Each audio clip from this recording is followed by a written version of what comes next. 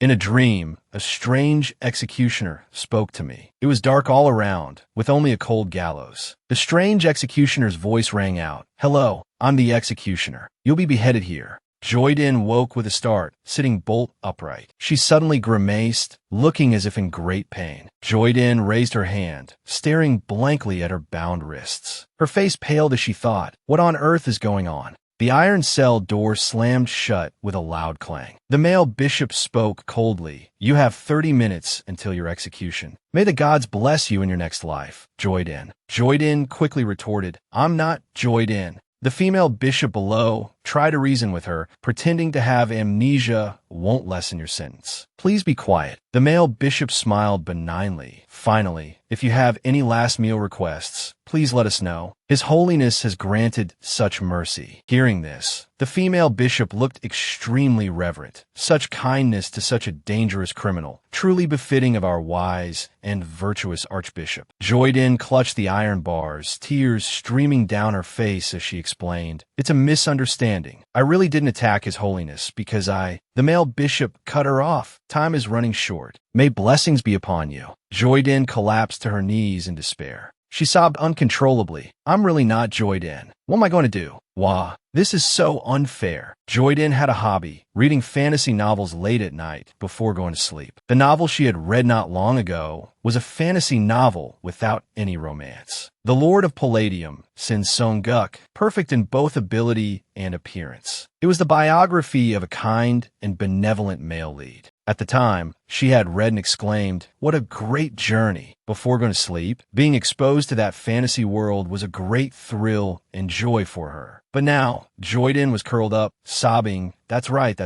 Who said I want to go inside there?" Even as a villain like this, a drop of water landed on the floor, the sound interrupting her inner monologue. Joyden looked up, staring blankly at the puddle in front of her. She approached the puddle. Joyden's eyes widened as she saw her reflection. Vibrant pink hair, eyes red like poison. She was stunned. The image described in the novel. Among the many villains who appeared in the novel, one was like a stalker, deeply in love with wealth and fame. Joyden, a woman who lived and dressed like a man. Joyden thought to herself, if this really is the novel I read, then maybe, wouldn't the male lead believe I'm not Joyden? If he's portrayed with loving light and warmth. Suddenly, a loud bang startled even the guard outside. The guard called out, "Joyden, if you keep making such a racket." Joyden interrupted him. "I've figured out what I want to eat." The guard was puzzled.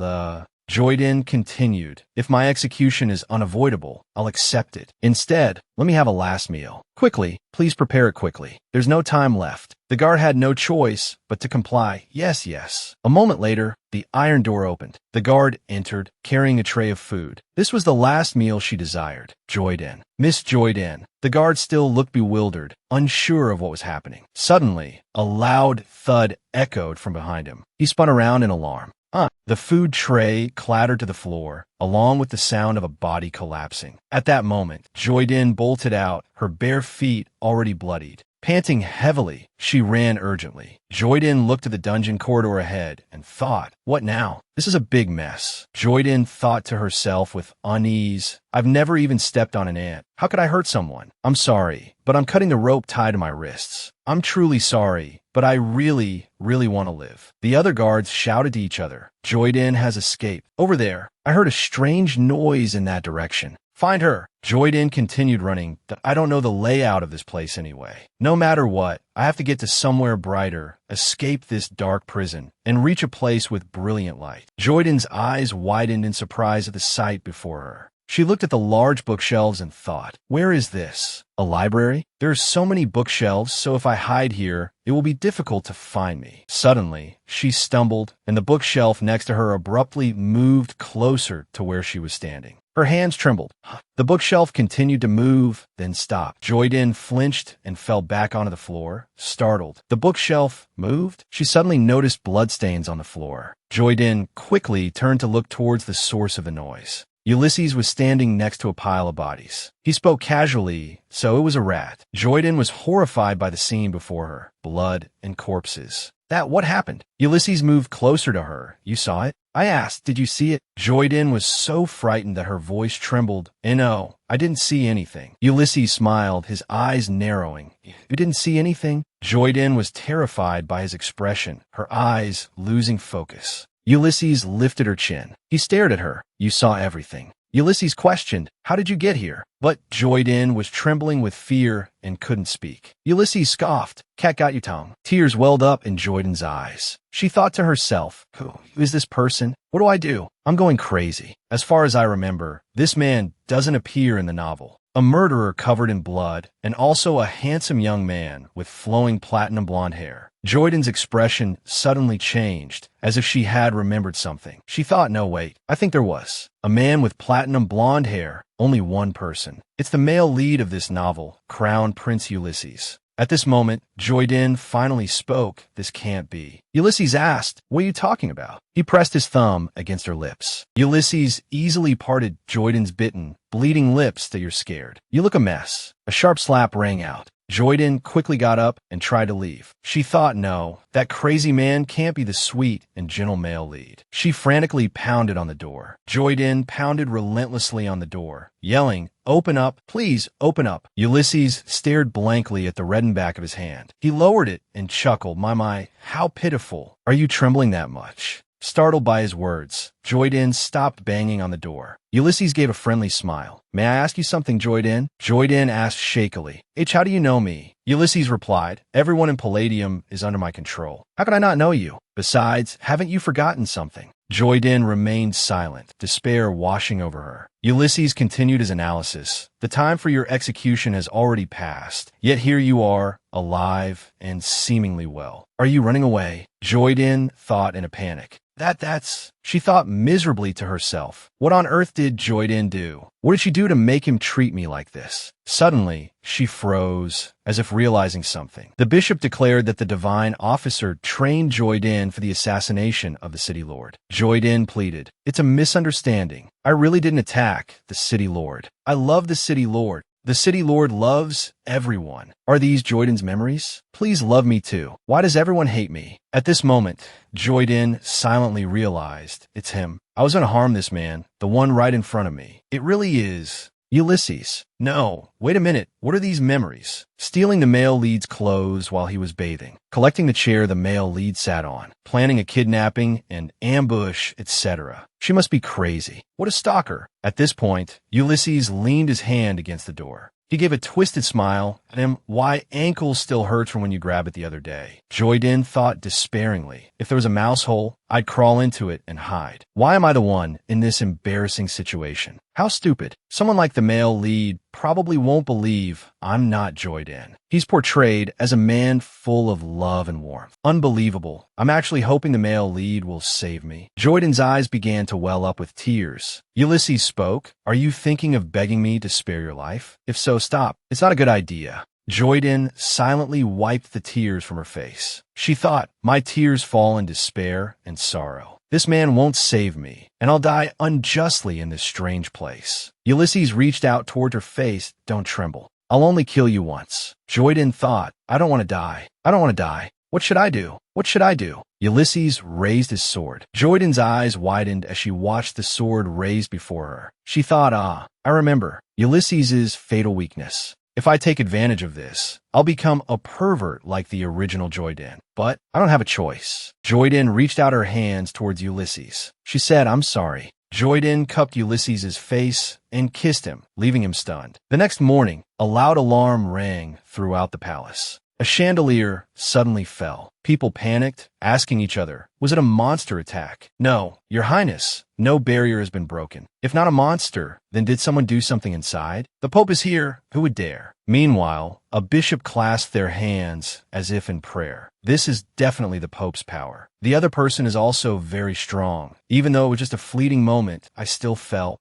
it. Another person with white hair spoke up. If so, do you mean the other person is the divine officer? Oh, finally, Lord Ulysses. The three people at the table stood up simultaneously, rejoicing as if it were a festival. He has found his lifelong partner. These three were the council promoting Ulysses's marriage. They chatted excitedly amongst themselves. Back to the moment Joyden kissed Ulysses. She slowly pulled away from his lips. Then Joyden sank into the depths of despair, thinking, "Oh dear, I actually did it. I'm no different from the creepy stalker in the original story." At that moment, Ulysses suddenly spoke in a somber tone. "Really? Are you insane?" Joyden trembled with fear. I think I might actually be insane, Your Highness." Ulysses questioned her. "Do you know what you've done? I'm asking if this was a plan you've been plotting all along." He abruptly reached out his hand. Joyden instinctively raised her hands to cover her forehead. "I'm truly sorry." She squeezed her eyes shut in fear. Then, Joyden opened her eyes in bewilderment. She looked up, staring at Ulysses with flushed cheeks.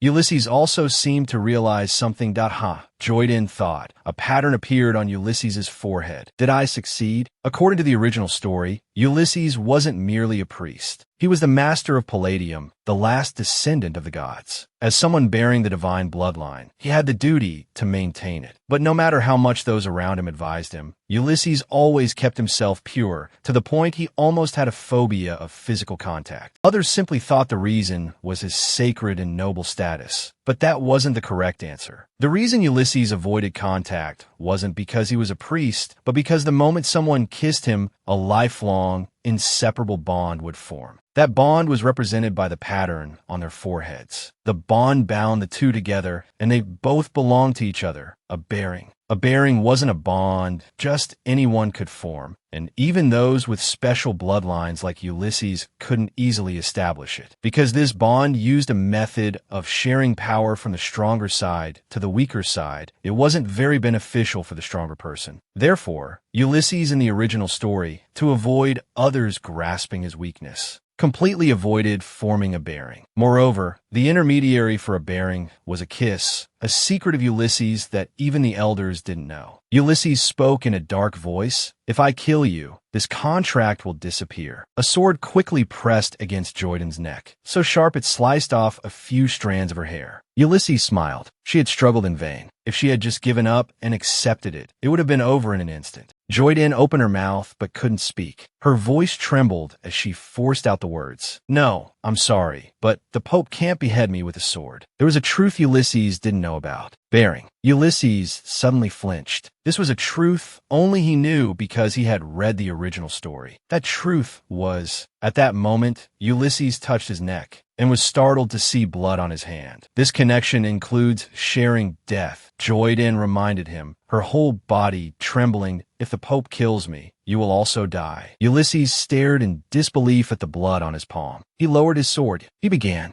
"Yes," Joyden replied. "Your forehead," Ulysses ordered. "Hide it. Don't let anyone see it. I'm barely restraining myself from tearing that skin off right now." Joyden quickly covered her forehead with her hair. "Yes, Your Holiness." Ulysses thought, someone who trembles this much at a mere threat. How could they have done such a thing? Suddenly, a voice echoed in his head. "I'm sorry if others find out about this." Ulysses imagined Joyden with him, happily recounting, "The Pope is in love with divine officer Joyden, so he saved her from execution." Ulysses, having thought that far, started hitting his own forehead. Joyden, standing beside him, paled as she watched him repeatedly strike himself. Holding his forehead, Ulysses bowed his head. "Come to think of it, I've lived quite a long life. If I kill you and die here too, it wouldn't be so bad." Joyden cried out in alarm. "Oh my God!" She quickly backed away. Ulysses, seemingly losing his mind, chased after her with his sword. "Come here obediently." Tears streamed down Joyden's face. Wait a minute. Please, just listen to me. I know about the future."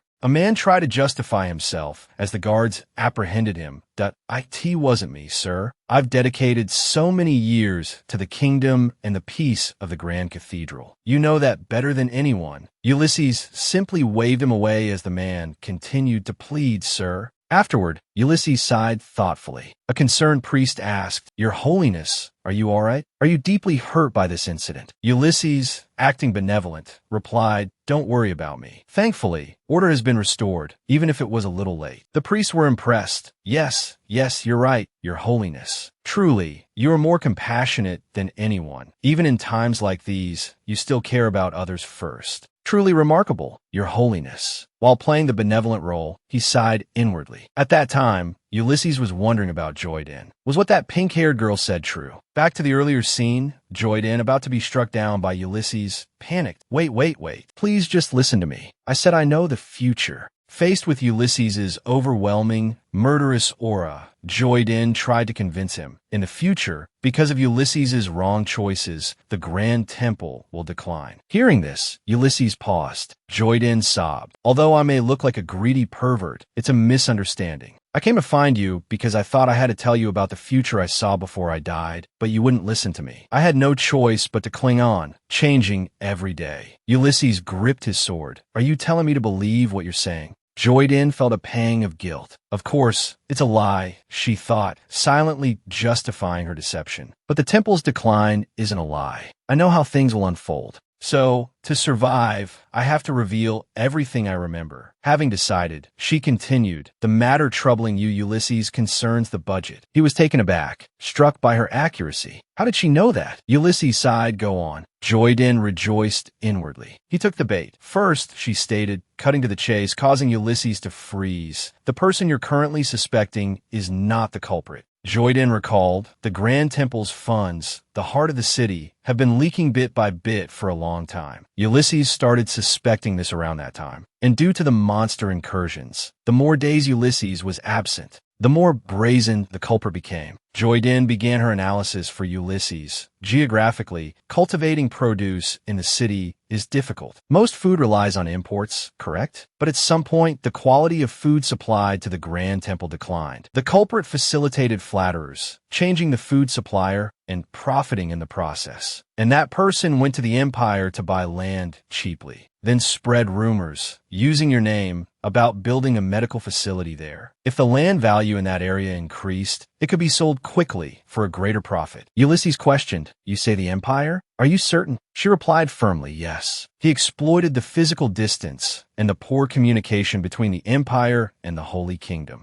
She continued, furthermore, relations between the Empire and the Holy Kingdom are currently strained. The Empire disregards the Holy Kingdom, seeing it as merely a temple, and wants it to bow before them. Later, the Empire will use this as leverage against the temple, and the Holy Kingdom will eventually have to accept the Empire's unreasonable demands. Ulysses remained skeptical. That's the future you saw. Joyden answered yes. She drew upon her memories when the true culprit was finally discovered. He had already amassed a fortune and fled. The reason he was able to escape so cleanly was because of the person backing him. The next words Joyden spoke made the atmosphere heavy, the imperial family. Ulysses was dubious. Is that true? Joyden affirmed, yes, it is. She continued her explanation. The reason that priests dared to so brazenly exploit the Grand Temple's name and abscond with the funds is because he had the Empire's support. On this chessboard, the Empire, with its ambition to overthrow Ulysses, has used that priest like a bishop, infiltrating the Holy Kingdom. The Empire wants to ruin Ulysses' reputation, and to do that, they didn't hesitate to join hands with him. Joyden tried to remember, what was the name of that spy priest again? Finally, she blurted out, Graham. Ulysses couldn't hide his surprise. Joyden explained, as you know, Priest Graham is from the Empire, his entire family, and current identity. All of it was fabricated after he became an adult. He grew up in an orphanage. Ulysses pondered, Priest Graham? He thought to himself, Graham is a priest with a fairly high title, someone who dared to take on all the accounting work of the Grand Temple. It's hard to believe that a loyal follower of Cielo like him would deceive me like that. But if what the pink-haired girl said is true, Joyden said seriously, please believe me. This is unrelated to my transgressions. Ulysses observed her for a moment, then said, I will postpone your judgment. Joyden rejoiced. Did I actually succeed? Ulysses finished his previous sentence for one day. Joyden froze. What? He turned back coldly. I'm giving you one more day. I'll tell the others, so return to where you belong. It's best not to dwell on it. The scene shifted to a beautiful morning with sunlight flooding the room. Joyden was lying in a daze while someone nearby was talking. Hearing this, she was startled awake. Looking towards the door, she saw a familiar figure giving orders to the guards. Joyden wondered what's going on. Is that a ghost? She looked closely at the figure, silver hair draped over a white robe. Joyden rubbed her eyes, thinking, am I seeing things? Suddenly, the figure, Ulysses, approached her bed with a murderous aura. You're awake. She was so frightened she sat bolt upright. Oh my goodness. It wasn't a dream. A moment later, the two sat down at tea table. Ulysses spoke, drink. Joyden stammered, yes, thank you, your holiness. She trembled as if having a seizure, which Ulysses found strange. Why is she shaking so much? Joyden spoke in a trembling voice. Is something the matter? Is it about Priest Graham? Ulysses replied, you're right. He's the one who hid the funds. Joyden exclaimed joyfully, I'm so happy. After her initial joy, Joyden flinched. She became somewhat evasive. This also contributes to protecting the safety of the nation. It's so fortunate. Ulysses looked at her with suspicion. He thought to himself, she's so different from the person I knew before. In Ulysses's memory, Joyden's image was filled with darkness. That crazy, greedy demon. That's definitely Joyden. Ulysses wondered, but the pink-haired person in front of me is completely different. Finally, Joyden spoke. I sincerely apologize for what happened yesterday. Ulysses said coldly, apologies don't change anything, so don't bother. It's pointless. She replied sadly, yes, your holiness. Suddenly, he raised his hand, startling Joyden. Ulysses said, raise your head. She reacted with both panic and surprise. Yes, your holiness. Joyden feared he had ill intentions, crying out, are you going to do something to my head? No, my head isn't as hard as a rock. No. Ulysses seemed slightly amused by her fear, mocking her, just like Joyden said, what do we gain by hitting that rock-hard head? She thought to herself, weren't you saying I was about to be petrified just now? Ulysses continued, which of your words are true and which are lies? I just want to double-check. Joyden felt anxious. So which words do you think are lies? Her heart was filled with panic. I'm dead if he finds out. Ulysses said, half joking, half serious. Now, let me see into your heart and soul. Can you do that? If not, we'll both have to die here. Joyden panicked. Why would you do that all of a sudden? Ulysses placed his hand on her head to probe her mind. Joyden yelled, just do it. Her eyes squeezed shut. Joyden thought to herself, I still can't fully recall Joyden's past. As time goes by, fragmented memories keep appearing. I wonder how far Ulysses has gotten. Meanwhile, he was looking into her memories. There's nothing particularly suspicious. Is she hiding something from me?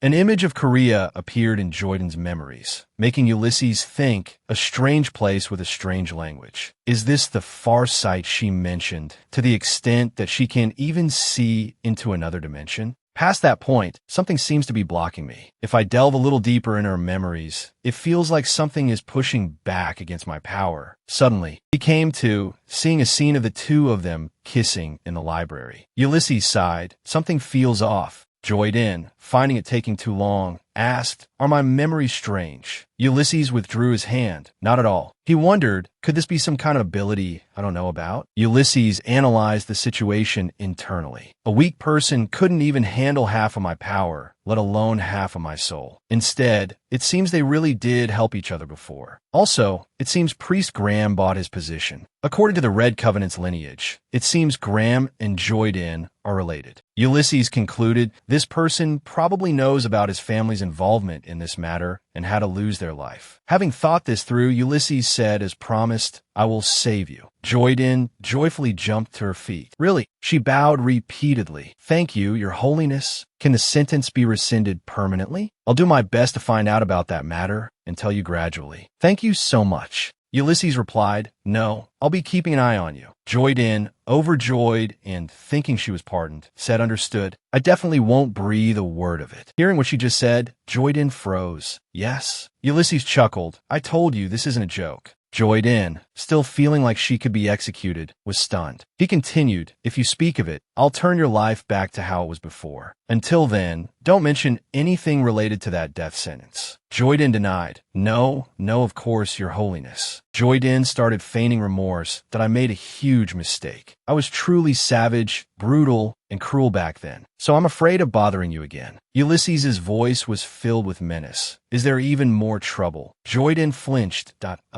He teased her casually. If there is, we'll abandon you and run. It'd be a waste to die so unexpectedly, but I don't necessarily have to risk it. I'll let you go. If there's any unforeseen circumstance, tell me. Joyden, knowing escape was impossible, slumped. I don't think there is, your holiness. But, Ulysses interrupted her. Instead, I'll give you a chance. As he extended his hand, his ring glowed. Joyden asked, puzzled, I got a chance, Your Holiness? Ulysses presented a piece of paper. Yes, negotiate with me. Joyden was curious. Negotiate. Ulysses spoke slowly. A 1-year reprieve. I'll decide based on your usefulness. During that time, if you cancel the pairing and show me your trustworthiness, I guarantee you complete freedom. And if you want compensation, use your foresight or whatever it is to its fullest to try and prove your abilities. Hearing this, Joyden immediately feigned worry, sweat trickling down her cheek. But, Your Holiness, how can we negotiate like this? You're just informing me. This concerns my life. Meanwhile, Ulysses grinned cheerfully. It all depends on you, Joyden, so try your best. A lot. He then lightly touched her hand.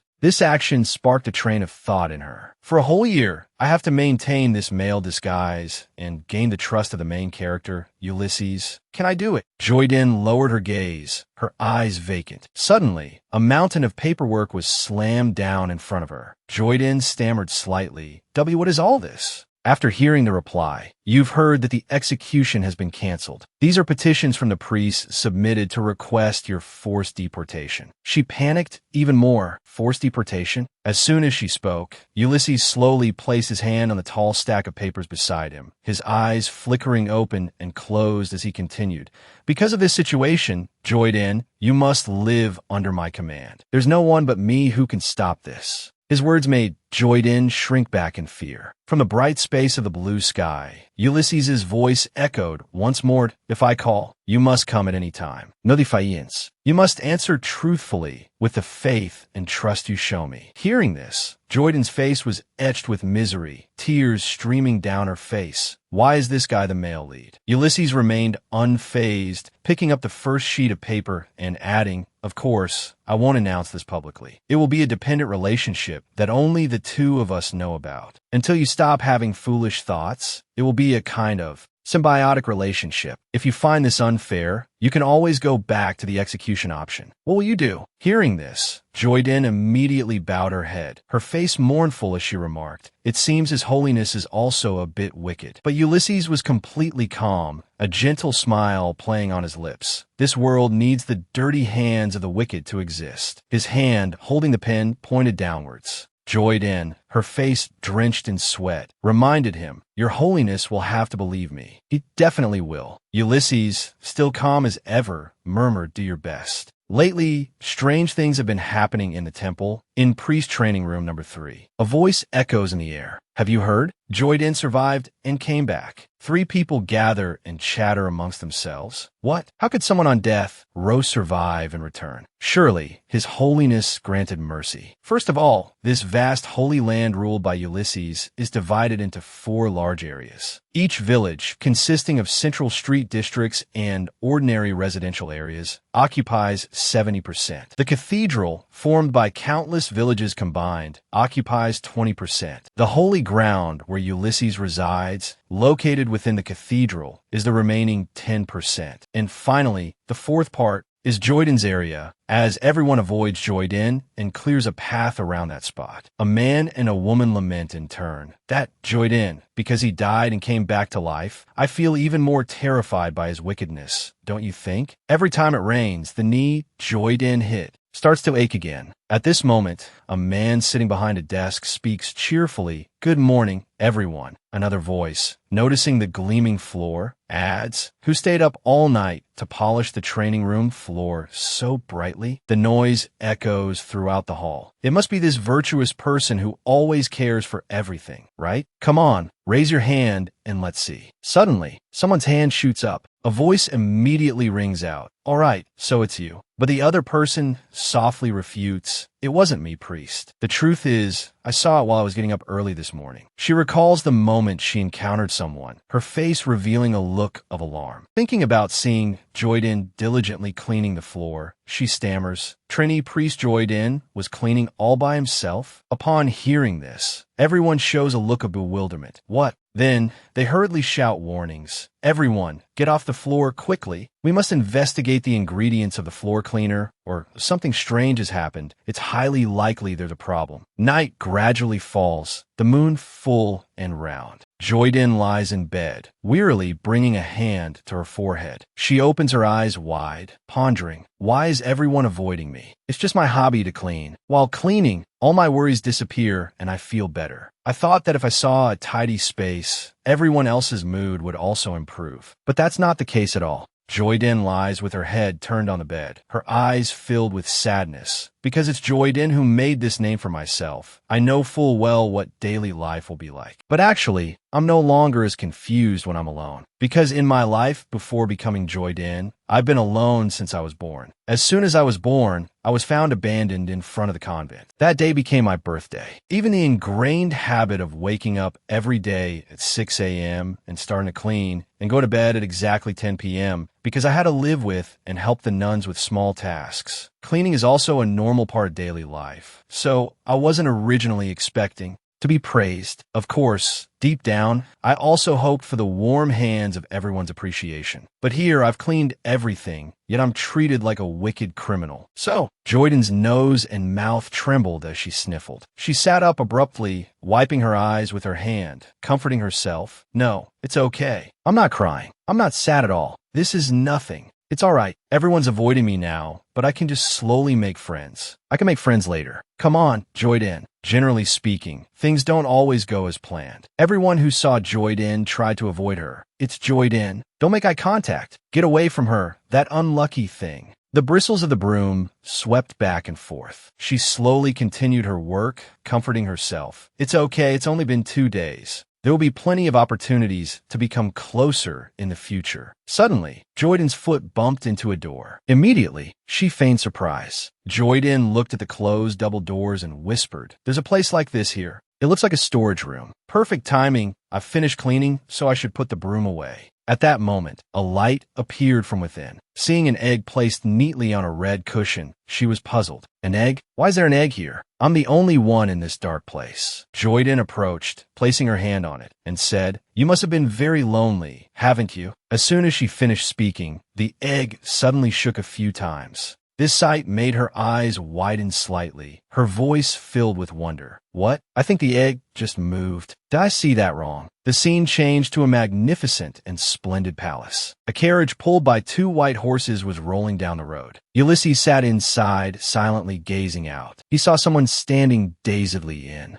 a corner. Then, Ulysses immediately thought, why are they doing such a useless thing? And what's with those drooping shoulders and dejected expression? It would certainly be better to have stricter entry requirements. It would be embarrassing if everyone knew my partner was someone like that. Suddenly, the person sitting in front of him asked, "Should I cover you, Your Holiness?" Hearing this, Ulysses quickly adjusted his mood and replied, "What are you talking about, Elder?" Immediately, Hey, one of the 3 elders of the Ulysses Marriage Promotion Committee, replied, "His Holiness witnessed Joyden's priestly training. He seems to be troubled." The 2 exchanged words for a moment. Did I look like that? Yes, you've never been like that, and you even frowned. Hay crossed his arms over his chest, his tone full of annoyance. That wicked person's existence. I'm worried it might harm Your Holiness's mental health. As soon as he finished speaking, Ulysses asked with slight confusion, "I don't understand what you mean." Then Hay spoke sternly. "In Your Holiness's heart, the actions of that priest named Joyden, they displease you, don't they?" Hearing this, Ulysses immediately snapped. "Are you talking about me?" These words darkened Hay's expression as he thought. "You don't know anything, do you? Anyway, that's a very vicious youngster. I'm also quite wary of that priest, that shady, fanatical look directed towards you." Thinking back, he added, "Are you all right with that?" But Ulysses remained incredibly calm. "What are you talking about?" Immediately, Hay slowly said, "On the day of the explosion in the castle, because you didn't see it, I was very worried. Your Holiness, at that time, the 3 of us elders felt it. It was like a wave of matchmaking." Hearing this, Ulysses put on a cheerful, dismissive expression. "No such thing. Don't worry about my marriage yet. Shouldn't we be paying attention to the divine beast's egg?" The divine beast is a sacred creature that has lived on the continent for a long time. It's a mythical animal that is now extinct and no longer exists. We have such a precious divine beast egg in. a foreign land. Hundreds of years ago, I received it as a gift, a symbol of reconciliation. But during that time, the egg hasn't even hatched, let alone given birth. It makes me wonder what's inside. A thought suddenly arose in Ulysses's mind. It's better if it doesn't hatch. When a divine beast baby is born, the support and care it requires will increase. And this issue is also a shield to escape the pressure of marriage. Rather than producing an heir, I want to live longer. Besides, hatching the divine beast's egg is a more pressing matter. Of course, it's not that I haven't thought about hatching it, but that arrogant egg won't even allow me to touch it. A thought unconsciously surfaced. Divine beasts are just arrogant and uncontrollable beasts anyway. Their arrogance is boundless. At this point, Hay sighed. How can we make the divine beast's egg hatch? If anyone knows how to hatch the divine beast's egg, this Hay will become a horse for that person to ride across the continent. Even if that person is an evil criminal, I will hold them tight in my arms and love and care for them. Realistically, that's unlikely to happen. Elsewhere, a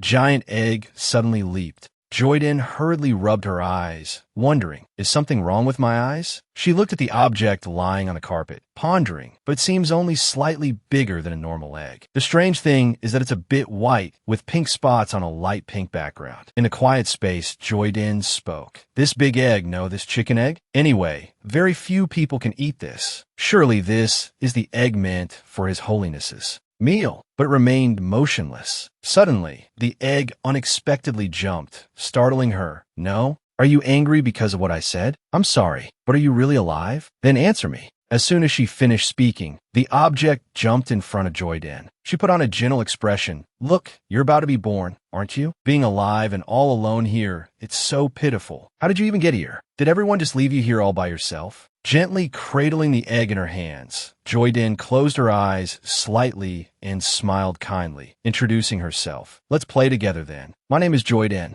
You have a name too, right? If not, let me give you one. What's a good name? Flo. How about it? Do you like it? That's great, Flo. We're friends now. Upon hearing this, the egg immediately replied, You're the first person I've met since coming here. Early one morning, the rustling sounds of sweeping leaves echoed. Joyden was sweeping and humming cheerfully. She thought to herself, today I have to go see Flo. 2. Suddenly, her broom hit a necklace. Joyden's voice rang out. Oh, there's a bird engraved on this pendant. She picked it up and speculated. What is this? I don't think I've ever seen this before. Noticing an inscription, she said aloud, if it's Lucina, that's the name I heard back in the training room. She gazed at it excitedly. In a magnificent room, Antonio was crying, seemingly searching for something. Suddenly, he froze. Spotting the pendant placed on the table, he immediately exclaimed, Who put this here? I dropped it while I was practicing swordsmanship. Sniffle, I thought I'd lost it for good. My father left it to me. Joyden witnessed the scene and chuckled to herself. If I tell him I found it, he'll freak out, so I'd better keep quiet. At lunchtime, Joyden hurried along, thinking cleaning the classroom took longer than I thought. I am starving.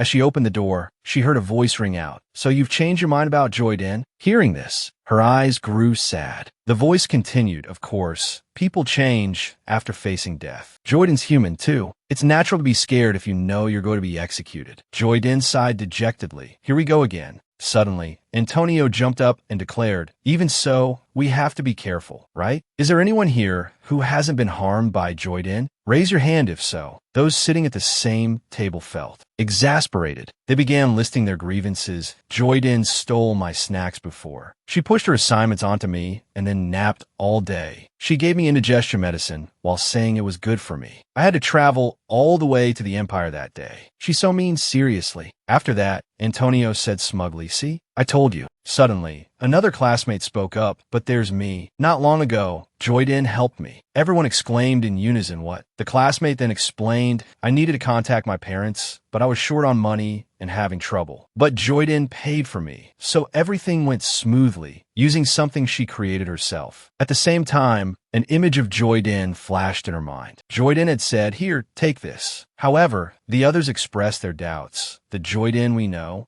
Antonio slammed his hand on the table and said, don't be fooled. She's up to something. We all know how scary Joyden is. Then another classmate told him, I saw someone who found your Lucina pendant. Antonio asked excitedly, what? Who was it? It's perfect timing. I wanted to thank them. The classmate said with certainty it was Joy Din. Antonio was stunned. He asked what? She repeated, I said it was Joy Din. I was sleeping outside this morning, and I saw her on my way back. She picked up something shiny while she was sweeping the courtyard. I thought about it, and it definitely looked like your pendant. Antonio stammered. How? But why? Joy Din? Toward the dining hall, Joy Din finally stepped through the door. She thought to herself, I had to stand there and wait until their conversation ended, but I'm so hungry. Joy Din's steps fell heavy. Everyone froze when they saw her enter. Immediately afterward, they pretended to be busy. Ahaha, this is really good. Where are the ingredients? Another one said, I almost forgot about the assignment Priest Graham gave us. I'll go ahead. Seeing this, Joy Din thought, I knew it would be like this. A tempting lunch was laid out. She sat down at the table and pondered. I'm used to it, but still, eating alone is tough. Suddenly, she heard a noise. Joy Din turned to see Theo looking at her. Surprised, she thought,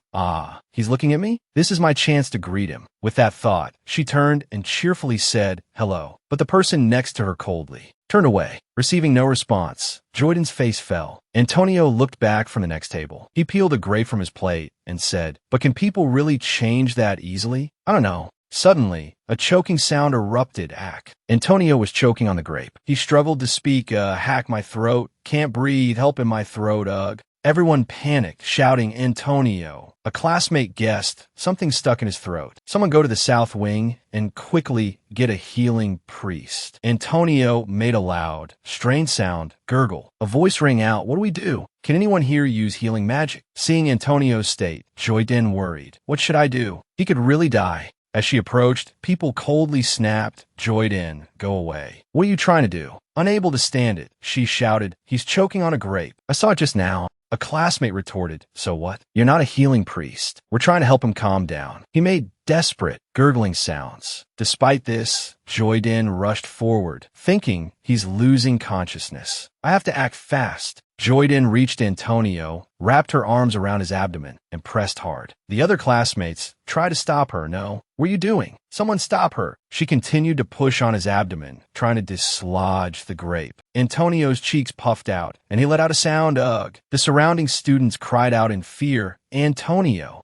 Joy Din continued pressing, counting 1, 2. After a few more thrusts, the grape suddenly popped out. Both she and Antonio collapsed, exhausted. Joy Din breathed a sigh of relief and wiped the sweat from her brow. She thought, thank goodness what I learned in my past life actually worked here. She slowly lifted her weary gaze and was stunned. Her classmates were crowded around her, looking at her with admiration and awe. Whoa! A brown-haired girl excitedly asked, what? Joy Din, how did you do that? Do you have healing abilities? What technique was that? A blue-haired boy chimed in. Joy Din, you saved him. How did you do it? Teach me. Joy Din looked at them blankly and stammered. No, that. She hadn't finished speaking when Antonio suddenly said, the dashta. He turned his face away, tears welling up in his eyes. Gratefully, he said, thank you, Joy Din. If it weren't for you right now, I would have. The other students chimed in, chattering amongst themselves. That's what I'm saying. So cool. Was that power or technique? In the dining hall, Joy Din shyly avoided everyone's gaze. She thought to herself, thanks for your concern, but this is so much pressure. I should avoid everyone for now. Suddenly, a voice called out to her from afar. Joy Din, where are you going? Footsteps slowly approached her. Theo quickly brushed past the others in the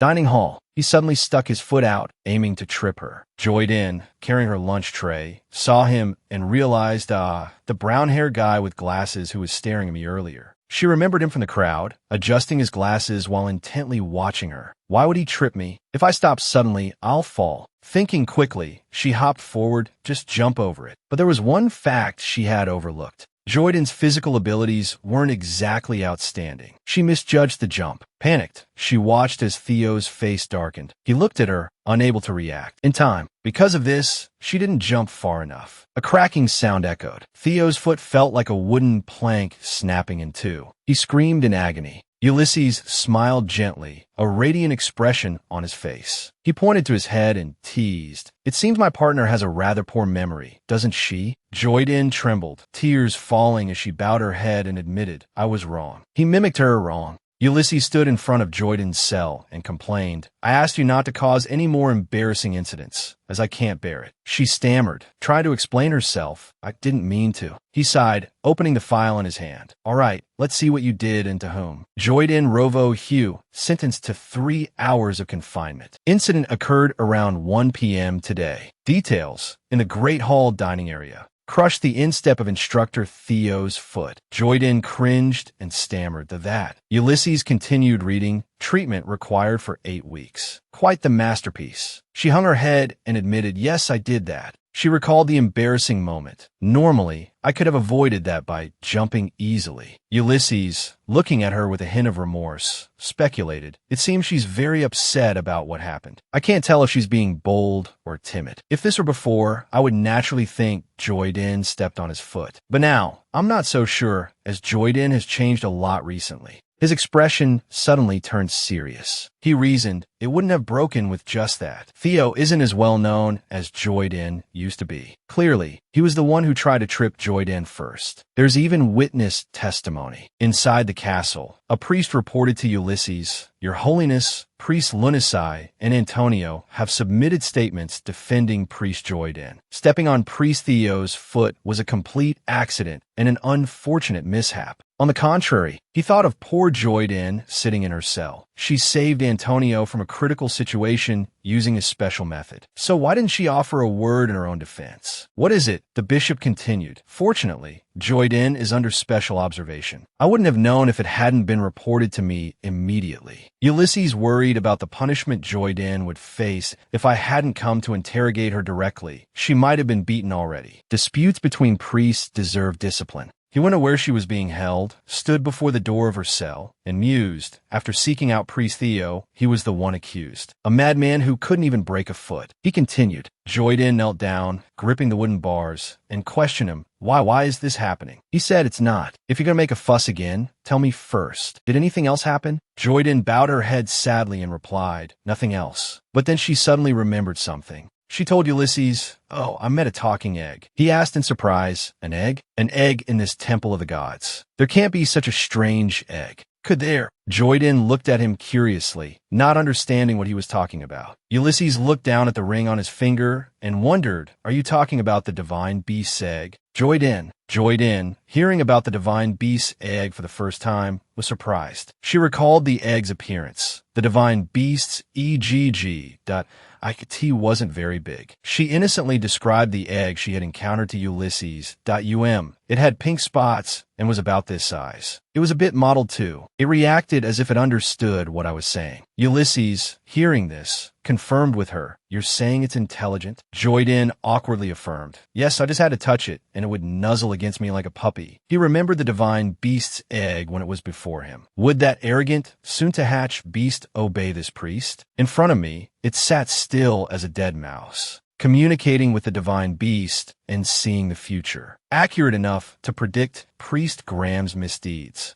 Ulysses coldly reiterated Joyden's status. Joyden, you're only a trainee priest. You're not an official priest. Hearing him say this, she started overthinking. She thought, so he means to say, I haven't even truly become a priest yet. Thinking this, she humbly said to him, I know. To be promoted to an official priest, one must be recognized by a regular priest. Ulysses gently reminded her, that's right. You've spent 6 years of your life as a trainee. If you stop now, it will have been a meaningless period of time. So now I must change your residence and position. Theo limped into the room on crutches, amidst the murmuring gossip. Did you hear about that? Joyden just injured Theo's foot. A red-haired priest joked. I bet that Theo screamed pretty loud. The friend sitting next to her feigned surprise and asked, huh, really? The red-haired priest recounted. You could hear him yelling all the way from the dining hall. Huh. Mid-story, she startled as she saw Theo looking at her with a murderous gaze. Meanwhile, Joyden was in the dining hall, quietly listening to others talk about her, that it's true. Joyden will be chosen as the caretaker of the divine beast's egg. Now she'll probably become an official priest. What? Not there. Actually, that's a place of exile. Managing the divine beast sounds amazing, but the reality is completely different. People say that the birth of a divine beast is a blessing, but that's not certain anymore. It hasn't been born in 300 years, so how could the egg possibly hatch now? Just the thought of it is absurd. The manager has to maintain the optimal environment in a dark warehouse, and the priests have to work alone. It's a job everyone avoids. Moreover, the managing priest position doesn't even have a clear departmental affiliation. Others agreed, adding, "Exactly, it's not like studying in the East Division or being in charge of records. It's not like being a knight and fighting in the North Division. It's not like practicing healing methods or conducting research in the South or West Divisions either." Even the previous managing priest couldn't stand it and ran away, leaving the position vacant, right? In the past, the previous Divine Beast manager got fed up with the job, ran off, and complained, "I can't do this anymore." They argued that even famous summoners and alchemist families couldn't hatch the egg, so Joyden is now completely stuck in a dilemma. Joyden dejectedly thought about Ulysses when he assigned her the task. Ulysses suddenly ordered her to manage the Divine Beast's eggs. Moreover, he suggested, "Why don't you try hatching the Divine Beast's egg? Although it's not ideal, wouldn't it be better for the Divine Kingdom if you could hatch it?" Hearing this, Joyden was stunned, foolishly asking, "Huh? I have to do that?" He bluntly replied, "Yes. If you can't hatch it, I'll turn that egg into a giant omelet and eat it. So, if you want to protect your first important friend, I hope you'll try your best." Back in the present, Joyden felt both angry and sorry for the eggs. That's outrageous. How could he make an omelet out of that cute egg? First, I have to go to class. There was something even more despairing, his secret that others didn't know. Back in the cell, Ulysses had informed her, "You'll be promoted to an official priest." Hearing this good news, Joyden was overjoyed, her eyes sparkling as she excitedly asked, "Really?" She thought, "Up until now, I've been happy. If I become an official priest, I can go to a place that suits my interests. In the East, West, South, or North divisions within the entire temple area." That meant her main activities would be at a temple other than his at the central headquarters. Excited, she kept asking, "So where will I have to go? Is it the West Division, since I have to research matters related to the Divine Beast, or the East Division?" "I'm fine with anything, Your Holiness." Seeing her enthusiasm, he replied, "Are you that happy? From now on, your workplace will be the central headquarters under my supervision." Hearing that, Joyden froze, turning stiff as a board. She clutched her head in fear, thinking about the bleak future under her terrifying boss. "If I become part of the Central Division, my life will be completely under Ulysses's control. Is there no way for me to refuse?" Suddenly, a priest called out to her, "Priest." Joyden was still lost in her own thoughts. Annoyed, he shouted, "Trainee Priest Joyden." Her heart skipped a beat, and she hurriedly replied, Yes, sir." He sternly asked her, "Do you know what I was just lecturing about? If you weren't daydreaming in class, you should be able to answer. Try." Joyden stood up and stammered, well. Hay frowned and scolded her. "Don't tell me you were thinking about something else. You're sitting in the front row." Joyden scrambled for a way to respond. First, I should calm down and review what's written on the board." She looked at the board. The content was related to treatment methods and the uses of herbs. And the question posed was, which plant can be used as an ingredient for many types of medicine? Joyden quickly answered Hay's question. The answer is the mason plant." Surprised, he asked her, "Mason? Why do you think so?" She confidently replied fluently. In the early days of the nation's founding, the foundation for the new administrative system was established. That person laid the groundwork for the study of healing in the southern branch. Therefore, this plant is named after the official mason. The name of that plant means the foundation of everything. Hay praised her answer. "Very good, completely correct." Soon, class ended, and the trainee priests walked along the hallway. Hay walked while pondering. He was puzzled by Joyden's behavior in class today. Clearly, she used to be quite disruptive, but since when did she become so intelligent? It was quite unusual. Suddenly, Hay heard a call from behind him. "Teacher." He turned around to look. He saw that it was Joyden calling him and said in surprise, "Oh, it's you."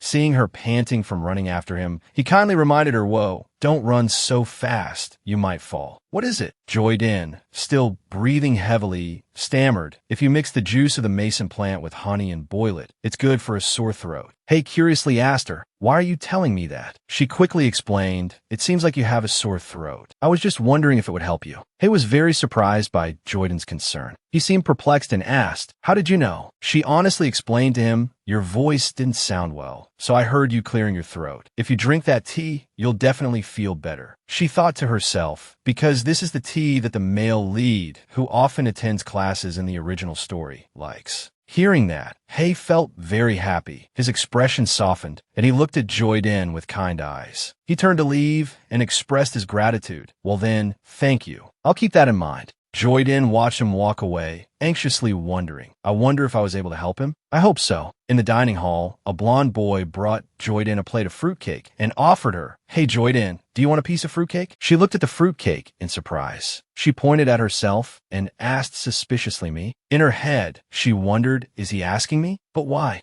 The boy smiled brightly and cheerfully said, Do you remember the last time I caught bugs for you? Thank you so much for helping me back then. Joyden understood and said, Oh. The boy excitedly continued, Actually, I already guessed you weren't a bad person. I saw Theo starting the trouble. Some boys at the next table, seeing this, gossiped about the blonde boy. What's going on? Why is he there? He must be crazy. If he knew Joyden's real personality. With Joyden's previous personality, she would have gotten angry, thrown the plate away, and yelled, Eat this yourself. But contrary to their expectations, Joyden smiled kindly and thanked the blonde boy. Thank you so much. Thanks to you, I feel much better. The boys at the next table, witnessing this strangeness, were dumbfounded, unable to believe their eyes. They were stunned and wondered, Joyden is smiling. Others in the dining hall, seeing Joyden's gentle demeanor, rushed towards her, carrying piles of food and vying to offer it to her. Joyden, do you like chocolate? Or do you like this? Eat this too, I picked it out. It doesn't suit my taste and I have some leftovers I don't like, so eat this too. Joyden was bewildered, holding everyone's food in her arms. She looked at all of them and thought, all the people I've helped. She felt incredibly happy and thanked them. Thank you, everyone.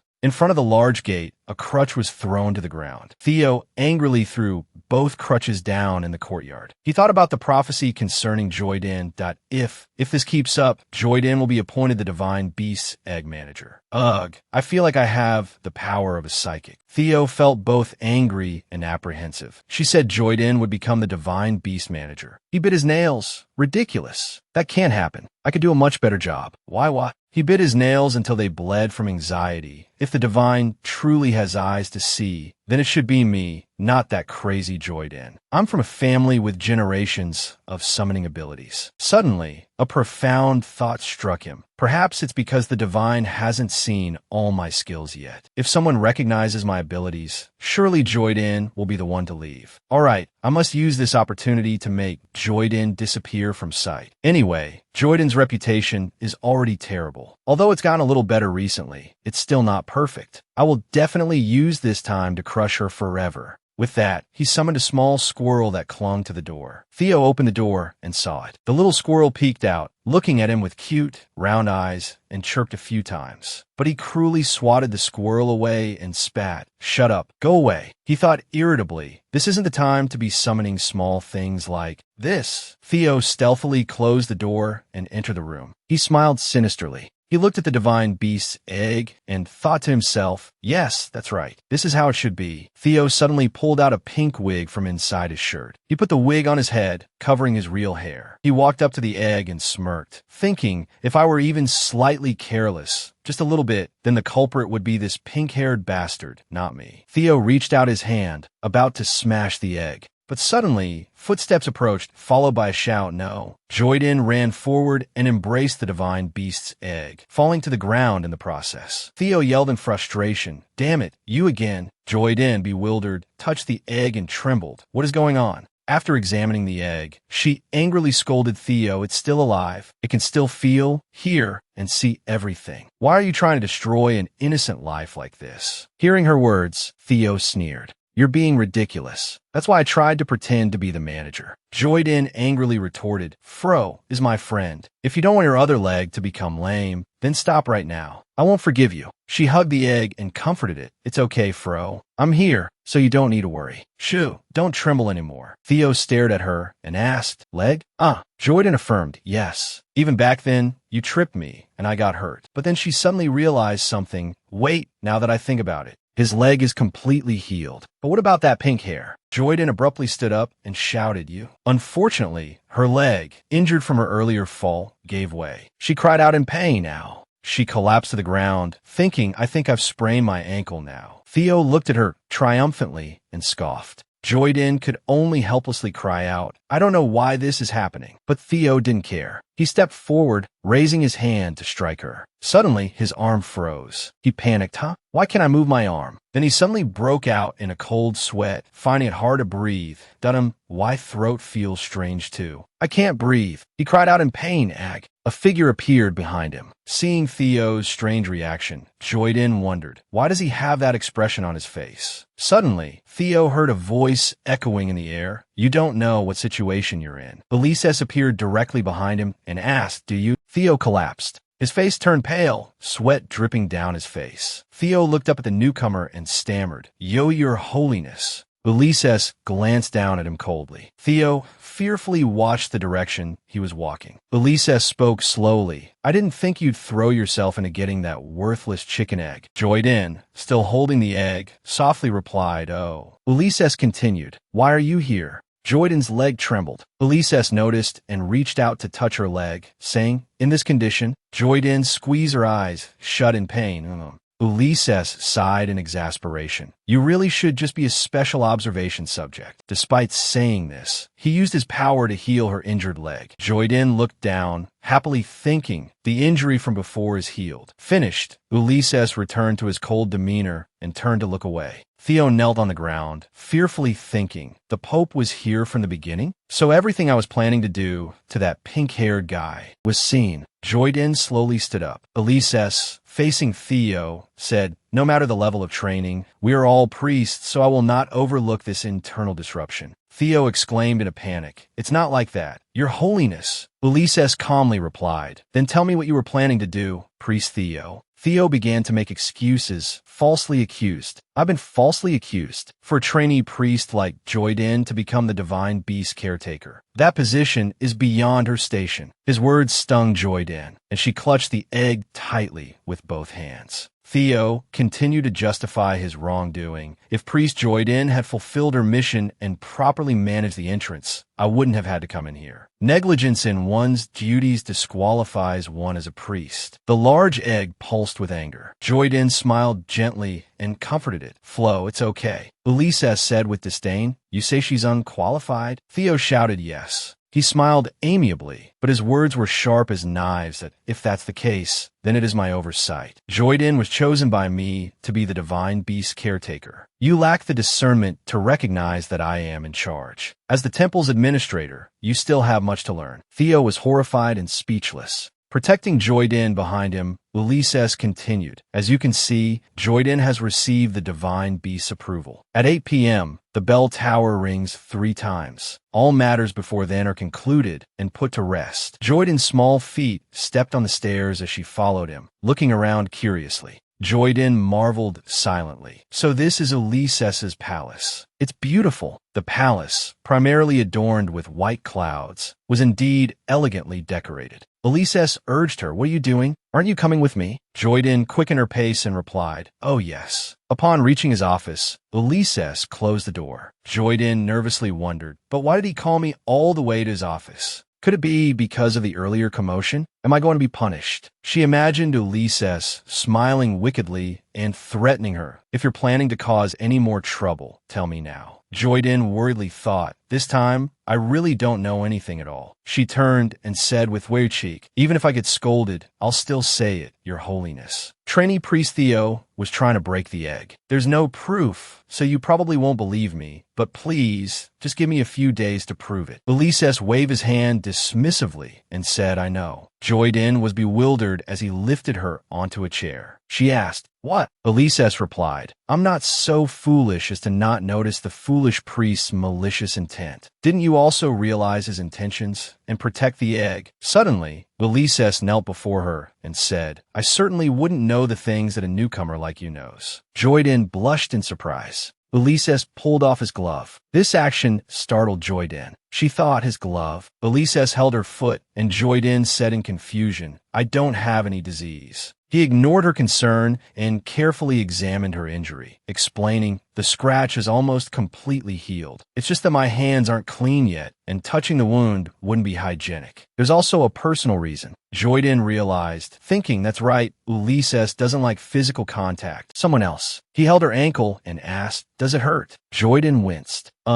Everything hurts, so I'm not sure. It kind of hurts there. Ulysses said, "This is the spot. I also feel this is the most painful part." Joyden thought blankly. "Then why ask? Isn't it to confirm with my own body?" She clasped her hands together and explained, "What happened was, Your Holiness." Only then did Ulysses look up. He comforted her. "The priest's healing magic isn't anything serious. Just a few gestures. Don't mind it," she said, flustered. "No, it's not that." She looked away, embarrassed. Then, she said sincerely, "Thank you for saving me." Ulysses looked at her. He said, "About this profound gratitude." As Ulysses spoke, Joyden anxiously thought, "Is he going to tell me there's no need to thank him?" Then Ulysses smiled with satisfaction and continued, "Good. Repay me by adapting well to everything. The treatment is finished. There's a test coming up, so don't get injured like today." Joyden's ears perked up as if struck by lightning. She realized, all right, the test. Theo muttered in horror, "Unbelievable. I could do much better." Just as he finished yelling, someone beside him abruptly pushed open the door and declared, "You mean the divine beast chose trainee priest Joyden?" All three of them were startled by this interruption and turned to look. Joyden said, High Priest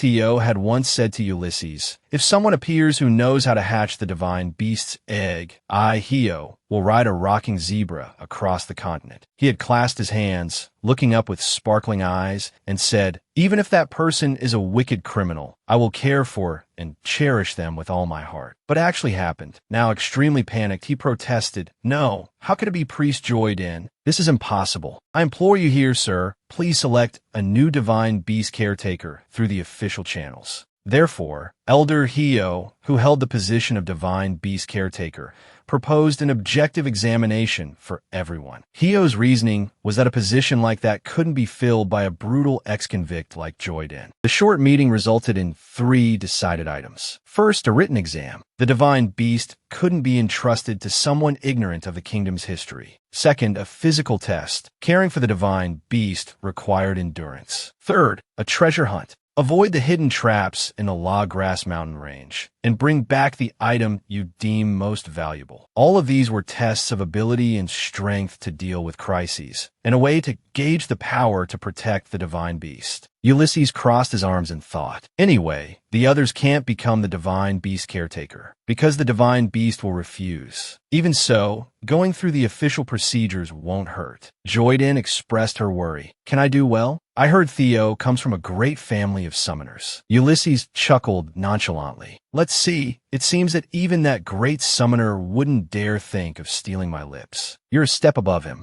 Joyden lowered her head in embarrassment. Ulysses said, "I'm not worried about you." Joyden looked up and asked, "Huh?" Ulysses continued, "It's not a matter of can it be done well, but that it must be done. Don't even think of asking such a question." Joyden said, "But..." He cut her off. "Didn't you name the egg and cherish it?" Joyden had firmly stated, "Flo is my friend. If you don't want her other leg to go lame, stop it. I won't forgive you." She cheerfully asked, "Ah, you heard that? That's right. His name is Flo, and he's my friend." Her gaze softened at, "Oh, right. Flo is my first, very important friend. I can't give Flo to just anyone. I have to protect him." Joyden clenched her hands on her thighs. Resting her chin on her hand, she thought, the highest point is at the final gate. The La Grasse mountain range is blocked by monsters. Because the terrain is so barren, it's difficult to use as a passage. About half the land has been abandoned, but I know the secret of that mountain range. If I bet my chances of winning on that, there might be a possibility. Joyden worried. There's a monster sleeping in the La Grasse mountain range,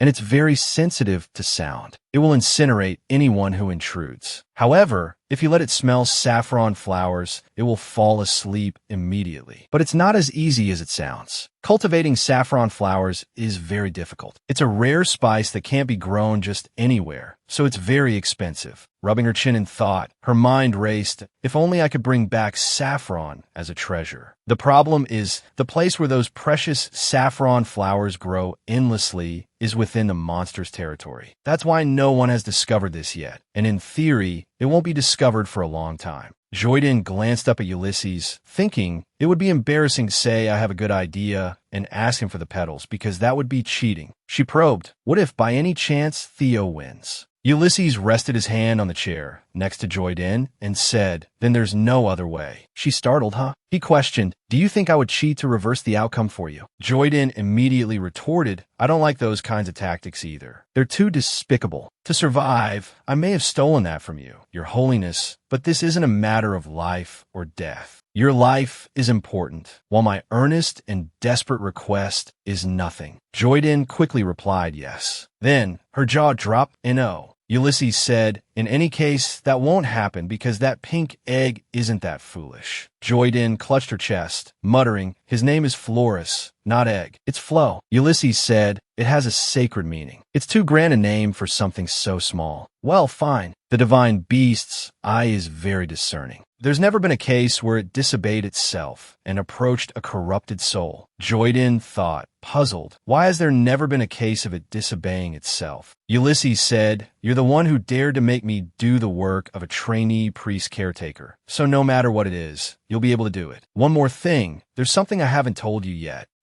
If anyone harms you like today, Joyden clasped her hands and replied, do you mean I should avoid them? I'll keep that in mind. Ulysses nonchalantly interrupted, hit them back hard. Being hit is unsightly. Joyden said, horrified, hit them? How can you say such a thing, Your Holiness? Ulysses crossed his arms and replied, just listen to me and do as I say. Don't mind me. Maintain your pride as my comrade. Such weakness is also troublesome and requires a lot of effort. These words pierced Joyden like arrows aimed at a chick. She thought, weakness? Joyden nodded worriedly, lost in thought. The more I know, the more frightened I become, but when he treated me, he was so kind. What kind of person is he? Ulysses explained, you were injured, so my body is also experiencing quite a bit of feedback. Like normal pain or suffering, it's a strange pain. A special experience I've never had before in my life, all thanks to you. Joyden scratched her cheek and chuckled, hee hee. Suddenly, Ulysses' expression changed. He asked with a dark smile, does that sound like a compliment? She flinched, tears welling up, and replied, no, Your Holiness, I apologize. Joyden thought, puzzled, but why does the phrase, because of you I have to endure this strange pain, sound like thanks to you? I find this quite interesting. Am I mistaken?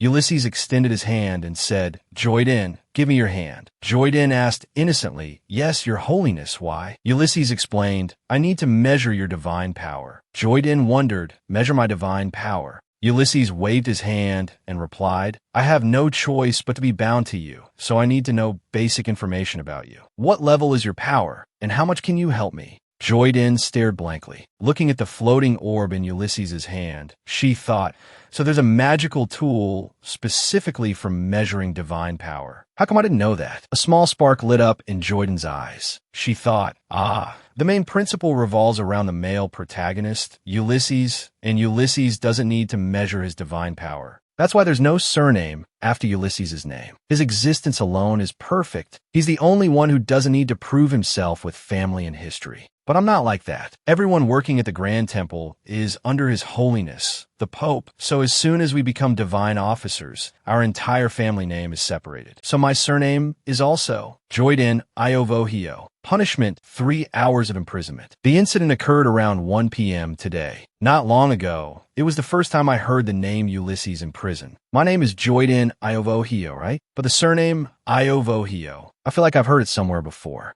While Joyden was lost in thought, a hand squeezed her cheek and turned her face. Ulysses' voice rang out, please focus. Joyden mumbled, her mouth covered, mum. Ulysses said casually, you have the ability to see the future, don't you? Smarter than I thought. Timid, but not a complete idiot. Ulysses thought the next sentence rather than saying aloud, and broke through the wall of the spell that even I couldn't penetrate. I looked over your file last time. Somehow, without any clear data related to divine power, Joyden is a distant relative of the expelled divine officergram. Although her abilities are insufficient, she once believed in her family's authority and used that influence to enter. Duke Iovohio, a listless high noble among the soaring aristocracy, is said to be the emperor's closest aide, and his distant ancestors were of the imperial bloodline. However, there's another reason why Duke Iovohio has a bad reputation. It's because he colluded with the emperor and used dirty tricks. Ulysses looked down at the contemplative Joyden. She was cheerfully thinking, could I freely use amazing magic like His Holiness? In the novel, every time he inspected the streets, someone would interpret blessings for the gathering crowds. And that image was really cool. Ulysses said, now touch that. Joyden reached out and gently touched the floating blue orb. She eagerly thought, how much divine power do I have? A lot? It would be great if it were a lot. Her eyes sparkled. The result made her slump and groan. I can't feel any divine power at all. Ulysses thought, it's impossible to have no divine power like this. Could it be that Graham really did support her from behind? The stillness of that tool has two meanings. Either the divine power is so great it can't be measured, or it's extremely little. Of course, there's no way it's the former. Only I could achieve that level. There's never been a divine officer like that in the history of the Holy Kingdom. Ulysses crossed his arms and said, do you know how to use any type of divine power? Joyden sat upright on the ground, pondering. He said to her, Joyden, this is special training. She asked in surprise,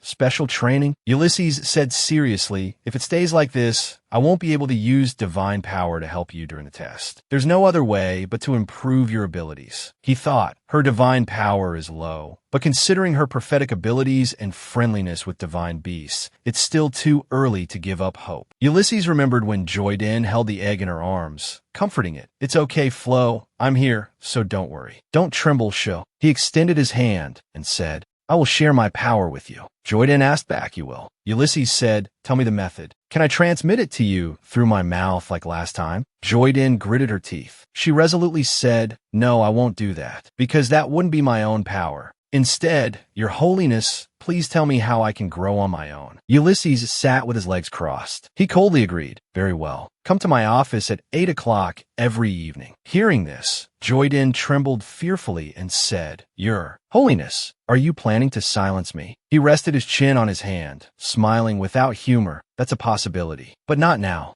Instead, I will open a training course tailored to your needs. A paper was posted on the bulletin board. On the paper, it was written, Notice, Divine Beast Caretaker Examination. Everyone immediately began to murmur and gossip. A young man whispered to his friends, I heard Joyden smashed a divine beast's egg. Before the young man could finish, the young woman gasped it broke. Has he gone back to his violent ways? The young man shook his head slightly and said, It seems like he didn't break it, but made it break itself. The young woman was startled. What? The young man covered his friend's mouth and reminded her, It's a secret, okay? No one knows about this yet. Little did they know, Hay had been standing behind them, observing their discussion. He frowned and thought, That newbie can't possibly pass the exam. The high difficulty will discourage him. Life is bitter, especially for a fresh face. As he walked, Hay continued to ponder silently. According to my investigation, Joyden has never been promoted to a regular divine officer throughout his cultivation. Furthermore, he thought of Joyden's abysmal record. Lowest rank, worst performance, lowest status, the worst in every aspect. Hay walked with his hands clasped behind his back along the deserted corridor, lost in thought. The Pope is easygoing, but too much tolerance isn't good either. Is he trying to find some good in that villain? Suddenly, Hay narrowed his eyes and glanced over. He uttered. The person approaching with a basket was none other than Joyden. Hay looked at the fruit in Joyden's basket and frowned. Those are Greenie's fruits. They smell awful and taste even more sour than lemons. The riper they get, the more astringent they become. If you eat them unripe, you'll have diarrhea for days. He imagined Joyden clutching his stomach and crying after eating them. Hay shook his head in exasperation that he really is a clueless newbie. Should I offer him some guidance? Meanwhile, Joyden was waiting for some rabbits to eat. Here you go, little ones. Eat up. The rabbits, seeing the food, immediately started devouring it. Hay hid around the corner, watching the scene unfold. He couldn't help but mutter diarrhea, indigestion, for sure. He was suddenly surprised, though. The white rabbit yawned after eating. Then all 5 or 6 snow-white rabbits fell over and started snoring on the ground. Hay gaped at Joyden, happy and content with the bunnies. They ate everything, and there's no sign of indigestion. How is that possible? Suddenly, a Greenie's fruit rolled to his feet. Hay bent down and picked it up. Curious, he thought, I'll try it, and quickly popped the Greenie's fruit into his mouth. After chewing for a while, Hay exclaimed in astonishment, Oh, I see. The toxins have been removed by steaming. He couldn't help but praise Joyden that he's clearly a heartless villain, but quite clever, isn't he? Moreover, not long ago, he saved Divine Officer Antonio in an unbelievable way. Then Hay muttered to himself, As the exam proctor, I have to test his abilities. He blushed and coughed, feigning nonchalance that it's definitely not because I'm curious. Right, it's not. he affirmed. On the other side, Joy-din scratched his head and chuckled foolishly. That tickles. Who's talking about me? The next morning, Joy-din thought to himself, I've been so busy lately. I have to go to class in the morning and then attend the Pope's even more terrifying evening classes. If I make even one mistake or slack off on my physical training, he ruthlessly increases the difficulty. Joy-din groaned as he worked. Doesn't the Pope get tired? He makes me toss and turn until dawn. But it's not bad. I understand he's looking out for me. I wonder how Flo is doing. Joy-din wondered as he continued to feed the rabbits. She recalled the time she was almost slapped. Then she thought to herself, since that whole incident, security around Flo's place has been tightened, so it should be all right. Joy-din was a little worried and tried to reassure herself. There are guards at the warehouse, too? I wonder if Flo will let me in, she wondered. Then suddenly she sneezed. Joy-din sniffled and whimpered. This wild animal allergy. It's a good thing it doesn't affect my physical strength. If it did, I don't know if His Holiness would abandon me. No. Anyway, I'm here now. Someone's been staring at me lately. Joy-din looked towards the bushes in front of her. It was Hay, his shadowy figure flickering in and out of view, his eyes burning intensely as he watched her. Joy-din didn't turn around, but pursed her lips and softly said, Yes, sir? Do you have something to say to me? Hay, surprised at being discovered, jumped and cried out, No way. How did you know? Do you have eyes in the back of your head? He strode out abruptly. Then there was a thud. Joy-din heard the noise and whipped her head around. Sir Hay. Hay had fallen on the ground and was rubbing his bruised backside. Ouch. I am dying. She rushed over anxiously. Are you all right, sir? Hay suddenly roared. Who gave you permission to call me by my name? Hey, you there! Hay continued to yell, then suddenly touched something on the ground, causing him to cry out in pain. Ow. My hand. It's been pricked by a thorn. Joy-din tilted her head, her face full of question marks. Who? Then she immediately shouted to him, Wait for me, sir. I'll be right back. Hay, seeing himself being left behind, called out, Hay. He wailed in pain. How can you leave an old, injured man like this? Hay cried silently. I'm going to die. If that thorn fragment travels into a blood vessel and gets stuck somewhere, I'm done for. His face paled. Hay started to panic. Am I going to die like this? Am I going to die just because of a thorn? Hay lay helplessly on the ground as Joy-din disappeared, unable to do anything. Hay screamed in pain, his voice echoing through the air. Am I going to die like this? Am I going to die just because of a thorn? He was crying when he suddenly stopped. Hay narrowed his eyes, watching Joy-din blowing dust off a strange red fruit. He couldn't help but frown in confusion. What are you doing? Don't think you can bring food here to tease me just because you're young, he said. Then she suddenly grabbed his arm, her expression serious. If you crush this fruit and apply it to the wound, the thorn fragment will stick to it and can be pulled out of your hand, she said. He yelled and immediately yanked his hand away from her. What? Do you think I can believe that? Joy-din firmly grasped his hand, which was trembling with pain. She furrowed her brow, her voice firm and resolute. It's true, sir. I may not look trustworthy, but just pretend you're being tricked. Please wait a moment. Her determined voice echoed in his ears, causing Hay to gulp. A moment later, Hay couldn't help but be astonished. That actually worked. He looked at his smooth, unblemished hand in amazement. The thorn fragment really came out easily. Hay turned and coughed, slightly embarrassed as he praised Joy-din. You're good. You saved my life. She immediately grinned. I'm so glad. Suddenly, Hay tossed a tiny black object into her hand. Joy-din's eyes widened as she stared at it, her jaw dropping. This is... Hay feigned indifference. Eat it or not, it's up to you. Joy-din asked him foolishly. Yes, what is it? Flustered, she blinked and ran off, losing a sandal in the process. He only left her with a few words.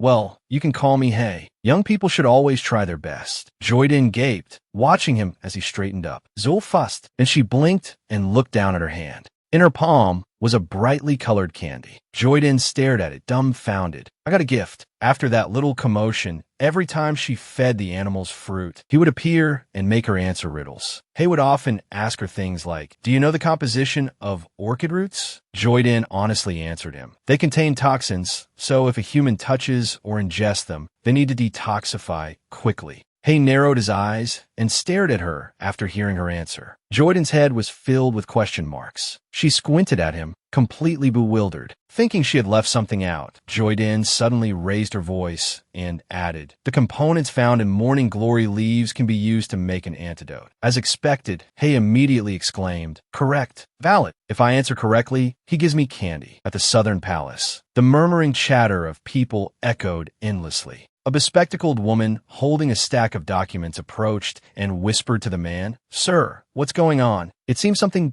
big has happened." The man, with his hands clasped behind his back, none other than Hay, laughed heartily and said, "It's nothing." But as soon as he finished speaking, he frowned and stared intently at the bespectacled woman. Faced with his intense gaze, she looked up, completely bewildered. Suddenly, Hay remembered Joyden and thought to himself, "None of the divine officers assisting me are maturing as quickly as Joyden." He shrugged slightly. "Oh well, perhaps this competition will have a big twist." Time drifted by. A hot cup of tea sat on the table. Joyden stared at the teacup and worried to herself. The exam is coming soon. I'm so nervous. Suddenly, she remembered something. I haven't seen Theo around lately. Theo had been punished after the incident in the Divine Beast Hall. The Pope has the authority to issue punishments on the spot without a trial. Ulysses gave him confinement. I heard he's not allowed to leave his dormitory room. It's been 3 weeks already. Joyden was a little puzzled, but the exam is almost here. With his personality, he probably won't sit still. Suddenly, someone arrived, causing her to turn her head and ask, "Who would come this late?" Seeing that the person didn't answer, Joyden approached the door. She pressed herself against the door and peeked through a small hole to see who was outside. When she saw the bespectacled young man, Joyden exclaimed in surprise, "It's Theo." Speak of the devil. Theo waited, but Joyden didn't open the door. He cleared his throat and said apologetically, "I came to apologize, Joyden. I even brought a gift. It's a token of my sincerity, so I hope you'll accept it." Joyden was so surprised that her face scrunched up. She thought to herself in astonishment, "What? Apologize? Can I believe that?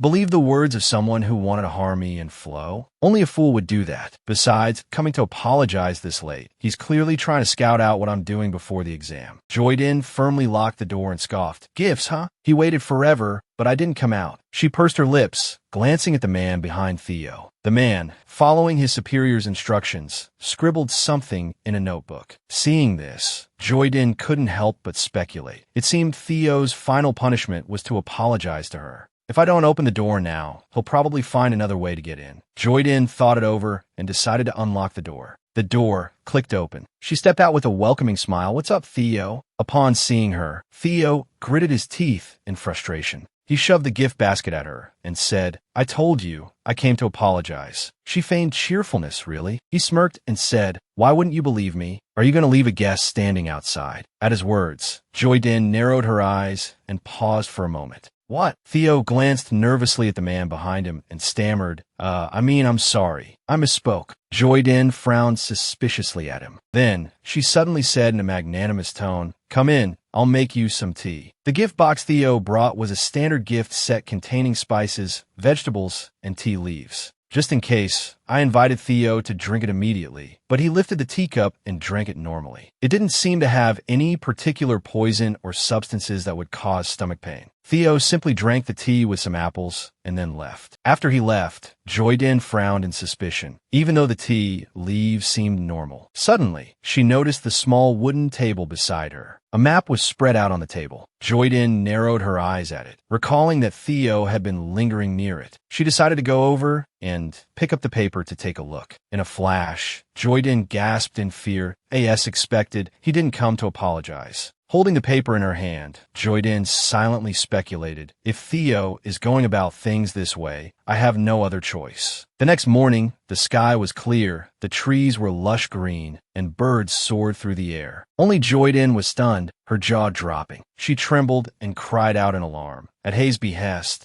there will be a large-scale exam with a huge number of participants. Joyden clutched her head in exasperation and wondered, "Can I do well? Meanwhile, she didn't notice a figure appear behind her. It was none other than Theo. He squinted at her with a smug grin, of course. As expected, I'm much better than Joydan. The results of this exam are a foregone conclusion. Later, the results of the written exam were announced. Joydan placed first, and Theo placed second. Next, the results of the practical exam were announced. This time, Theo was second, and Joydan placed third. Theo stared at the results sheet, speechless with shock. He was stunned at what's going on. Joydan beat me to take first place in the written exam. Something must be wrong. I have to protest this. Theo immediately turned to seek justice. In contrast, Joydan, blushing, was being congratulated by everyone. Congratulations, Joydan. First place in the written exam. I have to retake it. Theo watched as Joydan was cheered on by many classmates while he was left alone. He felt incredibly envious. It felt like the whole world was against him. Theo clenched his fists in anger, wondering how could that girl be better than him? His face burned with resentment and frustration. He roared in determination, just you wait and see. Nothing will go the way you want it to. As for Ulysses, he sat gazing into space. A glance at Jourdain, surrounded by her joyful classmates, gave him pause. I thought she'd be lucky just to manage the horizontal bar, but she exceeded all expectations. Jourdain, beaming, chatted with her classmates, oblivious to his gaze. Ulysses' attention was caught by someone else's eyes. Burning with affection, the gaze came from Hay. He looked on with the sentimental pride of a father watching his son succeed. Go on, my boy. Ulysses narrowed his eyes at Hay. He seems quite pleased with Priest Jourdain. Then, shaking his head and looking back at her, he thought this whole group, including that guy, are a strange bunch. In a deserted, dense forest, Jourdain sighed and slumped against the base of a large, ancient tree. Glancing at the egg displayed in the distance, she frowned. I wonder if I'll ever see Floor again. The thought of Floor brought a wave of sadness over her. Anxiety gnawed at her. Whether things at the La Crasse Mountain succeed or not is still unknown, but what choice do I have other than to try my best? She cradled her head in her hands and murmured, but even if I succeed, there's another problem. If I really become the divine beast manager, I'll have to move to the castle. That's where the Pope is. Thinking of Ulysses, she continued her internal monologue. I have to gain his trust within a year, as promised, and find a way to annul the pairing. So this is just the beginning.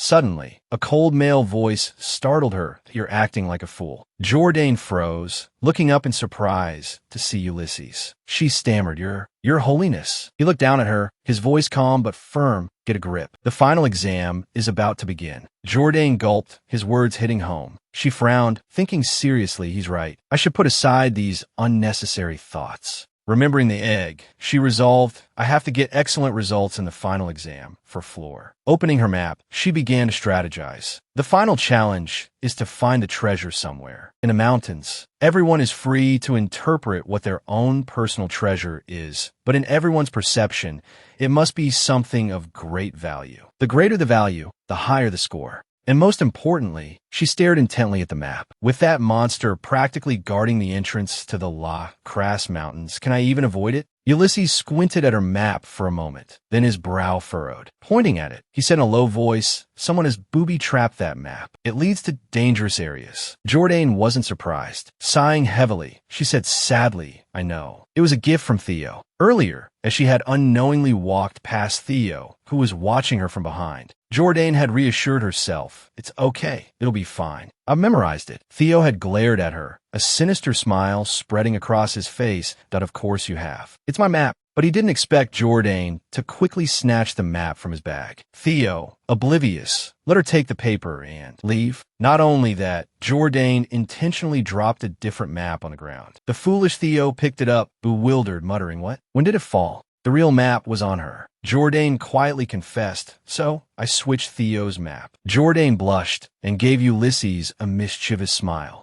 Her eyes sparkling with confidence, Jourdain declared, so I'll definitely win. Ulysses smiled to himself, thinking, I thought she was still naive, but she's actually quite clever. Pretty commendable. Then he said, as we discussed, there are monsters in the dangerous area. Hearing this, she pulled something from her pocket. Don't worry, sir. I used all my money to buy this. A while later, somewhere on the mountain, Jourdain, having traveled a long distance, was bent over, panting with exhaustion. Wiping her sweat, she thought treasure. Saffron truly is the best. Directly above the monster's nest is a gem mine. Retrieving those gems is very dangerous because the monsters react fiercely when someone approaches their nest. Besides, saffron is even more valuable than gems. She tiptoed lightly. Monsters are nocturnal, so they'll be sleeping during the day. The saffron field stretches within a monster's territory. Luckily, this place is far from their nest and quite secluded. It's not a place worth confronting them directly. Standing before the field of purple flowers, Jourdain gasped. Found it. She picked a few blossoms, separated the petals, and put them in her pouch. Phew, success. Now I have to go back. Then Jourdain tripped over something. She fell forward, crying out, ah. Still sprawled on the ground, she suddenly heard a creepy whisper in her ear. Are you awake? Are you awake? But there was actually no one around her. Jourdain quickly jumped up and ran away, screaming. She ran until dusk. Trembling with exhaustion, she collapsed on the ground in front of several people.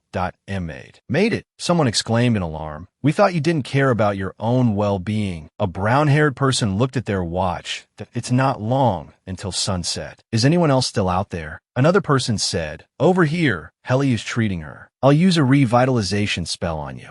People in white clothing began examining everyone. Most people are back, but one person is still missing. Someone commented, the La Crasse Mountains become very dangerous after sunset, because that's when a monster's awaken. Jourdain thought to herself, Theo hasn't returned yet. Could it be because of the wrong map? But he's just getting what he deserves. I have nothing to apologize for. No, Jourdain thought, don't worry needlessly. Theo was wrong from the start. With that thought, she jumped up, startling Helly. But another thought crossed her mind, that's right, worrying about him is stupid. I thought so myself, but what if Theo dies? She ran off, causing panic among the others. Someone called after her, hey, where are you going? Ulysses sat silently on a chair. Watching from afar, Jourdain ran alone deeper into the mountains. Where could he have gone? Don't tell me he actually went all the way up to where the gems are, she thought, panting. What an idiot. Yes, obviously. A sudden yell startled her. Go somewhere else. Jourdain cursed, idiot. Those monsters are sensitive to sound. As she spoke, she ran through the trees towards the sound. Pushing through the trees, she saw a giant three-headed dog advancing towards Theo. He brandished his weapon and yelled, go somewhere else. Get out of here, monster. Don't you understand me? The dog exhaled a chilling breath. Jourdain, observing from the side, thought this idiot really. Then she pulled something from her bag. She thought, just in case, when encountering monsters, that the saffron sachet I bought with all the money I had. I brought this to use magic. The Pope trained me rigorously. I learned very basic magic. But I never thought I'd have to use it in this situation. Jourdain held up the saffron sachet and said, this saffron scent will linger in the cave and lead the monster to the saffron fields. The monster reacted to the scent, lifting its noses to sniff. Its eyes became dreamy. Theo watched in astonishment as the monster turned away. He wondered, what's going on all of a sudden? At that moment, she rushed forward, grabbed his collar, and yanked him hard. He cried out, hey, ugh, gasped. Jourdain, pulling him along by his collar, said, just run for now. The two quickly dashed through the forest. As they ran, Jourdain said, I know you switched my map, so I switched yours back earlier. Theo was aghast. She released his collar and continued, I became just like you, but I don't feel guilty at all. I only came here to see how you'd fall into my trap. Don't misunderstand. I'm not that good of a person. He gritted his teeth at her words. Jourdain looked back. I'm not finished yet. We'll argue more after we get down the mountain. He stammered, red-faced, why you? She quickly ran ahead. Come on, it'll be dangerous if the monster wakes up. Theo hurriedly grabbed her shirt. Wait for me. I haven't found any gems yet. If I go back like this, I'll be empty-handed. Hearing this, Jourdain became angry. You can still say that in this situation? So you'd rather let the monster burn you to a crisp? He looked a bit guilty and yelled helplessly, it's not like that, but what am I supposed to do about my exam? The surrounding trees suddenly shook violently. Jourdain's eyes widened in fear as she looked behind them. The three-headed dog had caught up. It lunged forward, and the two of them sped up. Theo screamed as he ran. How can that dog-like thing run on its feet? It has wings and multiple heads. She snapped, be quiet, Theo. The dog raised a paw to attack them, but it missed. Its paw whooshed past their heads, leaving them terrified. The force of its attack split a large tree in two. She thought it's too strong. If we don't run, we'll be eaten alive. Beside her, he trembled, tears streaming down his face as he yelled, joined in. Exasperated, she thought, I should have just left Theo behind. Suddenly, she tripped and fell. Jourdain tumbled into the canopy. Each sharp leaf grazed her hands and face, drawing blood. Jourdain closed her eyes, bracing for the pain. However, a strange light emanated from her wounds, surprising her. She looked at her unharmed hands and wondered, are my wounds healed? Jourdain was stunned for a moment. A flower-shaped birthmark appeared on her forehead. Jourdain realized, so was the Pope who healed me. I'm sorry for thinking you were a bad person all this time, Your Holiness. After a while, the dog was still chasing them. Her face suddenly paled with fear. A chasm stretched before her. A cliff. Jourdain gasped. She frantically searched her pockets. That's right, the leftover saffron petals. If I run away now, are they all gone? Not a single one left. Her hands rummaged through her empty pockets. I think I dropped them all while running here. Hurry, defensive magic. She panicked, her mouth agape in shock. Hurry, Jourdain yelled just as the dog lunged towards them. It charged with terrifyingly bloodshot eyes. She covered her head and crouched down. I'm done for. Did it bite my hand? But why doesn't it hurt? It's kind of itchy. Huh. A large tongue lapped at her face, leaving Jourdain frozen for a few seconds. The monster had somehow transformed into an adorable three-headed puppy, panting in front of Jourdain. Confused, she said, huh? What happened to Theo? He's collapsed on the ground. The dog lay down and whined, much to her astonishment. Jourdain asked, bewildered, why are they like this? I didn't do anything. She thought to herself, I'm allergic to fur. The three-headed puppy looked at her with concern.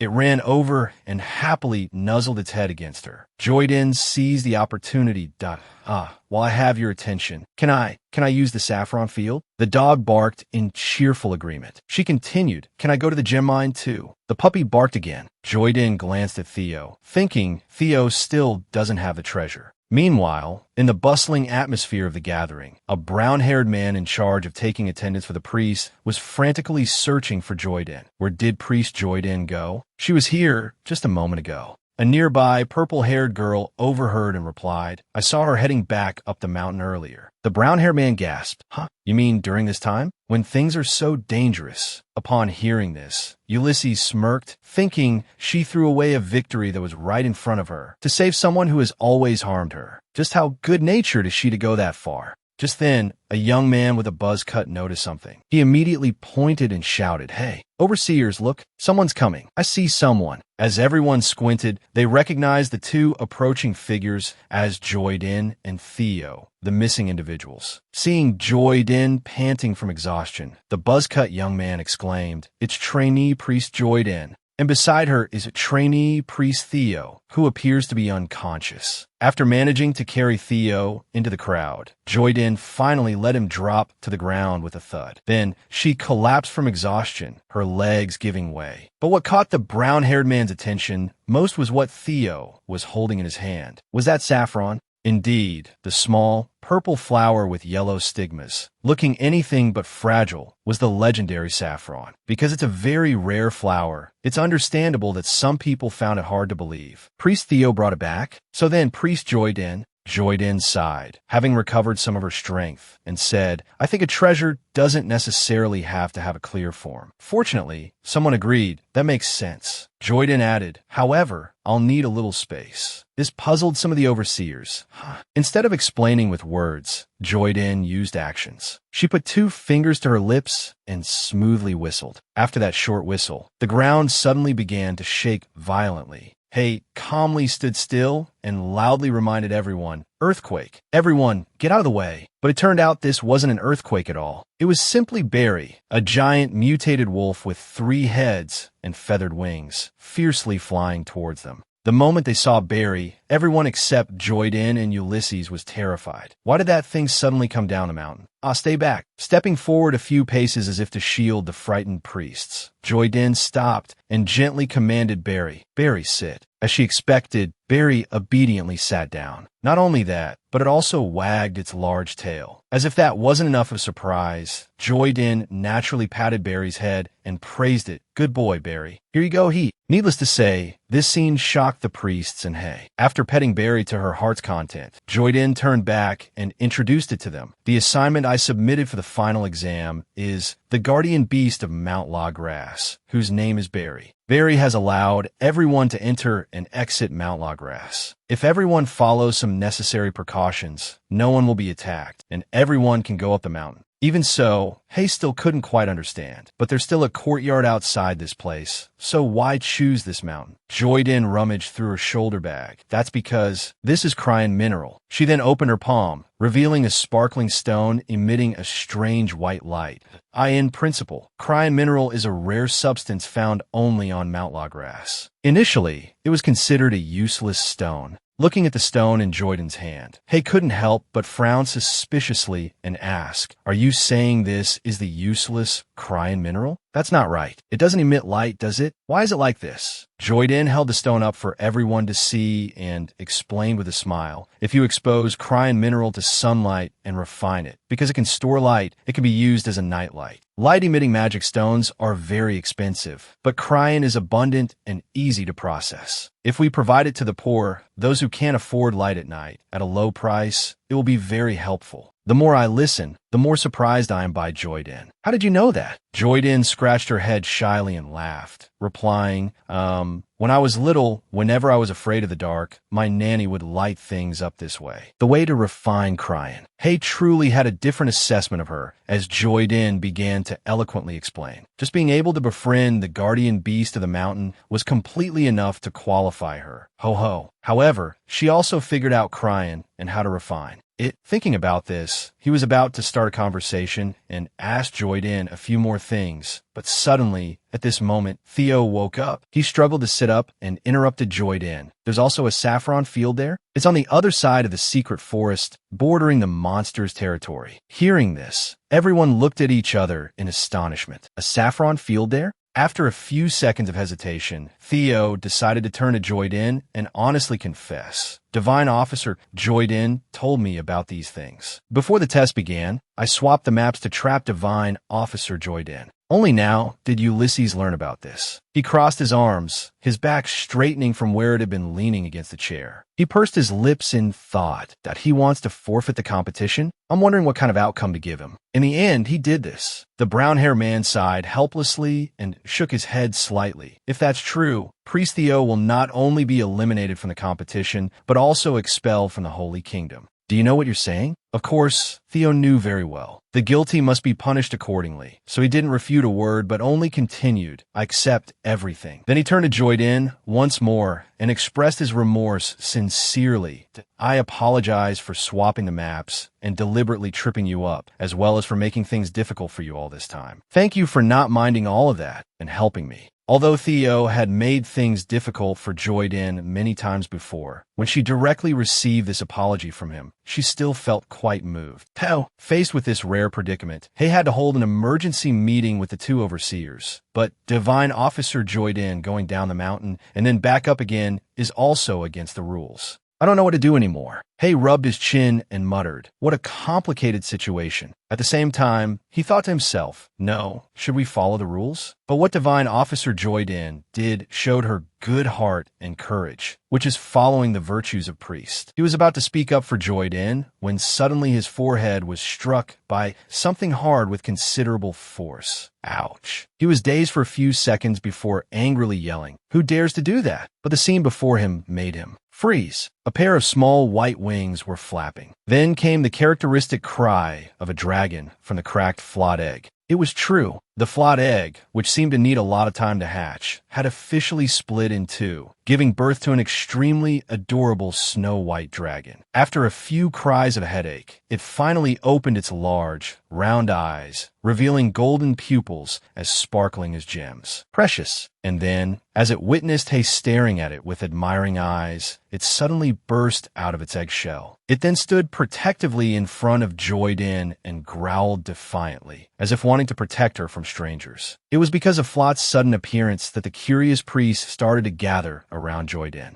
Only Ulysses remained seated, smiling knowingly as, "Oh, it has been decided," he said. "The divine beast has chosen Joyden as its guardian." Initially, even Joyden couldn't believe her luck. It wasn't until she heard his confirmation that she truly came to her senses and accepted Flot's warm embrace. "Oh my, you're Flot, aren't you?" Flot didn't make a sound, but instead nibbled playfully on Joyden's fingertip, as if expressing its displeasure. Joyden chuckled sheepishly. "Sorry, I just realized. I guess you're still too young to speak." As she looked down, her gaze met Flot's large, round eyes, sparkling like gems. Coupled with the action of nuzzling its chin against her chest and puffing out its rosy white cheeks, Flot was utterly adorable. Joyden couldn't resist hugging it tightly and burying her face in its soft cheek. So cute. At that moment, Ulysses suddenly stood up. The trainee priests, startled by the sound of footsteps, turned their heads in unison. Seeing him approach, they quickly parted to make way, bowing and chanting in unison, "Your Holiness! Your Holiness!" Ulysses didn't respond, but continued straight towards Joyden and Flot. While Joyden was immersed in Flot's adorable softness, he leaned close to her ear and whispered suggestively, "It's a male." A chill ran down Joyden's spine. Thinking it was a demonic apparition, she shrieked and jumped back, clutching Flot tightly. Ulysses sighed and chuckled. "Why so startled? That egg is in your arms now. It just wants to attack me whenever it sees my face." "How amusing." Joyden gave an embarrassed laugh, intending to stay silent, but recalling his words, she immediately asked, "Yes, you said Flot is a male?"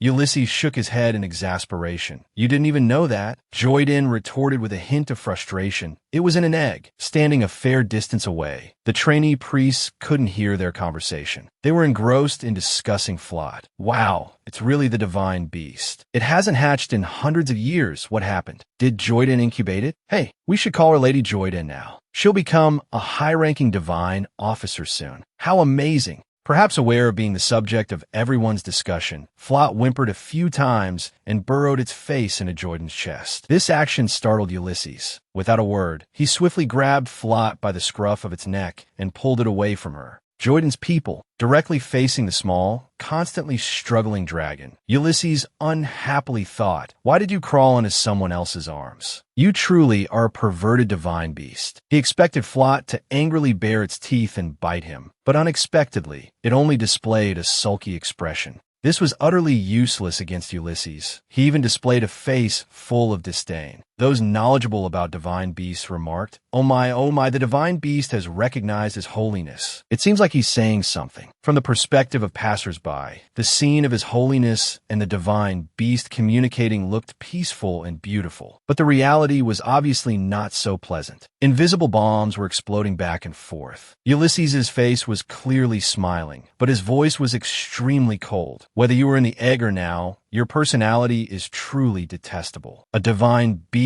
daring to defy me, the lord of the divine temple." Me? Flot also didn't hold back, continuously crying out and thrashing about, as if trying to escape Ulysses's forceful grip. Ignoring Joyden's worried expression, Ulysses indifferently continued, "Speak human language. If you feel wronged, cry louder. Let's see. After all, Flot was just a child. How could it withstand the pressure of facing Ulysses?" And so, large and small teardrops began to flow, streaming down its cheeks along with heart-wrenching sobs, truly making others feel pity. Of course, Joyden was no exception. She heartbrokenly stretched out her hands, intending to take it into her arms. "Come here, Flot." As if finding a safe haven, Flot swiftly slapped Ulysses across the face with a resounding smack. Then, it happily flapped its wings and flew away. Ulysses rubbed his aching cheek, annoyedly glaring at the small dragon, now nestled and acting spoiled with Joyden. An unfamiliar feeling rose within him, making him wonder, even if those two are attached to each other, it shouldn't concern me, but why do I feel so irritated? Suddenly, a light bulb went off in his head.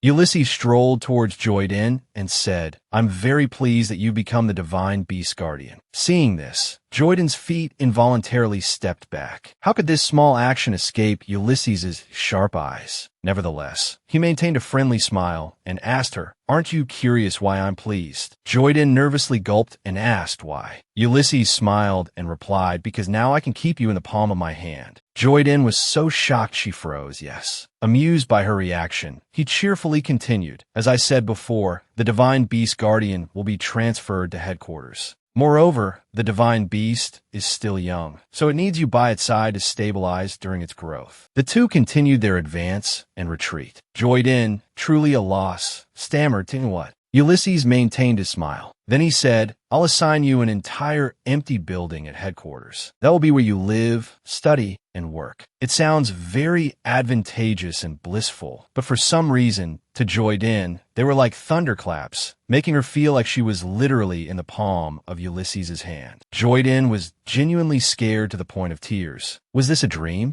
Looking at her distressed appearance, Ulysses couldn't help but smirk in satisfaction. Yes, precisely this expression. And once again, the scene of the two humans and one beast conversing was regarded as an extremely intimate dialogue. A few days later, in the Brecan Empire, inside a castle built with extreme grandeur and luxury, the vast hall echoed with the sound of a hand slamming against the armrest of a chair. Along with the furious roar of a man, the divine beast has been born in the Holy Kingdom. Are you aware of that? What about our divine beast? Why is there still no information? Duke of Iovohio, if you have a mouth, explain this to me. Directly demanded an explanation by Zemep. Iovohio trembled, sweat dripping down.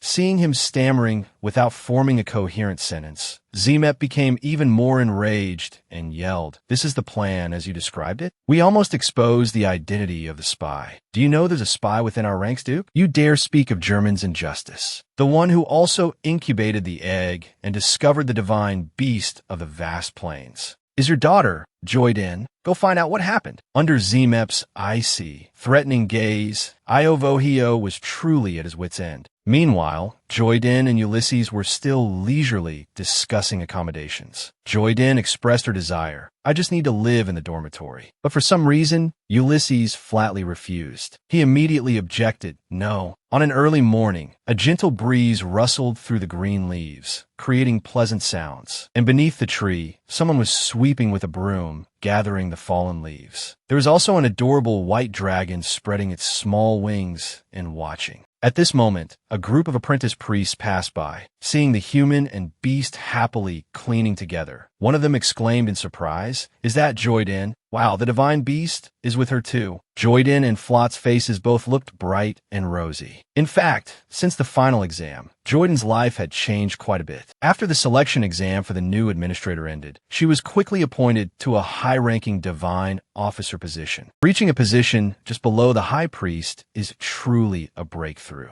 Besides the positive aspects, she also shared her pressure and worries with Flot, saying, "But at the same time, it also comes with more responsibility." Flot listened with teary eyes, as if about to cry. This unspoken empathy made Joyden flustered. "It's nothing. I just misspoke. You'll still stay here." Having a cute little dragon like Flop by my side has really given me a lot of motivation. Even though I didn't win the Elder's favor after the competition ended, I came in first. In other words, I protected my first friend with my own strength. Despite feeling so proud, something was quietly happening. I no longer had to stay in the east or west wings of the library. I was transferred to the main building. It's so spacious that I still haven't gotten used to it. There are no words to perfectly describe the beauty of my new residence. Rosarium, a rose-filled building near the main building. Even now, looking back at this magnificent main building, I still can't help but sigh. This 3-story building, I never even dreamed I'd be living here. However, as someone sensitive and curious about the meaning behind things, I have my own observations about this place. Roses also symbolize silence. It's like a hint from His Holiness to keep this a secret. Perhaps noticing that I was lost in thought, Flot reached out and gently touched my cheek, as if asking if I was okay, like it always does.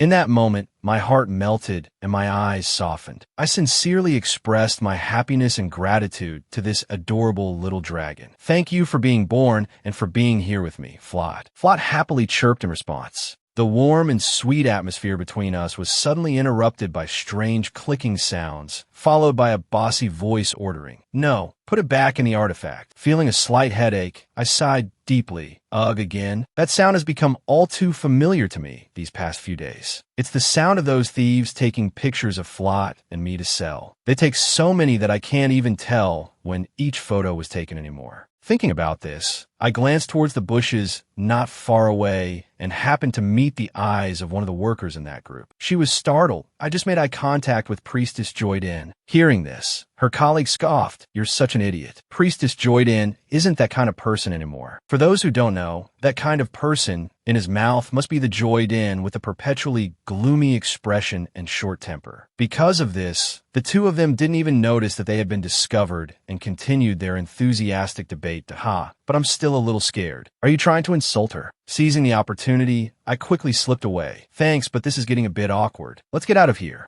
Walking a distance away, thinking the trouble was over, I hadn't even had a chance to breathe a sigh of relief when a girl ran up to me. "That you am Priestess Joyden." Seeing her flustered and speechless appearance, I was a bit puzzled. But then, her action of shoving a letter into my hand and running away answered my question. I couldn't help but gasp and look down at the thing in my hand. In an instant, my eyes widened, and I was completely shocked. I couldn't believe it. A love letter? Yes, she had received a genuine love letter from a girl. This situation was truly something Joyden had never imagined. She awkwardly scratched her head, her face involuntarily flushing. I never thought my first confession would be received while I'm disguised as a man. Suddenly, just then, a blue butterfly fluttered its wings and flew towards her. It calmly landed on Joyden's shoulder. Then, a voice, one that Joyden would never forget, even in death, transmitted a message. "If you have a secret, try to avoid people as much as possible. Come to my office immediately." More than anything, this method of using a butterfly to relay messages successfully frightened Joyden into a state of speechlessness. Following Ulysses's order, with a speed like rockets attached to her feet, Joyden quickly arrived at the palace, where his office was located. Standing in the large, brightly lit room and facing Ulysses directly, Joyden couldn't hide her nervousness as she clutched her aching chest and tearfully said, "You could have called me normally." Suddenly seeing a talking butterfly is really scary, she finished. Ulysses, his eyes glued to the documents on his desk, replied coldly with 3 words, "I don't care." Although she was very annoyed, Joyden tried to restrain herself and put on the brightest smile she could. "Your Majesty, did you call me here for something?"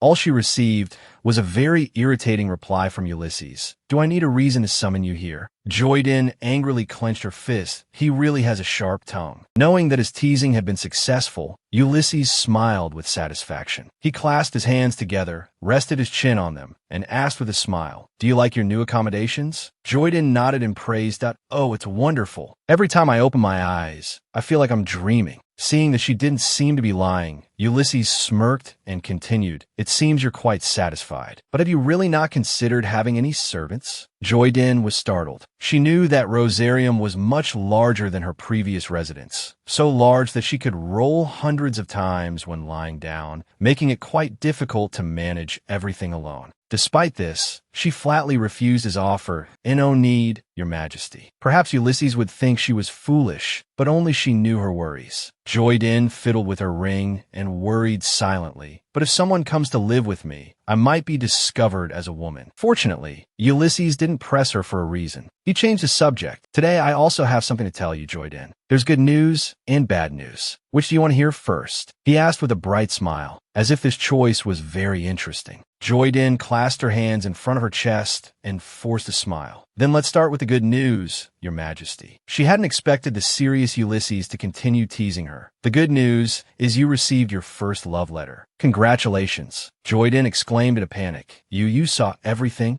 Ulysses's expression suddenly darkened.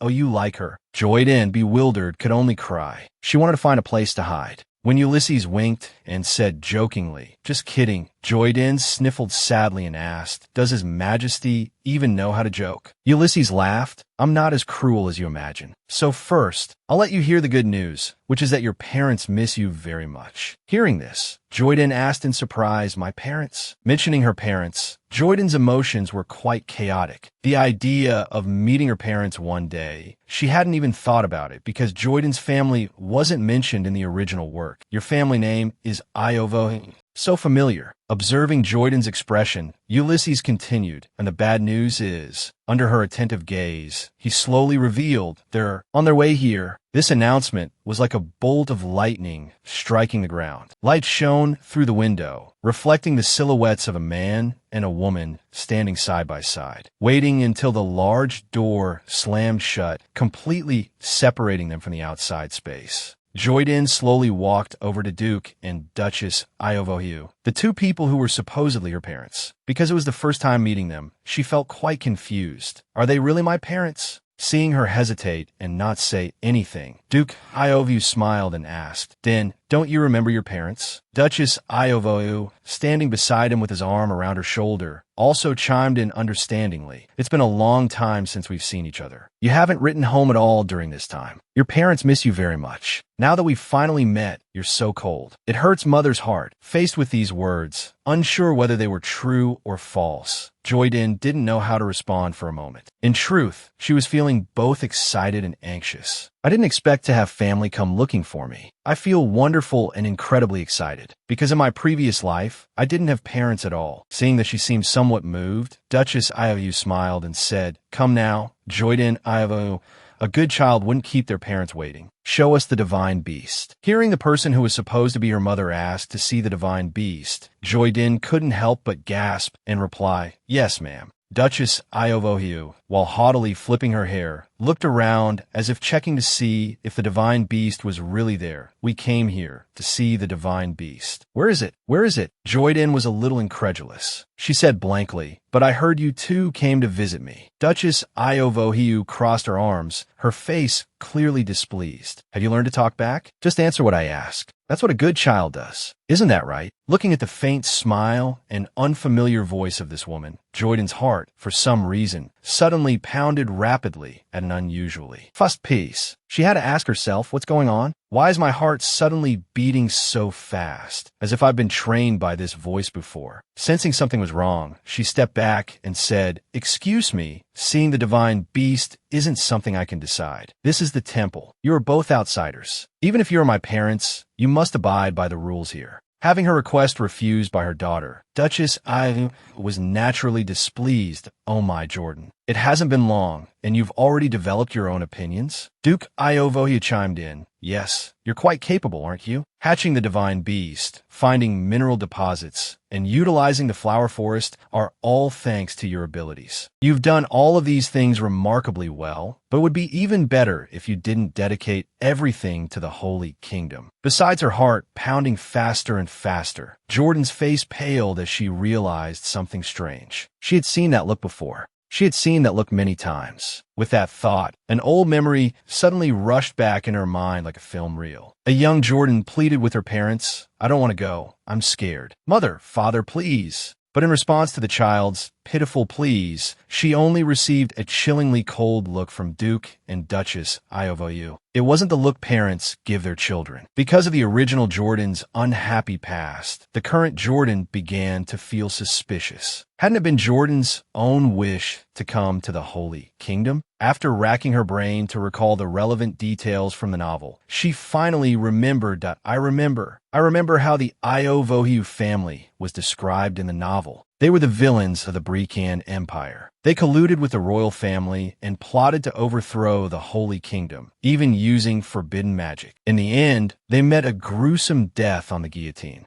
Back in reality, Jordan had barely finished thinking about the Iovohiu family's tragic end when she received a resounding slap across the face. The perpetrator of this cruel act was none other than Duke Iovohiu, the original Jordan's biological father. He angrily scolded, Jordan Iovohiu, how dare you get distracted? Have you forgotten the lessons you were taught at home? Jordan trembled as she touched the bleeding scratch on her cheek, a testament to the inhumanity of the man she was supposed to call father. Her stammering voice was filled with disbelief. Father, gasped. What are you doing? Still enraged, Iovo didn't hesitate to hurl insults. It's because of you that Priest Graham was expelled, isn't it? Is there something wrong with your head? We went through so much trouble to send you to investigate the Holy Kingdom's weaknesses. And what do? You directly accuse Graham. We told you to divert the Holy Emperor's attention while Graham acted, but you ended up getting yourself sentenced to death. You need to know when to stop causing trouble. Jordan didn't miss a single word of this harsh reprimand, and it triggered several memories from a novel, such as Jordan being imprisoned for attacking Ulysses. And that was when Graham used the authority of the temple to commit evil deeds. So, the attack was meant to divert Ulysses' attention, meaning it wasn't because Jordan liked the Holy Emperor that she did it. Seeing Jordan standing silently with her head bowed, clutching her bleeding wound, Iovohiu pressed his advantage. You don't live for yourself. You're just Sindul's replacement. You need to remember that you're the one who killed Sindul, and you need to live just like her. The unfamiliar yet familiar name, Sindul, sent a sharp pain through Jordan's head. Who is Sindul? Gasp. After that question, the images gradually became clearer in her mind. First, the image of a young boy with a smile as bright as the sun. Next, the image of a boy with short blonde hair affectionately holding hands with a pink-haired girl. Examining their facial features and radiant smiles, it wasn't difficult for Jordan to determine their relationship. So they were twins, Jordan and Sindul, as children. They caught their parents researching forbidden magic, but then an unexpected accident occurred. Sindul used her body to protect Jordan, and because of that, she left this world. After the incident, the innocent Jordan was naturally blamed for everything. She became the target of the Iovohiu couple's wrath. It's all your fault. If it weren't for you, he wouldn't have died. From then on, the Duke and Duchess forced Jordan to pretend to be a boy, as if their daughter had never existed. A truly bitter story. Jordan unconsciously touched her short hair and thought bitterly. Jordan, aside from the name, she has nothing of her own. After I transmigrated, I opened my eyes in a cold prison cell, and the Duke and Duchess never once visited. But if they had even a little bit of Jordan in their hearts, they wouldn't have been so indifferent after hearing the news of her impending execution. She was truly too lonely. After thoroughly berating their daughter, the Duke, Iovo,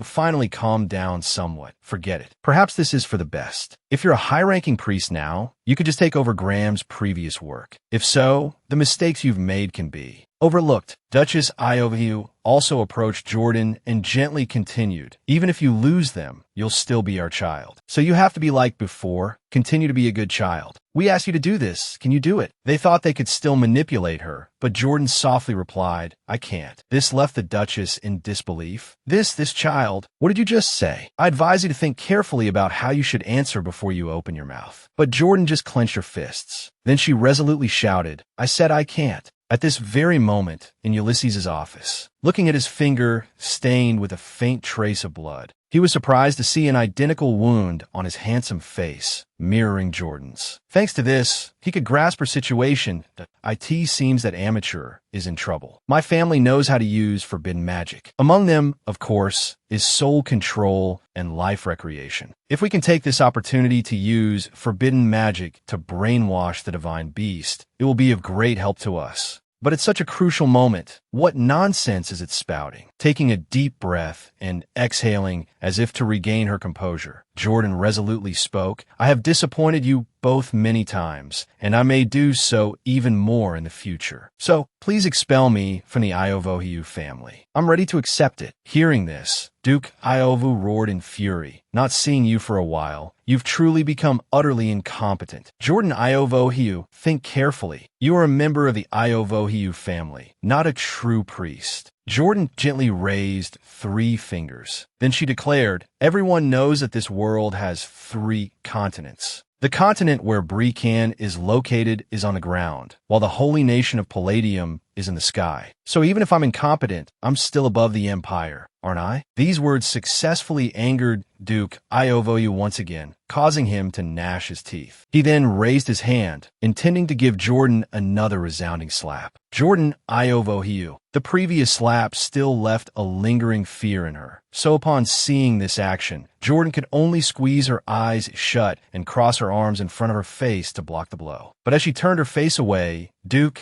Iovohiu froze, having discovered something strange. He immediately widened his eyes and asked, "Wait, you, how did the wound on your face disappear?" At this point, Jordan noticed, and it was indeed true. Not only had the scratch disappeared, but the feeling of pain was also gone. Really, it doesn't hurt anymore. Could it be that His Holiness healed me? While she was still bewildered, not understanding what had just happened, the door behind her was opened by someone. Having lost her support, Jordan wiggled and struggled due to her loss of balance. Whoa. But luckily, she didn't fall onto the hard ground, but into a warm embrace. Opening her eyes and seeing that the person in front of her was none other than Ulysses, she stammered, Your Holiness." After helping her regain her balance, Ulysses turned to the Duke and Duchess Iovohiu and asked with a smile, "I'm not mistaken, am I?" Duke Iovohiu. Witnessing Ulysses' sudden appearance, both the Duke and Duchess involuntarily stepped back in surprise. Ulysses' eyes curved as he continued, "You are esteemed guests from the Empire. I originally wanted to have a conversation with the two of you, but perhaps now is not the time." Perhaps only Jordan knew that His Holiness seemed very angry. She and His Holiness felt the same pain. That slap must have hurt him, and so she trembled with fear. The Duke and Duchess silently exchanged glances, then both performed a respectful bow. "Your Holiness." Ulysses slammed the door shut, beginning the process of settling the score with the two of them. "Duke, did you just hit my child?" Hearing him ask this, Duke Iovu bowed his head and hesitantly replied, "Well, that is," he was truly regretting his actions, wishing he had reasoned with her instead of resorting to violence. Duke Iovu had intended to carefully explain, but his wife spoke up first. "This child hasn't contacted us for a long time. There was just a slight misunderstanding during our conversation, Your Holiness. There's no need to be concerned. We were just disciplining our child. Our voices were a bit raised, which led to the misunderstanding." Duke Iovu nodded in agreement. Yes, Your Holiness. I see that he's quite tired. If you permit, I'd like to take him back to rest for a while." He didn't realize that saying this would only further provoke Ulysses' anger. Ulysses narrowed his eyes, coldly looking at these two who didn't deserve to be called parents. Then he spoke, his voice demanding, "Stand up first. Although I don't understand the hearts of parents. I know that parents who leave scars on their children, no matter where they are not worthy of being called parents." Seeing Ulysses hold up Jordan's bloodied hand and directly accuse him like this, Duke Iovu was shocked. "Bloodstains." He stammered, Your Holiness, please let me explain." Ulysses didn't bother to listen, but calmly continued. "Furthermore, if they were still the Jordan of the Iovohiu family, then of course I wouldn't have the right to intervene in this matter." Saying this, he suddenly reached out and touched Jordan's face, making her flinch. But Ulysses didn't withdraw his hand. He continued to gently caress her soft cheek and smooth short hair, as if petting a small animal. Facing Jordan's naive and bewildered expression, he couldn't help but chuckle. Then he turned to the Duke and Duchess and declared, "But now they are my priest, so it's only natural that I protect them well. All the priests here are under my authority. No one can gossip about their character except me." "Duke Iovohiu, didn't you just insult High Priest Jordan?" Knowing that insulting a priest could be punishable, Iovohiu panicked and said, "I didn't, Your Holiness. I was just worried about their future as a parent. So I..." Without letting him finish, Ulysses coldly interrupted, "It seems the Empire's upbringing is much stricter than my standards, isn't it?" Having received Ulysses' protection, Jordan could finally relax and step back, though she was still quite puzzled. Is His Holiness perhaps questioning whether the Duke and Duchess Iovohiu's actions are being directed by the Empire? Is he asking if they want to stir up conflict between nations? Ulysses continued, "Priests are the property of the Holy Kingdom, and moreover, they are currently the sole caretaker of the divine beast, undertaking many important tasks. You are aware of these matters, aren't you?" Duchess Iova nodded vigorously. "Of course, Your Holiness. Please believe us. We truly meant no harm."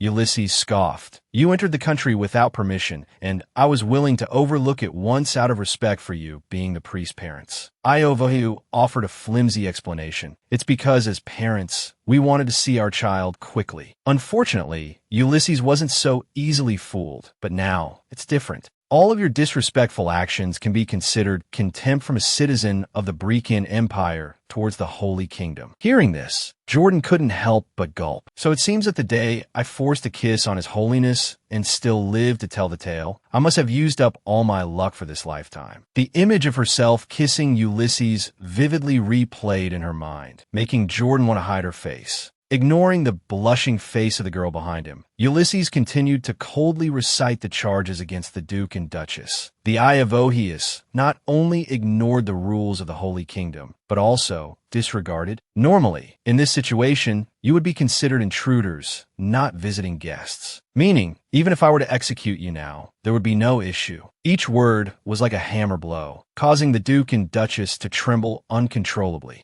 Ulysses continued, however, compassion and tolerance are always virtues of the Holy Kingdom. We also do not wish to cause unnecessary disputes with outsiders. As you said earlier, this is a family matter. Within a family, there needs to be more tolerance and understanding. Saying this, Ulysses turned to look at Jordan, then pointed a finger down at her legs. The Duke and Duchess Iavohiu were standing directly opposite. Understanding Ulysses's intention, Iavohiu trembled with anger, his lips twitching as he muttered, "Does he want me to kneel before Jordan?" Ulysses smiled faintly and said, "I hope you will cherish this opportunity." The moon outside had risen halfway into the sky. Its light illuminated the palace grounds in the dark night. On the main hall's corridor, Ulysses was walking ahead, leading the way, while Jordan trailed slowly behind. He spoke first, making Jordan feel a little uneasy that it's obvious they don't really admit their mistake. Even so, do you still want to forgive them? She hesitated slightly, but they were so scared their faces turned pale, and they looked so pitiful. Recalling the scene of the Duke and Duchess Iavohiu kneeling at her feet, she felt even more reluctant. Ulysses suddenly found it amusing and glanced back at her askance. If the Duke heard those words, it would be quite interesting. After all, your words are no different from trampling on their proud self-esteem. Jordan didn't reply, but instead asked, "But when did you arrive at the main hall?" She looked at him with apprehension in her eyes. Does he know about Sindel and Graham? Maybe he's even guessed that I'm a girl. But Ulysses only remembered her scolding the Duke,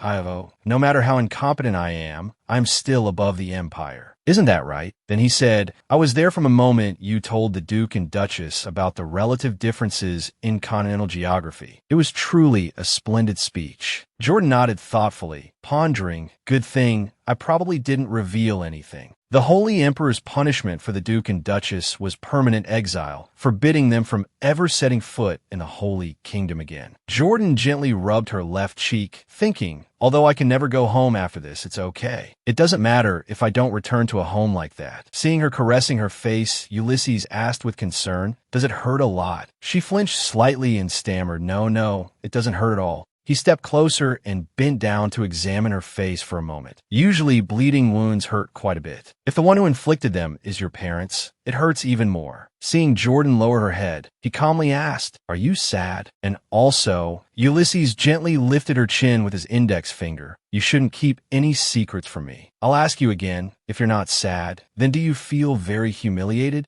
Jordan's eyes wavered as she looked at him. She thought to herself, he's right. Although I said it's okay, I'm actually very angry. And the most humiliating thing is that someone else saw me like this. Jordan took his hand, which was lifting her face, and pushed it away. Then she forced herself to say, "Thank you for helping me. But can you pretend you didn't see anything?" Ulysses lowered his eyes, gazing intently at her. "If I pretend not to know, how can you resolve this alone? You'll bury these unresolved feelings in your heart and go back to your room to cry alone, right? But doing that isn't pleasant at all, and it won't heal your wounds." Jordan clutched her collar tightly. Her head still bowed stubbornly, but her shoulders trembled uncontrollably.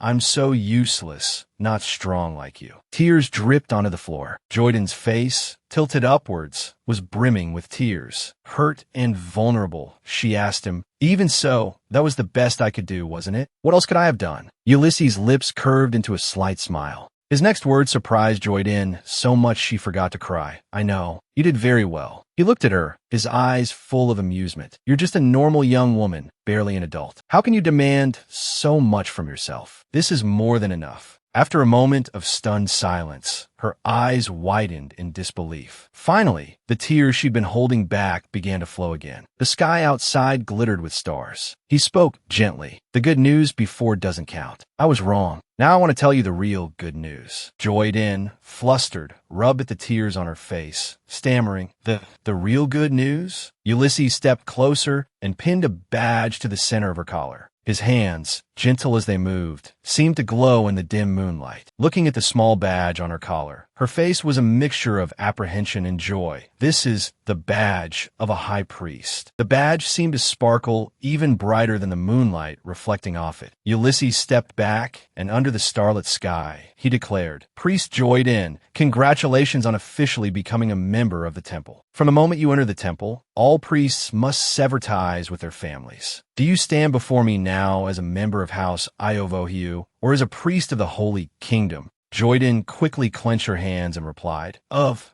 course I'm a priest." Hearing this, he smiled, his eyes crinkling at the corners. "Then you must prove to me that the strength you show outwardly is real." Suddenly, she felt a surge of excitement, as if 1,000 flowers were blooming in her chest. "Are the Holy Emperor's words telling me that I no longer have any connection to House Iovohiu? That I no longer need to suffer because of them? Is this just my imagination?" After a moment of thought, Joyden shook her head frantically, as if trying to dispel the romantic notion. Suddenly, a cloak was draped over her. Ulysses, his expression calm, folded his arms and instructed seriously, "Although ordinary people cannot walk this path, as a precaution, you should still cover up. After all, your eyes are swollen like a pufferfish right now." Ulysses quickly turned to leave. As he walked away, he continued, "Now that you're officially a priest, you must be even more mindful of your words and actions. Moreover, you're also my chosen partner, so naturally, you must be more exceptional than ordinary people." Joyden trailed behind him, stammering, But what if I get snot on your clothes?" He immediately snapped, "You're such a nuisance." But when she whimpered, "Did you just scold me?" he denied it without hesitation. Someone hiding nearby witnessed the whole scene and let out a long whistle. Sitting on a large branch, he asked the person below, "Who was Rios?" "That was Joyden, wasn't it? The biggest headache in the Holy Kingdom." "They don't seem quite like the rumors, do they?" Rios glared at him. "Keep your voice down and stop whistling. It's unseemly." Stellan grinned, "That it's a habit of mine. You know, I'd love to see that scene again. Cast me out of House Iovohiu. I'm ready to accept it." Seeing him continue his theatrics, Rios just shook his head in exasperation. He swung his legs thoughtfully. "But is Joyden really the Holy Emperor's chosen partner?" "What even is a chosen partner?" Both said simultaneously, "Partner." Stellan smiled slyly. "These coming days are going to be interesting." While Ulysses was attending to Joyden, someone else witnessed this scene. The stack of books in their hands tumbled to the ground. The person quickly hid behind a garden pillar. Only after they left did he stammer, unable to speak properly. Partner. The conference hall of the temple. The meeting was in progress, and the surrounding people were constantly chattering. Hay sat there, constantly troubled by his thoughts. Should I use my status as an elder to object to this kind of cross-gender love? Or should I congratulate the Holy Emperor for finding his partner in my capacity as a former minister? He held a yellow chrysanthemum, plucking its petals and silently counting. The Holy Emperor likes him. The Holy Emperor doesn't like him.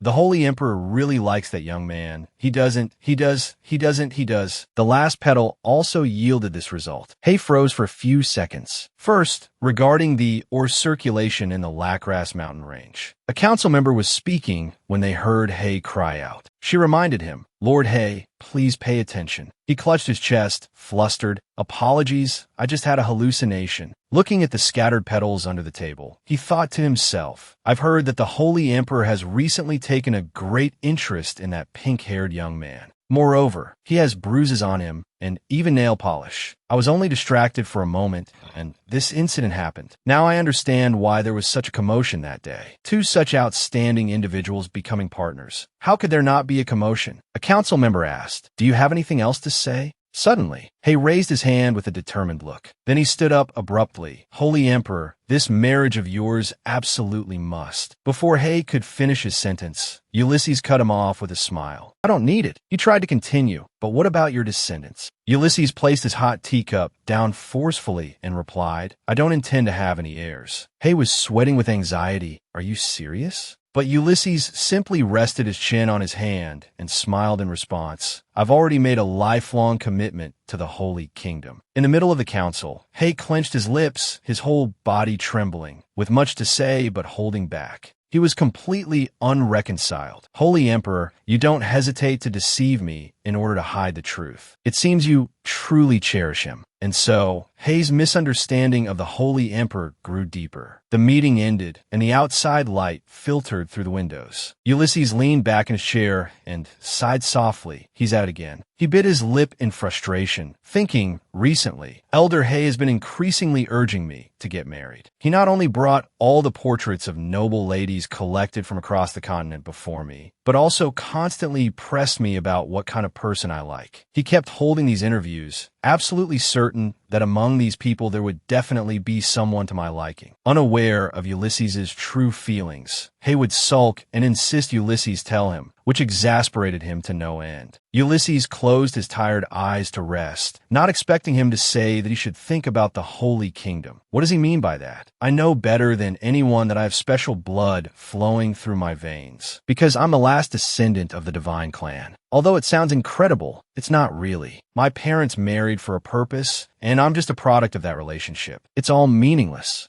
Lost in his own thoughts, Ulysses couldn't help but let out a long, bored yawn. Joyden, standing opposite him, fidgeted nervously. Did I do something wrong, Your Majesty? He responded without hesitation, yes. Joyden paled, her hand flying to her mouth. Did I? Then she confessed, actually, I ate a mint in your office. I'm so sorry. He looked up at her, confused, what? Thinking he was angry. Joyden trembled, holding up 2 fingers as so nothing gets past you, huh? I'm really sorry. Actually, I ate too. Ulysses was exasperated. Does she really think I'd care about a couple of mints? Unbelievable. Despite his irritation, he forced a gentle smile. All right, well, make sure you buy replacements and put them back. Those aren't herbal candies. They're precious crystals that restore stamina. He suddenly noticed a bruise on Joyden's wrist. Staring intently, Ulysses speculated, is that from when she went to the Lacras Mountains to do research with Hei? That explains the random injuries I've been getting lately. Seeing his sharp gaze, Joyden cowered. Near tears,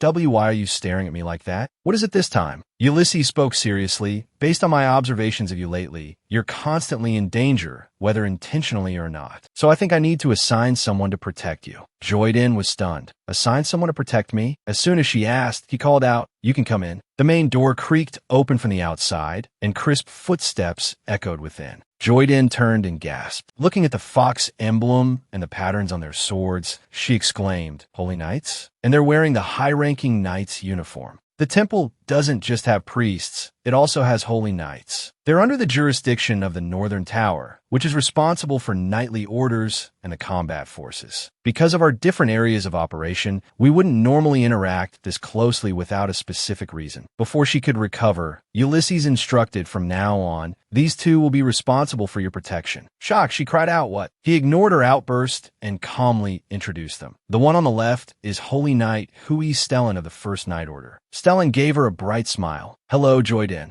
He stepped forward, shaking her hand cheerfully, correcting himself that, I should call you Priest Joyden, shouldn't I? We're the same age. Let's be good friends. Ulysses continued, gesturing to the golden-haired man. The one on the right is also a holy knight of the First Knight Order. He's Rios. Rios Bovid Hispexfuriponto Greetings, Priest Joyden. It's a pleasure to meet you. Joyden watched Rios, constantly correcting Stellan's posture with worry. She was utterly astonished. The First Knight Order was an elite force, second only to the Holy Emperor's personal guard. Its members were exceptionally skilled, a humble priest like herself needing their protection. Suddenly, Rios took her hand. He knelt on one knee and reverently placed a light kiss on the back of Joyden's hand. Joyden flinched, crying out as if struck by lightning.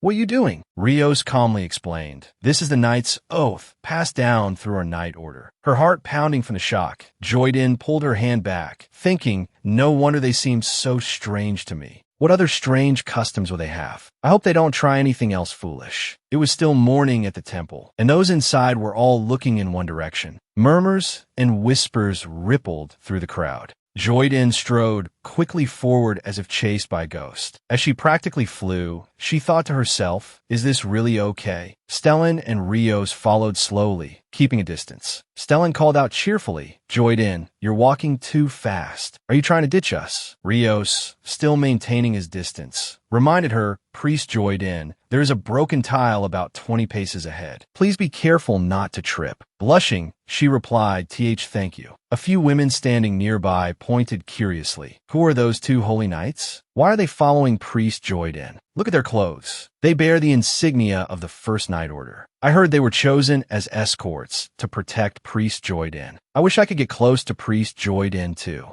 Another woman chimed in. Really? As expected of Priest Joyden. The two women squealed with admiration. Joyden, meanwhile, was inwardly groaning. While they were fawning over her, she only felt pressure. I just want to be alone. She thought that, this the Holy Emperor's new way of tormenting me? No matter what I do, those two escort knights follow me everywhere. Not just to the restroom, but even when I eat. Rios politely grabs my plate. Allow me to cut that into smaller pieces for you. They even stare at me before I go to sleep. When I ask for an explanation, Stellan just flashes a bright smile and says, "We're just doing our duty. Don't mind us, just continue with your work." Even though they say that, they still wait until I'm asleep before leaving. She shook her head as if trying to convince herself. I'll just ignore them. After all, I'm busy organizing Flo's party right now. A door with an unusual pattern was pushed open. Joyden entered with a bright face, calling Flo, but the mournful atmosphere in the room made her almost bite her tongue. She shrank back, hiding behind the door. Flo was inside the room, sitting with her back to her, whimpering and wailing incessantly. Joyden quickly approached, asking anxiously, "Flo, are you angry?" She knelt down in front of the chair and pleaded, "I'm really sorry. Lately, I've not only been preparing for the banquet, but I've also had to go up the mountain for research. I've been so busy that I haven't been able to visit you." But Flo only grumbled and sulked, showing no sign of forgiveness. Seeing this, Joyden pulled out a vibrant green leaf and coaxed, "Look, this is your favorite white mint leaf." But Flo only flinched slightly before turning away in a huff. Seeing this, Joyden suddenly had an idea.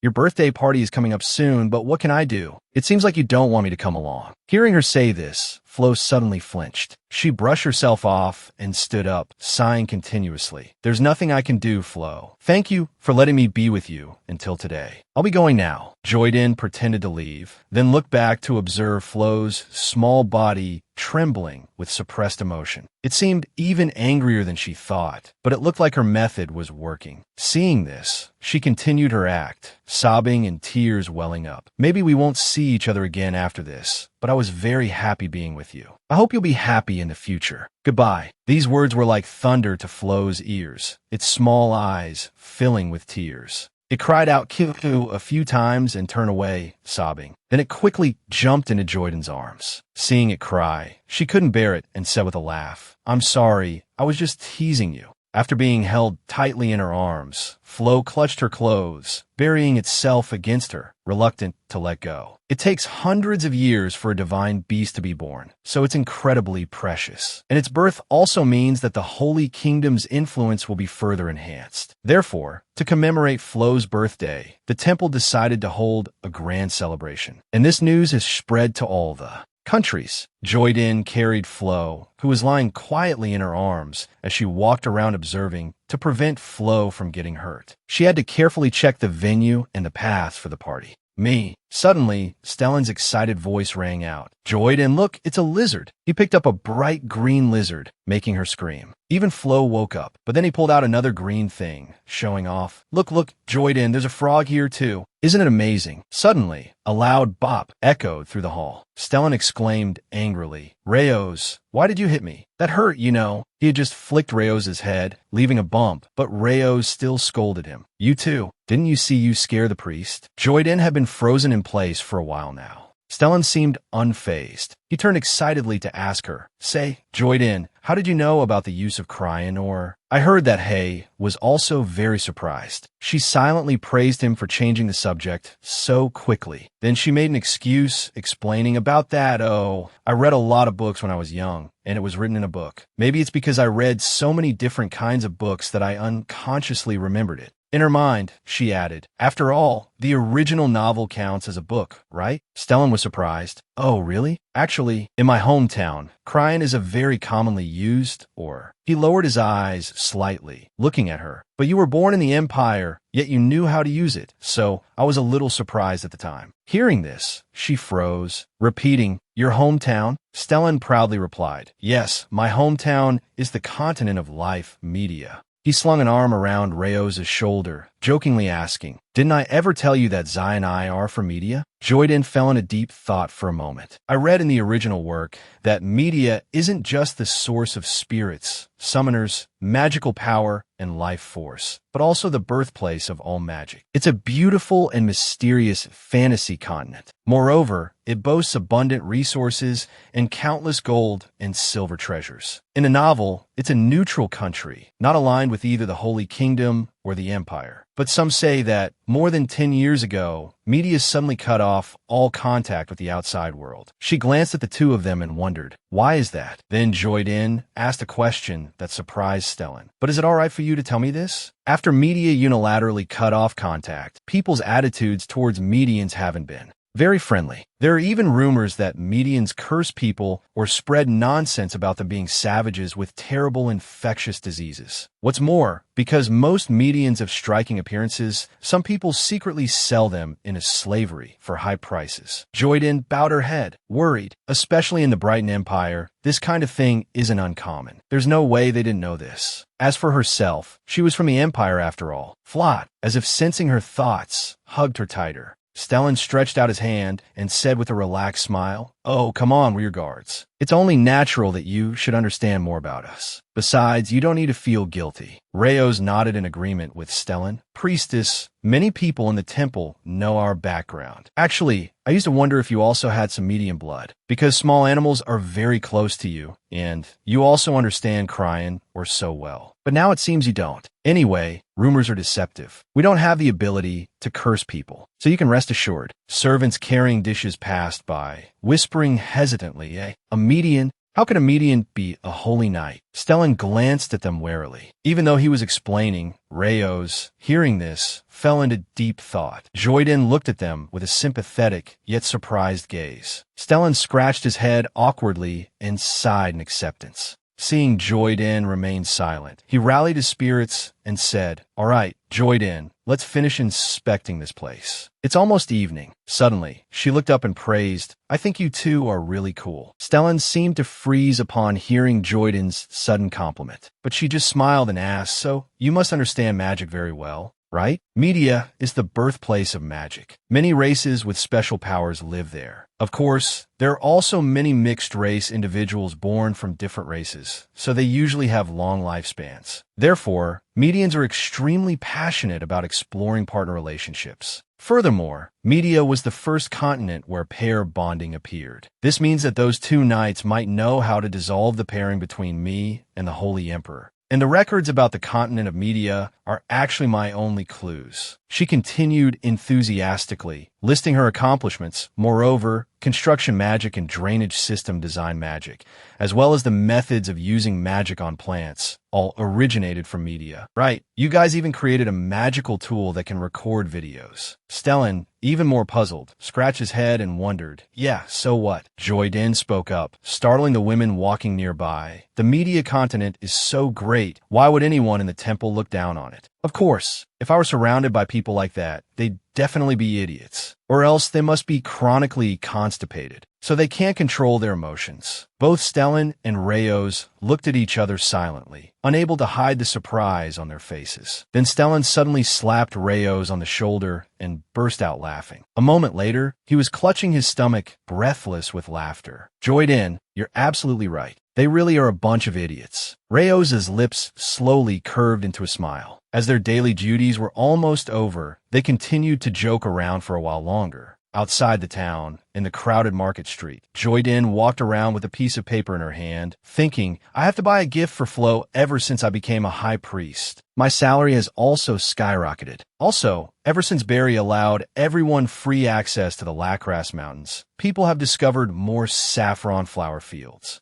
And I also received a large bonus because of that. If I took all the money I have in my subspace pocket, I guess I could fill this entire room." Subspace pockets are pockets connected to other worlds and can store a large number of items. Looking at the glittering jewelry displayed in the shop, Joyden thought to herself, "Flo has really liked sparkly things lately. So, should I buy a necklace? I wonder if it will like it." If only Flo could speak human language. According to records from related books, divine beasts can speak human language. Although the specific time is unclear, divine beasts live for a very long time. So it must take a long time, right? Recently, I've been immersed in reading books related to divine beasts. However, those books are too old, either decayed or containing too many archaic words, making them very difficult to read. But I accidentally found some scattered materials, and they helped me a lot. The content of these materials is quite new and extremely detailed. Even every word and sentence is filled with deep emotion. And the person who wrote these materials is the former divine beast caretaker.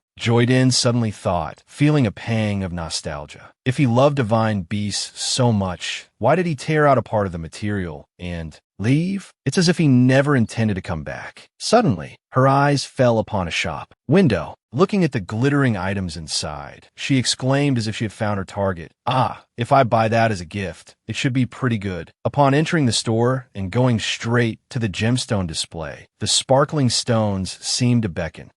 Joyden smiled and lifted her hand. They sparkle like this. They seem very high quality. Flo will definitely like this. But as she reached for a stone, her hand brushed against someone else's. Both of them froze, looking at each other in surprise. The shop owner chuckled. Oh dear, what shall we do? This is the last creation mineral stone. You both have a good eye, spotting it at the same time. Restless, she turned back to ask the shopkeeper, is this the only one on display? He replied firmly, yes, I'm afraid so. The next shipment won't arrive for another week. I sincerely apologize. Looking back at the stone, Joyden frowned in thought. Flo would love this. What should I do? The man who had also been reaching for the stone smiled politely and asked, I'm buying this for materials. What about you, priest? Joyden looked at him earnestly.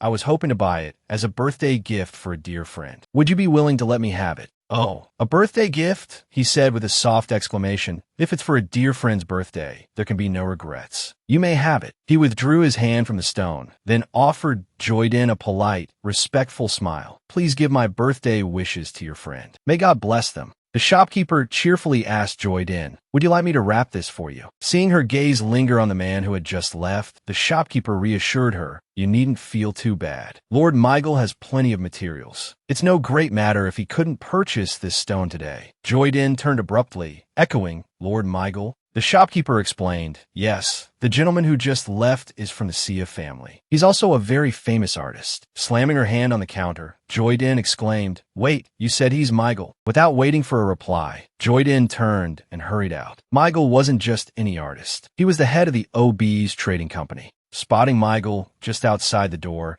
she called out urgently, please wait a moment, and rushed after him. I saw Michael's name on the guest list for the banquet. Ever since then, I've been meaning to meet him, the head of the OB's trading company. The Sia family is also a prestigious noble family in the Holy Kingdom. They don't actually expect Michael to be involved in business, so he attends events as an artist, but secretly runs the trading company behind the scenes. She called out urgently from behind him, please wait a moment. Michael glanced back, surprised, aren't you the priest from the shop just now? Joyden quickly replied, yes, that's me. He turned to face her, yes, there's something you need. Artists often added creation stone to their paints to give the painting a soft glow. So, Michael must have wanted to use the creation stone for the ceiling mural. She was still holding the stone in her hand. Thinking this, she decided to find a topic of conversation. Excuse me, Joyden asked slowly, are you an artist? Michael seemed a little embarrassed, giving a wry smile that, it seems the shopkeeper told you. No, she countered, I guessed after seeing your hands. There are traces of paint on your fingernails, so I thought you might have been painting before you came out. Michael looked down at his hands in surprise.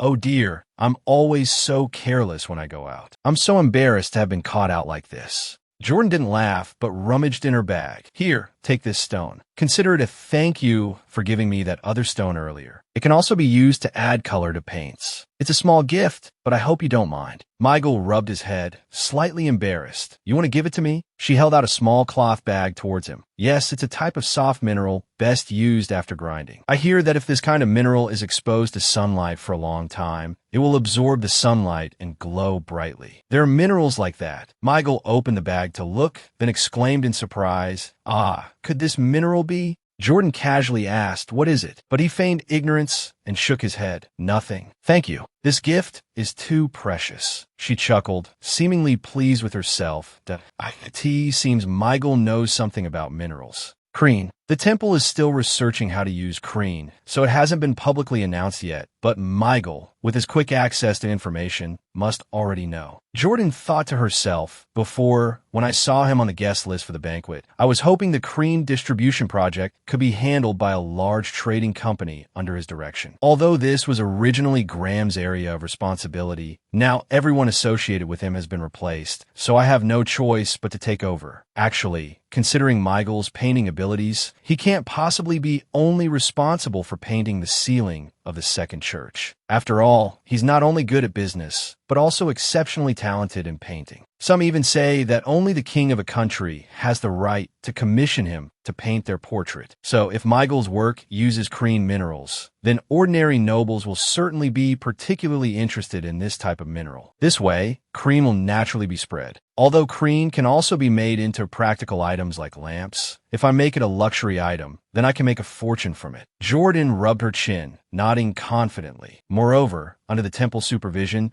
there's no need to worry about Kreen losing its original purpose due to soaring prices. Michael smiled at her and opened the carriage door to get in. Watching the carriage wheels roll away, Jordan stood still for a long time. She waved goodbye. "I hope you like it." "Well then, I'll leave this matter to you." Suddenly, Stellan appeared out of nowhere, chuckling. "Leave what to him?" Yum pit, yelling, "Goodness." Rayos, more alert, looked towards the carriage and asked her, "Priestess, who was that?" Although that person doesn't seem to pose a threat to your safety, you still need to be wary of strangers. But she only wondered about one thing. "Why are you two here?" "And both of you came together." Stellan turned to look at her. "Us." "Of course, because we're your escort knights. We've been quietly following you since earlier. You didn't know? His Holiness instructed us that no matter where you go, we must protect your safety." Jordan was slightly surprised, thinking to herself, His Holiness instructed you. Stellan, not paying much attention, opened the carriage door for her. "So, let's go home now. Are you done shopping? Let me carry that for you." Rayos, who had already snatched Jordan's bag at some point, punched him in the chest and scolded. "Aren't I already holding it? Can you be a little more aware?" Jordan's eyes sparkled with happiness. "Home? So, besides the Iovohio estate, I still have a home to return to." She smiled and walked towards them.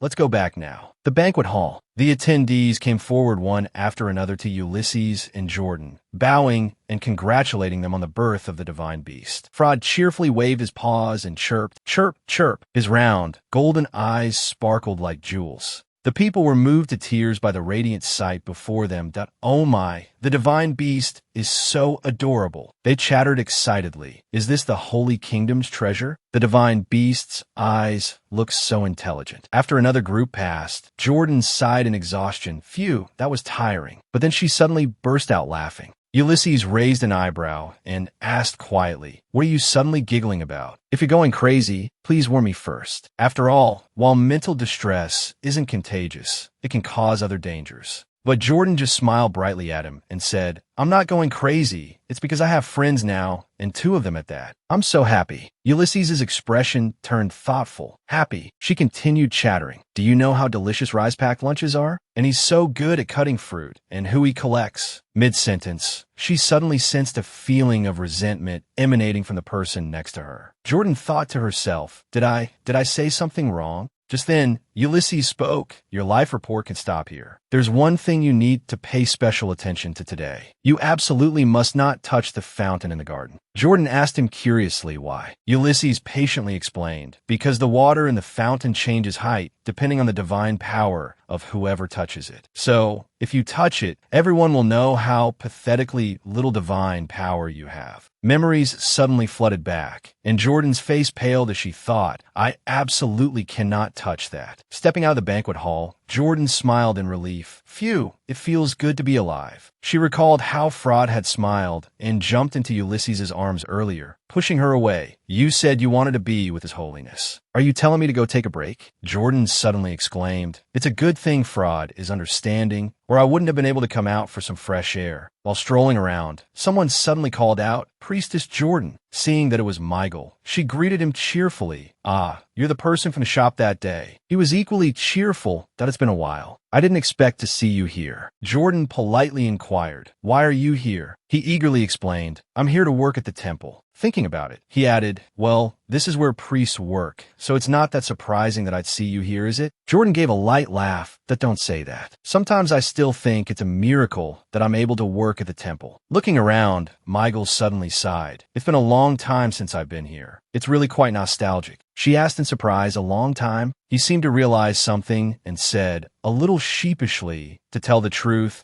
I was fortunate enough to serve as a priest here for a while, but only as a trainee. Jordan looked at him, impressed. He's really multi-talented. As if remembering something, he said brightly, oh, right? The mineral you gave me last time works really well with my paints. It's so smooth when mixed in, no graininess at all. She smiled, her face slightly flushed with pleasure, but I'm glad you liked it. Miga looked around for a moment, then said, the mineral you gave me is even better than the one I gave you. May I ask, is the friend you mentioned earlier the divine beast? Joyden didn't hesitate to answer. Yes, the divine beast likes things that sparkle. Miga lowered his eyes and smiled, relaxing oh, that's it. I'm also very happy to be able to see the legendary divine beast with my own eyes during my lifetime. So you are Joyden, right? She shyly nodded, her face radiant as she replied. Yes, it's me. He bowed respectfully to her again. Please forgive me for only introducing myself now. I'm Miga Siha, in charge of painting the ceiling for the second church, which is why I'm at the temple today. Seeing her slight awkwardness, Miga thought for a moment, then suddenly asked a question that hit a nerve, making her flinch. Could it be that you already knew me?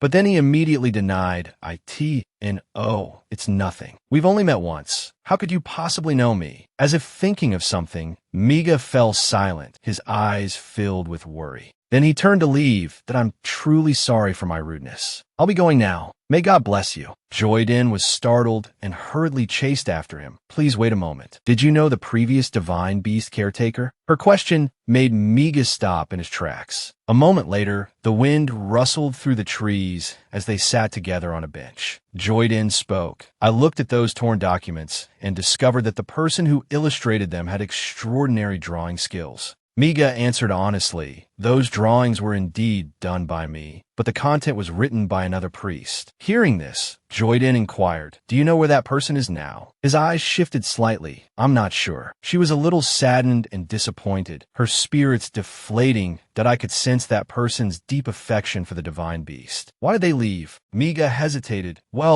Seeing this, she thought, it seems he knows something. If so, then this matter must also be related to him. Could there be another reason why he took this job, painting the ceiling? However, the temple has always been open to the outside. As long as he wants, he can attend the service anytime. Except in one case, that is, a dismissed priest can no longer enter the temple. But this is extremely rare, only happening when someone does something detrimental to the temple or damages something important. They will be punished like that. Suddenly remembering the missing page, Joyden's eyes widened in realization could it be? She asked anxiously, did you tear those documents? Miga gave a non-committal chuckle. You even guessed that? Indeed, that's what everyone says. She became even more puzzled. Everyone says that? So, you didn't actually tear them? You don't look like someone who would commit a serious crime. Like murder, for example. Hearing Joyden say this, Miga was speechless, letting out a casual laugh.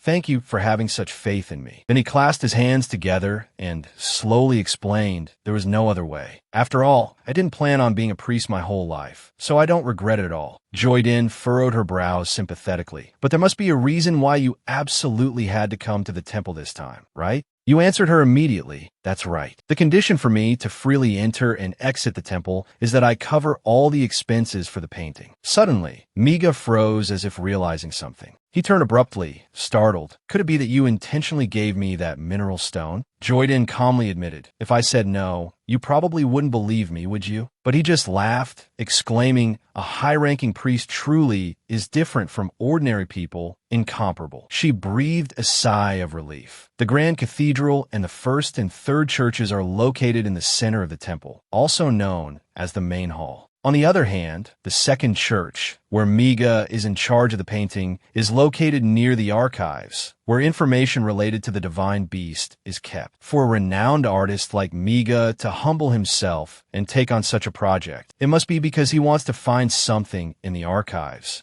Joyden slowly stroked the bench and asked Miga, "The materials you're illustrating aren't in the archives, but I know where they are kept." He quickly asked where. "Could it be in the Holy Emperor's palace?" Joyden smiled brightly. "They're in my house." A moment later, they returned to Joyden's residence. Looking at the towering rows of books, Miga couldn't help but exclaim, "The Rose Garden, it truly is magnificent." Suddenly, Joyden, on the other side, searched for a book and slammed a stack down on the table, startling Miga. She placed her hand on the stack of books and slowly negotiated. "I can let you see these materials, but on one condition." Miga calmly looked at her and asked, "What condition?" Joyden took a deep breath to gather her courage. Then she firmly stated her request. "I hope the OB's trading company can be in charge of the Creon Mineral Distribution Project." Miga smiled and quickly replied, "No problem." Feeling like she'd punched cotton, Joyden thought in surprise, "What?" He agreed so quickly. He still politely expressed, "Even if you hadn't said anything, I was planning to find an opportunity to propose this to the temple. I'm incredibly honored that you took the initiative to suggest this to me. However, I've never publicly announced that I'm the owner of the OB's trading company." "How did you know?" Joyden then explained. "A few days ago, when we met at that shop, didn't the shopkeeper not charge you?" Miga asked, slightly puzzled. "What does that imply?" She continued her analysis. "Shops that sell high-value items generally don't allow purchases on credit. But you clearly didn't pay, and the shopkeeper didn't seem to mind. So, I thought perhaps you were a regular customer there, or an acquaintance of the shopkeeper." Miga continued to question, and then, maintaining a calm and honest demeanor, she said, "I heard that a long time ago, your sketches were sent for auction by the OB's trading company, and your paintings were sold at a high price. At that time, because the media continent refused to trade with the outside world, the trading company fell into a period of extreme economic hardship. And you clearly don't regularly publish your work,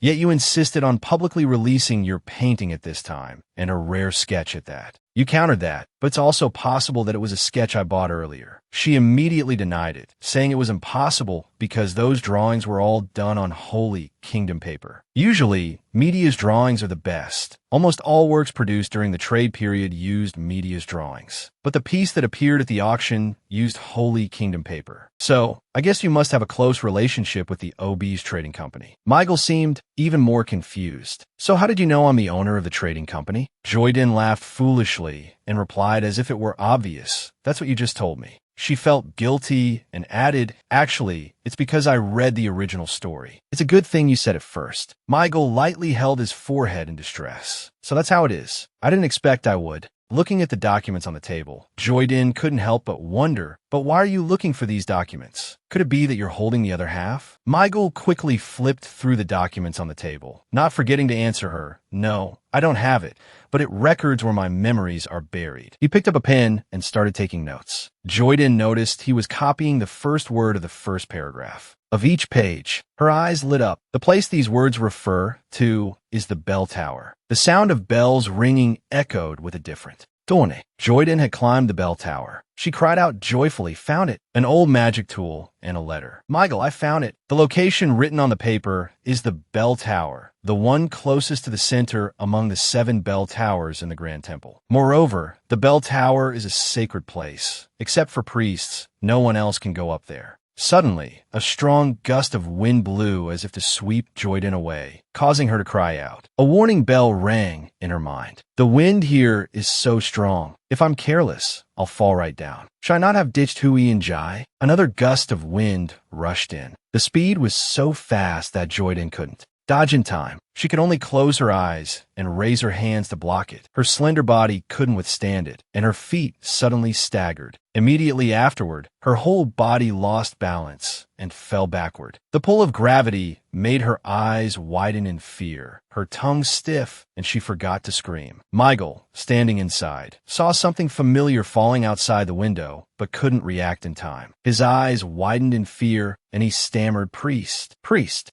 Inside the banquet hall, Flode slapped its tail against Ulysses, chirping incessantly. His expression wasn't any better. He thought to himself, did I give Joyden too much rest? What is she doing? Why hasn't she come back yet? Surely she wouldn't forget her duties and run off to enjoy the banquet, would she? However, although she's a noble from the Empire, she seemed fascinated by everything at this banquet. Remembering how excitedly she looked at the food displayed on the banquet table, he sighed softly. At this moment, the whip of Flode's tail became stronger. Ulysses and Flode stared at each other, their faces full of dejection. His face darkened with a forced smile. You seem to really hate me. Flode, hearing this, turned around and stuck their tongue out at Ulysses. Ulysses said irritably, I don't like you either. Go find your master. But before he could finish his sentence, he felt an impact against his back. Ulysses grabbed Flode and asked, was that you just now? But Flode looked clueless, chirped once, and then stopped. Ulysses' eyes were filled with worry as he thought, if that wasn't the divine beast playing around, then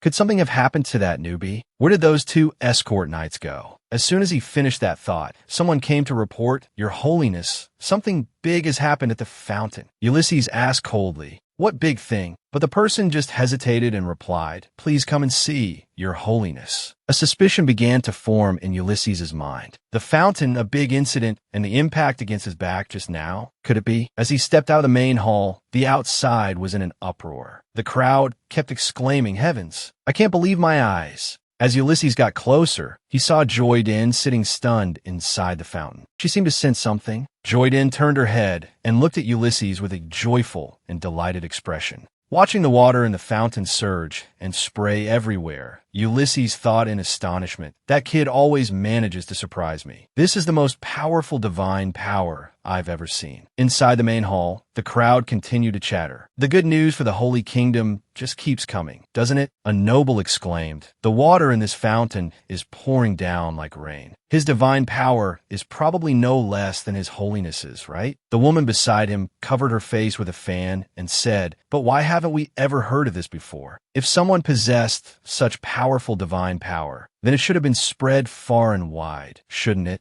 Another noble in the group also offered a theory. Could it be that he's been hiding his identity while in the Holy Kingdom? But I heard that priest is from the Empire. I guess His Majesty of the Brecan Empire will be spitting blood after hearing this news. I'm afraid it will cause an uproar. Just as they mentioned him, a crashing sound rang out. The sound of overturning tables and chairs continued, accompanied by curses. The sun. I hate the sun. You all draw all the curtains in this palace. The maids quickly closed all the windows. The person paced back and forth anxiously, giving orders, and also, go and call Duke Iovohio here quickly. From beneath the dark staircase came the sound of footsteps, mixed with a crackling sound like small particles colliding with each other. In the dim light, a person paused before a stone. Iron chains tightly bound the stone, but the small particles around it still emitted small popping sounds. The person, with deep blue eyes, breathed a sigh of relief. Suddenly, someone approached and addressed him, Your Majesty. He raised his head and asked, Duke Iovohio, do you finally understand what I want? Duke Iovohio replied earnestly, I sincerely apologize, Your Majesty. I truly have no face to see you. He sighed inwardly. TSK, why can't anything go smoothly? The person addressed, as Your Majesty lightly touched the energy emanating from the stone, several times larger than himself. Forget it. Duke Iovohio, do you remember this stone? This is the treasure you obtained using forbidden magic. You then offered it to me, saying it was a stone that could grant wishes. 20 years have passed in the blink of an eye. He touched it for a moment, then coughed repeatedly. After a long while, he weakly asked, Cough, cough. Has there been any progress in the magic research? Duke Iovohio bowed. Of course, Your Majesty. He gritted his teeth inwardly. That frail brat has suddenly become powerful. Clearly, I conducted numerous experiments on her before, but the results all indicated she possessed only weak divine power, a useless failed product. But now, her recent actions are incredibly strange. He recalled Joyden, and even Fraud immediately shielding her from behind. He ground his teeth in resentment. She must have made some sort of deal with His Holiness. The person addressed, as Your Majesty glanced at him and said, Duke Iovohio, the Brecan Empire, the largest on this continent, is mine. Then the floating continent should naturally also belong to me, shouldn't it? He gave a sly smile. Greed filled his eyes. With this miraculous stone, even the Holy Kingdom, with its lofty status, will instantly fall to the bottom. Even if he carries the blood of a god, he's nothing more than a pillar of the Holy Kingdom. But a solid structure, no matter how formidable, requires a dozen or so supporting pillars. Relying solely on his holiness, how long do you think that nation can last? Besides, it's been thousands of years. It's time for a change in ownership. At the main hall of the Holy Kingdom, Joyden paced anxiously in front of the temple entrance. Recalling the incident at the fountain, she couldn't help but panic. When the world happened, the fountain must have malfunctioned. I can't possibly possess such powerful divine power. Didn't His Holiness check my divine power before? The sudden heavy thud of the door opening startled her. Joyden was dragged out by the guards, but she still managed to shout, "Your Holiness, I believe in you. You must leave a successor for the Holy Kingdom. Your Holiness." Seeing him being pulled away, Joyden broke out in a cold sweat. She glanced around, observing the situation, and thought, it seems His Holiness is truly furious. Is it really okay for me to go in now? But before she could finish her thought,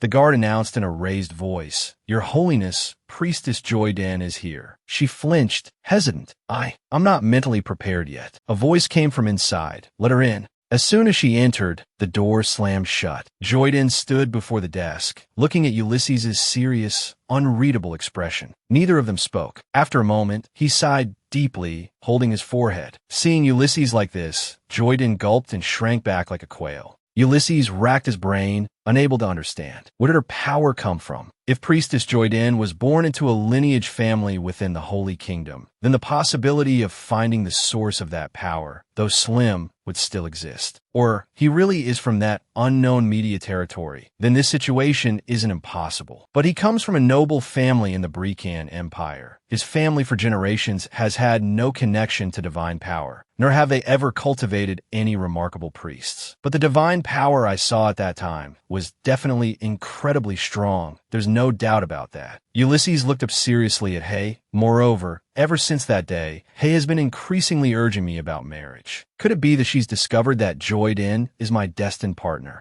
Joyden not only can foresee the future, but can also tame animals. These are all extremely rare abilities. Considering his abilities, he's probably the strongest person ever, perhaps even able to match the Elder, if it's like what Hay says. For the sake of the floating continent, I must find a destined partner, and that partner can only be him, someone with power equal to my own. Suddenly, Ulysses felt a sharp pain and quickly lowered his eyes. The image of Joyden approaching him with concern blurred. "Your Holiness, are you all right?" "Your Holiness." Her worried face looked incredibly soft, and her gestures were unusually gentle. Ulysses stared in disbelief. He abruptly stood up. "What's going on? Why do I have the feeling that Priest Joyden is a girl?" Joyden anxiously reached out towards Ulysses. "Your Holiness, are you all right? Your complexion doesn't look good." But he slightly lowered his head, avoiding her gaze. "That I'm fine. Stay away from me." She responded with a confused yes, already terrified inside. "That it seems that damaging the fountain really angered His Holiness." Ulysses's dark blue eyes kept glancing at her. Joyden was now panicking, counting on her fingers. "Last time to buy a gift for Flo, I spent a large sum. I still have. How much money left do I have?" Ulysses rubbed his temples, thinking, although his physique is small, he's clearly a boy. Am I so tired that I'm hallucinating? It's all Hay's fault, always nagging me about marriage. Hay's slogan is, "Your Holiness, please get married soon. Please think about the future of the Holy Kingdom." Joyden, having finished calculating, dejectedly negotiated, Your Holiness, that fountain, sparkling with silver, is it very expensive?" Ulysses calmly asked back, "What are you talking about?" Joyden hurriedly explained, "Didn't it show that I have incredibly strong divine power at that time? It must be because I damaged it when I fell into the fountain, but everyone believed it was real. They all think I'm extraordinary. What should I do now?" Remembering the scene this morning, she was frightened by the crowd surrounding her. "Priest Joyden, please accept this. Get out of the way, I was here first." Ulysses's face paled with exasperation, inwardly lamenting, "What am I supposed to do with you?" Joyden, thinking he was asking for her opinion, froze stiff as a statue at I will go to the merchant kingdom and try to earn money to compensate you. Just give me some time, I will definitely." Ulysses's gaze suddenly regained its composure. Joyden gave an embarrassed chuckle. Everything I just said was nonsense, Your Holiness. Please don't take it to heart, haha. If I work hard to earn money, then you'll be overworked, and that definitely won't do, right? The chair behind Ulysses creaked as it was pushed back. He slowly asked, if you want to work hard and earn money, then no matter what I ask, you'll accept, right?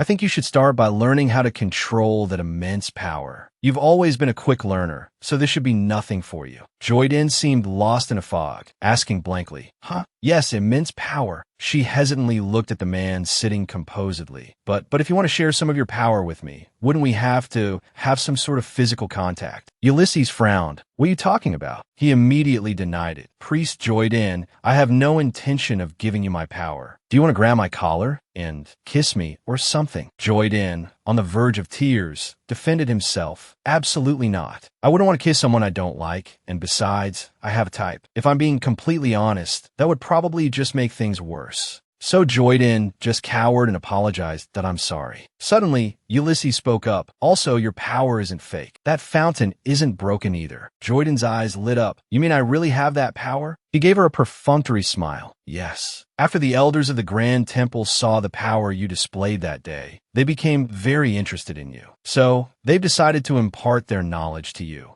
You're still not proficient in using your power, so this is a good opportunity. I hope you'll do your best and strive to one day be able to use this power freely. Encouraged by Ulysses, Joyden happily replied, yes, the worry fading from his face. A while later, outside the hall, Joyden was happily humming and strolling when he ran into someone. Hay appeared out of nowhere and called out, Hey kid, Joyden jamt startelda elderay. Hay's determination burned brightly. Today, I absolutely must figure out what the nature of his relationship with the Holy Emperor is. Meanwhile, oblivious Joyden exclaimed, Elder Hay, long time no see. Your voice sounds much better. It seems that tea really worked. I go lately. Embarrassed I am. Yes. You've been well, haven't you? He felt a pang of guilt. Honestly, he's so innocent and naive. How can I bring myself to ask? However, if he has such immense power, then the loud noise from the temple before isn't so hard to understand. Actually, if he were a woman, he'd probably be the most promising candidate for Holy Empress. Hay fell into deep thought again. Joyden, noticing this, asked with concern, Elder Hay, are you feeling unwell? Elderay. He finally answered her that I've been thinking for a long time. Joyden responded with a surprised, oh. Then Hay continued, perhaps your power will be very beneficial for the future development of the Holy Kingdom, but I don't hope the Holy Kingdom will develop in that direction in the future. She stammered, the direction you're talking about, what is it? Hay sighed and shook his head in exasperation. It seems you're still struggling to pretend you don't know anything. Joyden's face was blank that I'm not pretending. I really don't know what you're talking about. Hay placed a hand on Joyden's shoulder sympathetically. It's all right, I understand. Although we've been denying reality, perhaps His Holiness has his own plans. Now we should accept you.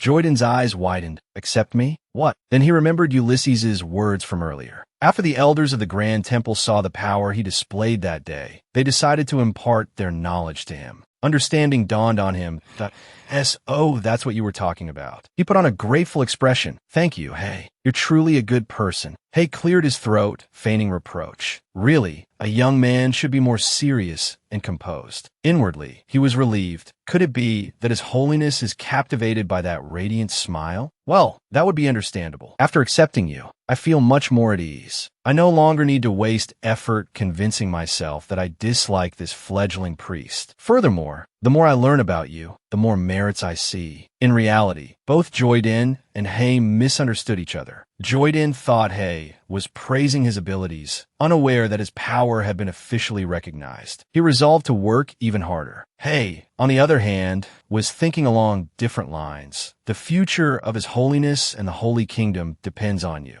Suddenly, Hay asked, by the way, why did you enter the Grand Temple? Joyden hesitated, thinking no. I suppose Joyden entered the temple at the age of 13. She was considered a disgrace by her own family and abandoned there. Her purpose was to obey her family's orders and sabotage everything in the Grand Temple. Hay continued, the main hall is located in the center and is responsible for managing the administrative affairs of the entire Holy Kingdom. But I see you have a great talent in healing and herbalism. I believe you could apply to join another department. Joyden asked in surprise. You mean I can participate in 2 different departments? Hay replied matter-of-factly, yes. The fact that you could hatch a divine beast is already outstanding, not to mention your other remarkable achievements. You've done your part well. From now on, you can explore things you're truly interested in. I see you're quite bored attending to duties here every day. Even an old man like me is worried. Joyden lightly touched the glass cabinet.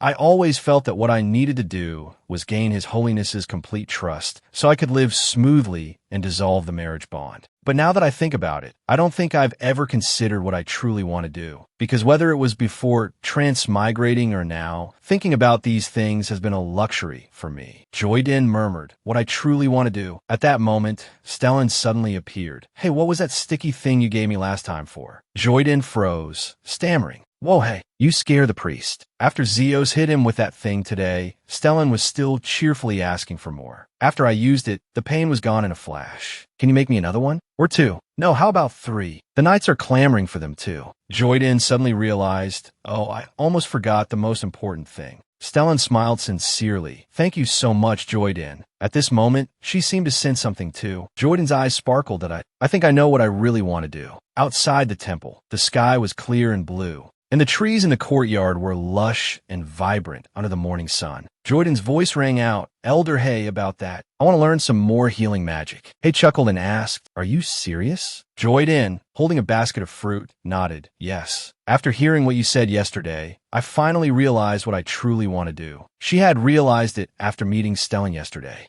Joyden beamed at Hay. I want to be someone like you, able to help people. Hay coughed awkwardly and replied, well, if you have any questions, you can always come in my research room. He then handed Joyden a card. I have a lot of books there. You can come and read them. Looking at the gold card embossed with the Southern Sanctuary symbol, Joyden accepted it with both hands. She turned it over curiously. Wow, what's this? Hay was still basking in the glow of Joyden's sincere words. I want to be someone like you. Elder Hay, you're truly admirable. His inner laughter echoed. At the Southern Sanctuary, people were still busy cleaning and reorganizing the books. Joyden stepped inside, looking around curiously. I heard the atmosphere in each sanctuary is different due to the different styles of the person in charge. It's certainly true. Whether it's the people or the architecture, it feels very much like Elder Hay. She approached the attendant hesitantly. Hello, but the attendant declined. This isn't a good time. Elder Hay isn't here today. I'm sorry, you are.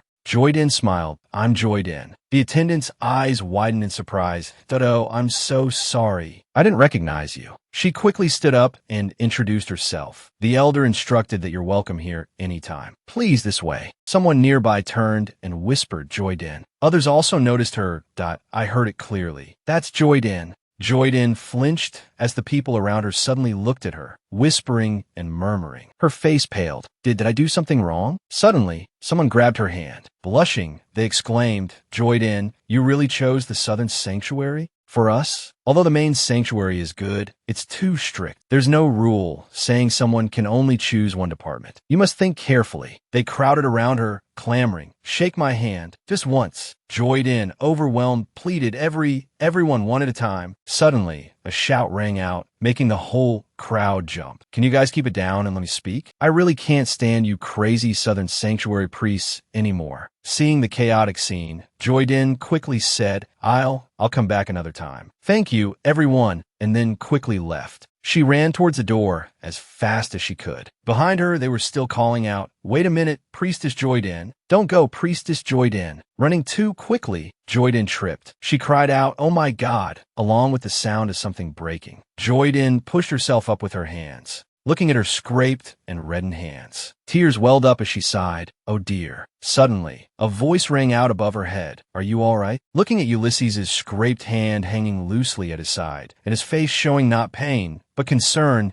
Joyden exclaimed, Your Holiness. The carriage rattled along outside the Southern Sanctuary. Ulysses and Joyden sat inside, but the atmosphere was extremely gloomy. Seeing her dejected expression, Ulysses scowled. Why is she making that face again today? A moment later, he softly called out, "Priestess Joyden." She startled and let out a small gasp. He seriously questioned her. Why did you sneak off to the southern sanctuary and get caught red-handed by me? Give me an explanation. Joyden stammered, head bowed. That's because... Before she could answer, Ulysses continued, your place is in the main sanctuary. In other words, shouldn't you be under my supervision? Joyden hurriedly explained, Elder Hayes said if I wanted to read books, I could come to his place anytime, so I went there. Your Holiness, didn't you also tell me to learn more? He refuted her. Elder Hay is out on business today. At this, she looked up. I know, so I was originally alone, but the priest of the southern sanctuary, seeing his stern gaze, she abandoned her original intention. If she told him the truth, that Elder Hay had told her to choose another department, he would surely kill her with a single look. Thinking this, she pretended to scratch her face and change the subject. Oh, right. I heard that a person can choose multiple departments, Your Holiness. Is that true? Ulysses closed his eyes slightly and explained, in principle, a priest can indeed choose multiple departments, but very few priests do so. She couldn't help but ask why. Does it depend on the abilities of the first department? Ulysses readily replied, yes. Each sanctuary believes itself to be the strongest and looks down on the others.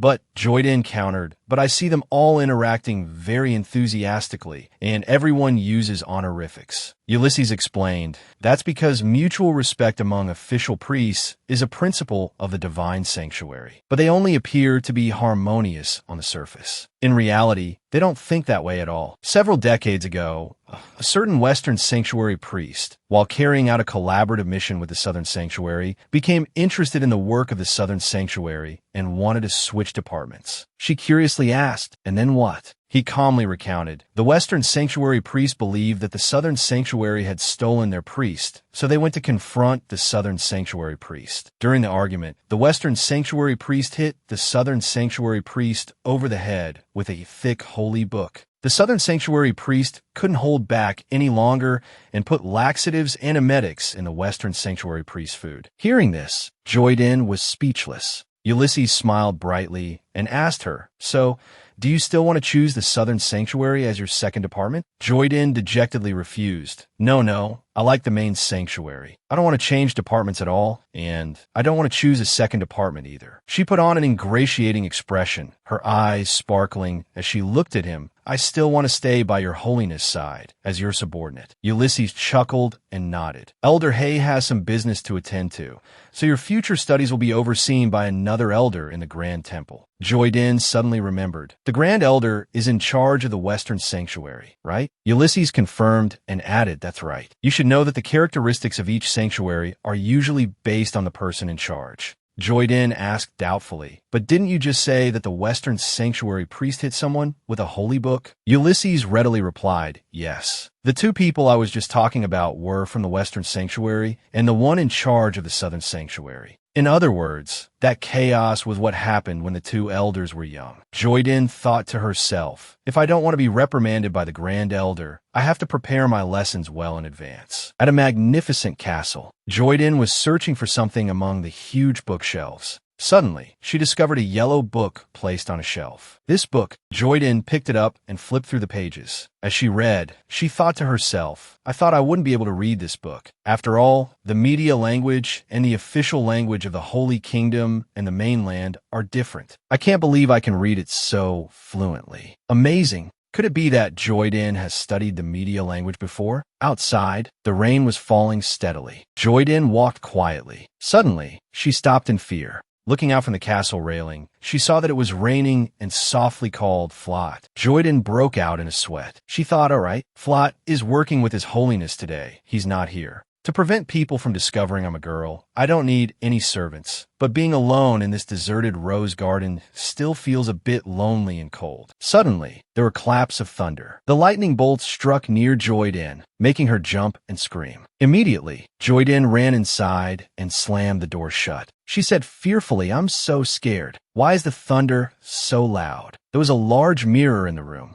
Joydin stood in front of the mirror and slowly took off the ring on her finger. Looking at herself in the mirror, she pondered, what should I do if this ring is lost? If everyone finds out that I've been deceiving them, I'm sure many people will be disappointed in me. It was hard enough for me to make a few friends, and now everyone's eyes have finally softened a bit. I don't want to be looked at with the same cold eyes as before, like the way Duchess Iovohio looked at me. Joydin sadly rested her head against the mirror, thinking to herself, although Flot, zealous, and Hui would probably understand, hiding her identity was no different than deceiving His Holiness. She imagined a scenario with Ulysses holding a sword menacingly, saying, "You dare deceive me? I see you're tired of living." Joydin worried incessantly. She pondered just how long would she have to disguise herself as a man, and could she really hide it from His Holiness forever? At another magnificent castle, Ulysses's Flot was whining. Ulysses, holding Flot, suddenly released him. The work is done. You can go back now. Flot stomped his feet on the ground. He turned away sulkily, get out, but then he stopped and widened his eyes. Flot spoke up, coo, coo, coo. Ulysses turned back to look at him. What's wrong? He raised his arms repeatedly, chirping, cluck, cluck.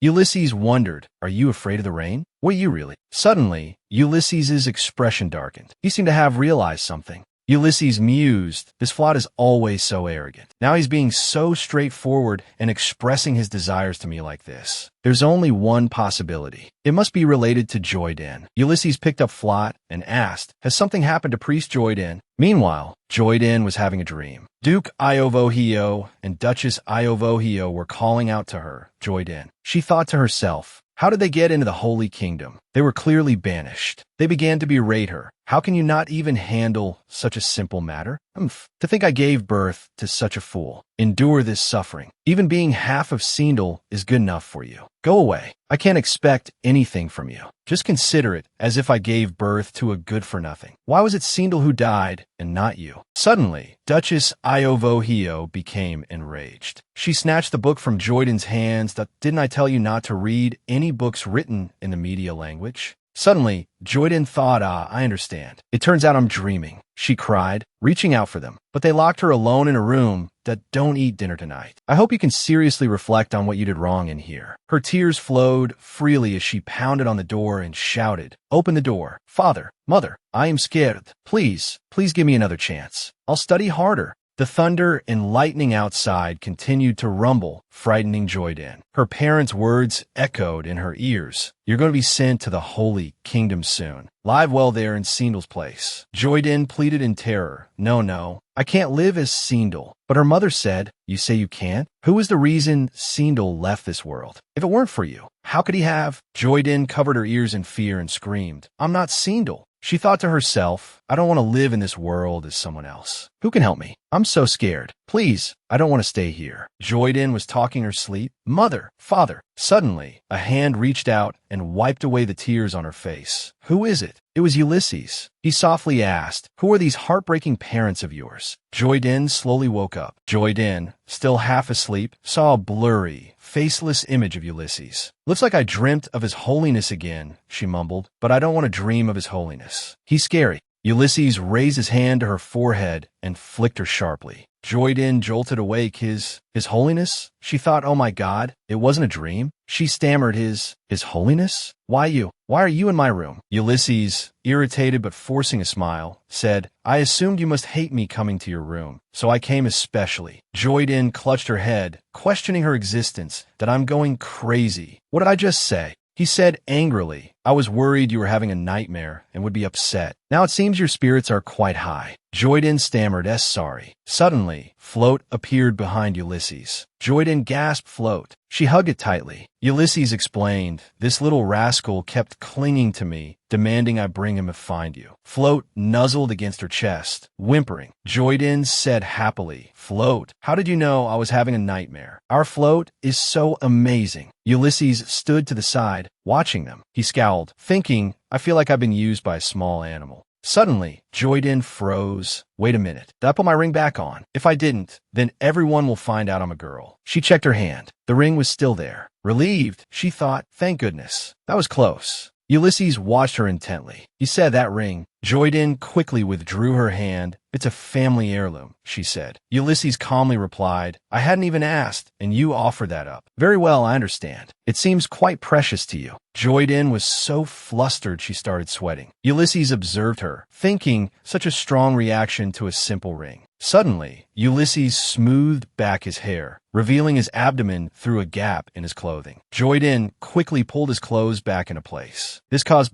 both of them to freeze. Ulysses's face darkened. Joyden anxiously explained, well, I saw your clothes were a bit open, so I wanted to help you adjust them." Ulysses's eyes turned red, as if he were about to transform into a demon. "Are you insane?" Joyden trembled. "Your Holiness, please let me explain. Although I've acted inappropriately towards you in the past, this time I really did see your clothes were open, so I wanted to help you adjust them." "Your Holiness?" Joyden was still holding his clothes, while Ulysses remained frozen. Confused, Joyden tried letting go, then grabbing his clothes again, but still nothing happened. She wondered, could it be that he doesn't dislike being touched, but rather has sensitive skin, so he avoids contact? At that moment, Ulysses finally reacted, brushing off his clothes, and Joyden began to question everything. He's fine when he touches others, but when someone touches him, he gets a rash. His sense of bodily autonomy is quite strong. Maybe his arms are okay to touch, but not his body. She asked him, "So, do you have any other discomforts, like a fear of sharp objects or a fear of heights?" Ulysses chuckled. "What do you plan to do after knowing my weaknesses? Do you want to use them to make some sort of deal with me?"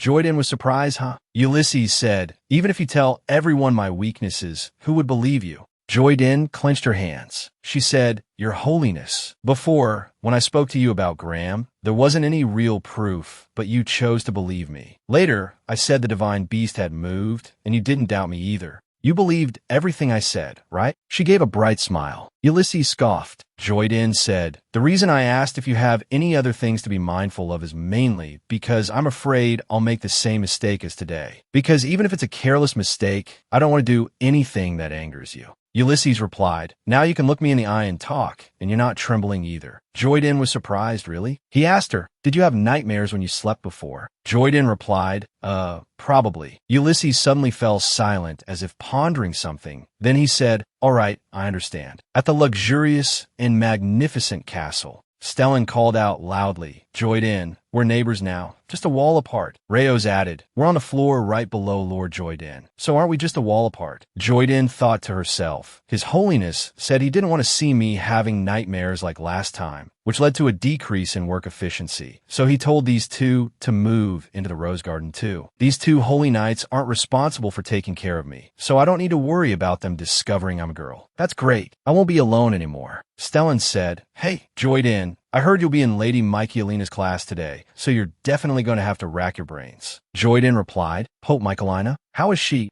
Is she even stricter than you?" Stellan said, "Joyden, you might even cry in her class. Michaelina is known as the precious treasure of the Grand Temple. She's even older than Hay, and besides Ulysses, she's the oldest person in the Holy Kingdom." Joyden stroked her chin and pondered for a long time. "I've only met her occasionally before, so I don't know her very well. But I know that although she seems gentle, she's actually quite decisive. And she's also extremely fond of research." Rayos beside her reminded her, "You have to be prepared for a long battle in her class." Hearing this, Joyden looked up and asked in confusion, "A long battle?" Stellan, hugging himself and shivering, said, "Because unless you carve everything you've learned deep into your memory, Lady Michaelina won't let you go." Rayos nodded in agreement. Joyden asked in a panic, "Oh, really?" Stellan replied, his voice filled with fear as he recounted his past experiences. "Yeah, she won't even let you eat or drink. In short, it's truly terrifying. One time I said I needed to use the restroom. You know what she said to me?" Michaelina appeared in his memory, calmly saying, "Hold it a little longer. You'll feel better once you sweat it out." Stellan snorted as if dissatisfied with that statement. "She said that to me." Joyden, after hearing this, was scared to the point of tears. Thinking to herself, she wondered, can I really do this? Afterward, Stellan and Rayos said goodbye to Joyden and left. Stellan didn't forget to encourage her. "Joyden, do your best. We'll pick you up after class. Don't worry, even if you finish early tomorrow morning, we'll definitely be there." Joyden's pale and haggard face managed a small smile as she waved back. When they left, Joyden shook her head repeatedly, trying to encourage herself to,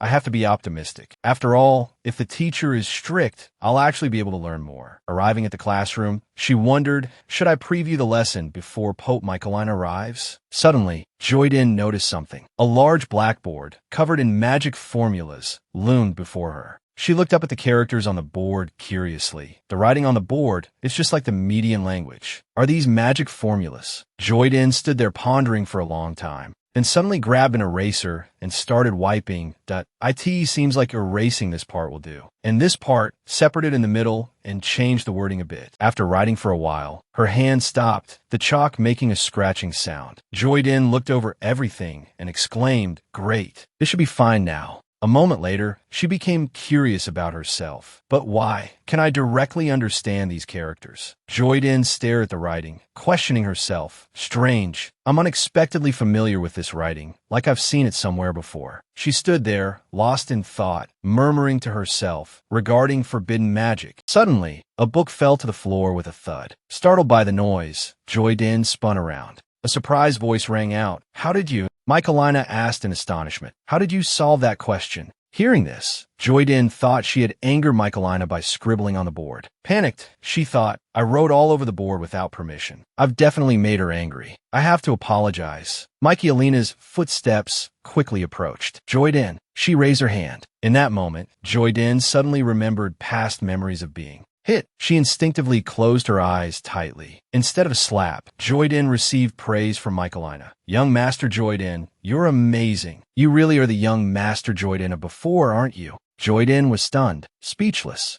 Michaelina excitedly asked her, "Can you solve this question too? Or how about this one?" Joyden stammered, "This question, if you apply a different formula." Afterward, Michaelina seemed to transform into a different person, gently feeding Joyden. Open wide, young Master Joyden. Joyden was forced to eat until she was stuffed, suppressing her nausea. My stomach is about to burst. A wide variety of pastries were spread out on the table. A lavish feast glittered before Joyden, and Michaelina was insistent on feeding her everything. "You're so thin. How can you solve problems like this? You need to eat to have strength. Eat more, young Master Joyden. You're a rare talent." Michaelina thought to herself, the magic formula young Master Joyden solved earlier originated from media. However, even young Master Whistlein and young Master Rayos, who were from media, couldn't solve that question. Now a young priest. She observed Joyden's adorably clumsy way of drinking tea and sighed. "You figured out." Michaelina smiled serenely. It was only to be expected. He possessed such powerful divine abilities. Solving this question wasn't surprising. She then offered Joyden more food. "Young Master Joyden, eat slowly. If there's anything else you'd like, just tell me." Joyden was flustered. She was already full.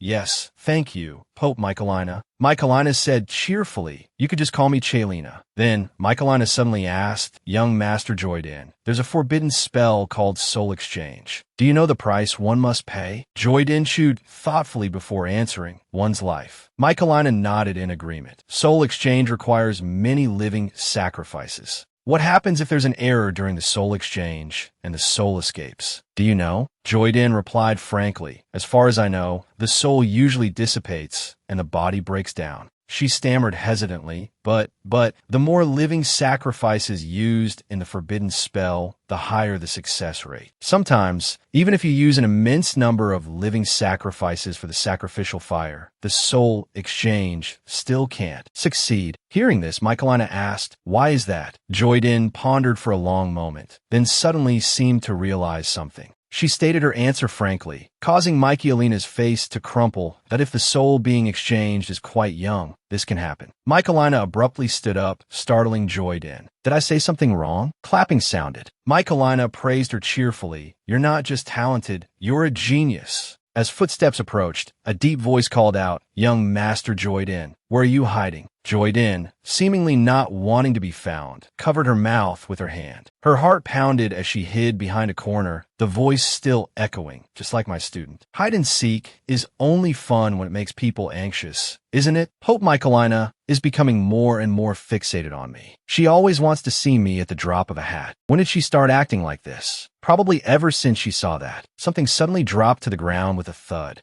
Joyden looked down in a slight panic. Her card had fallen out. As she picked it up, Michaelina suddenly spoke beside her. What's that? So, it's a Southern Sanctuary pass? Joyden's eyes widened immediately. This is a pass? I thought it was just a visitor's entry card. The other person continued, the yellow card is quite special. It's the type issued to the person in charge of each sanctuary. Since it's different from an identification card, it's also given to some people as an invitation. Joyden's eyes sparkled. Pope Michaelina gave me something so valuable. She was instantly touched. Michaelina had her own thoughts. I can't let the Southern Sanctuary steal young Master Joyden away. She closed her book and said softly, Young Master Joyden, you probably know that choosing multiple departments at the same time isn't against the rules. Why don't you come to the Western Sanctuary? If you go to the Southern Sanctuary, you'll definitely have to cultivate herbs. Do you know how boring cultivating herbs is? Our Western Sanctuary is different. It's full of dead people, no magical beasts. Anyway, the Western Sanctuary is a place for life science research. Don't you think it's amazing? Back in reality, Joyden walked absent-mindedly down the hallway. If His Holiness knew that even Pope Michaelina wanted to lure her to the Western Sanctuary, he would definitely be upset. But right now, the only person who could stop Pope Michaelina was His Holiness. Suddenly, the familiar voice rang out once more. I think I heard Priestess Joyden's breathing. Startled, she thought, oh my goodness. The deep voice continued, Priestess Joyden. Joyden could only run as fast as lightning, thinking, I have a hide right now. But where can I hide? Whatever, I'll just hide somewhere for now.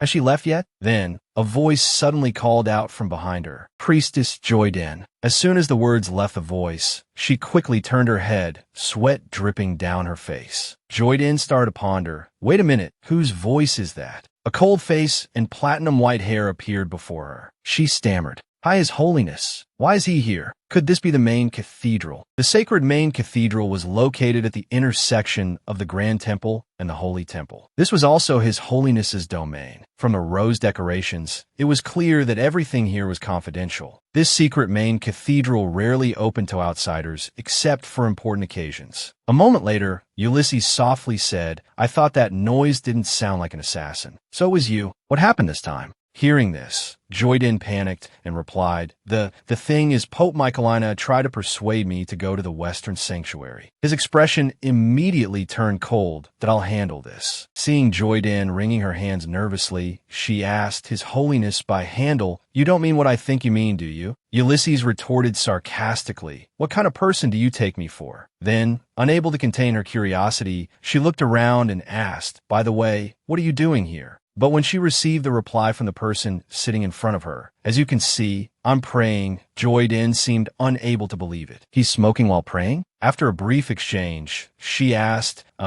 His Holiness, why did you establish the Grand Temple? He replied, Are you asking that because you think I'm not devout enough? Joyden thought to herself, anyone who sees this would think the same. Until now, the Ulysses I've seen has always appeared to be completely devoid of faith, even though he looks incredibly dignified and is the most outstanding pope. But if people saw the real His Holiness beneath that false mask, they would surely have mixed feelings. Suddenly, he raised his hand slightly and said, You know, you should probably head out now. Joyden then realized something. It seems I've taken up too much of His Holiness's time. At the same moment, there were some rumbling sounds from outside the door. Many people entered and bowed, saying, Your Holiness. Then, the atmosphere became extremely quiet. This scene made Joyden's heart pound. Hiding in a corner, panicked, she thought, what's going on? That's the highest-ranking priest's badge. So that's why he called me out here? That damn bastard. He clearly noticed someone coming, but he didn't say a word to me. Is this a place only the highest-ranking priest can enter? How am I supposed to get out of here now? Over there, everyone is talking to each other. Your Holiness, did your prayer go well? As you instructed last time, we have compiled a list of trading companies that will conduct business with the Grand Temple. So, please present your findings.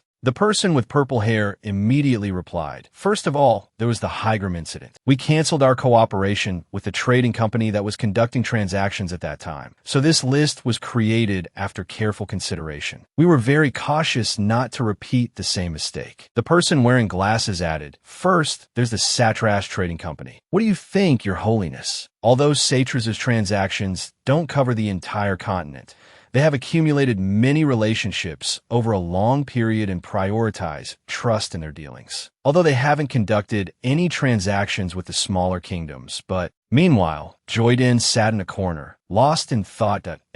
Satras's mercenaries are quite weak, so their transaction fees in some dangerous areas are much higher than other trading companies. Suddenly, someone's hand grasped the white cloth and gently tugged it. Ulysses looked up with contemplative eyes. Joyden held out a piece of paper while shaking her head. On it were 2 lines of writing. "Their transaction fees are very high." The other person just silently pondered. So she scribbled something else down. A moment later, Joyden smiled slightly. "What do you think about the OB's trading company? Miga will help us." In a palace with a blue dome, the interior was extremely luxurious and splendid. Miga placed their right hand on their chest and bowed slightly. "Greetings, Your Holiness. I am the head of the OB's trading company, Miga C." After a thought crossed his mind, Ulysses was surprised. "I didn't know Miga was the head of the OB's trading company." He immediately spoke softly. "It's been a while." Miga calmly replied, "I once visited your home when I was painting the ceiling. I'm honored you still remember." Ulysses responded, "I was just remembering the time you worked at the temple." Miga bowed their head slowly and replied, "You still remember that? It seems the work I did was so shameful that it left such a deep impression on you." Hearing this, Ulysses smiled,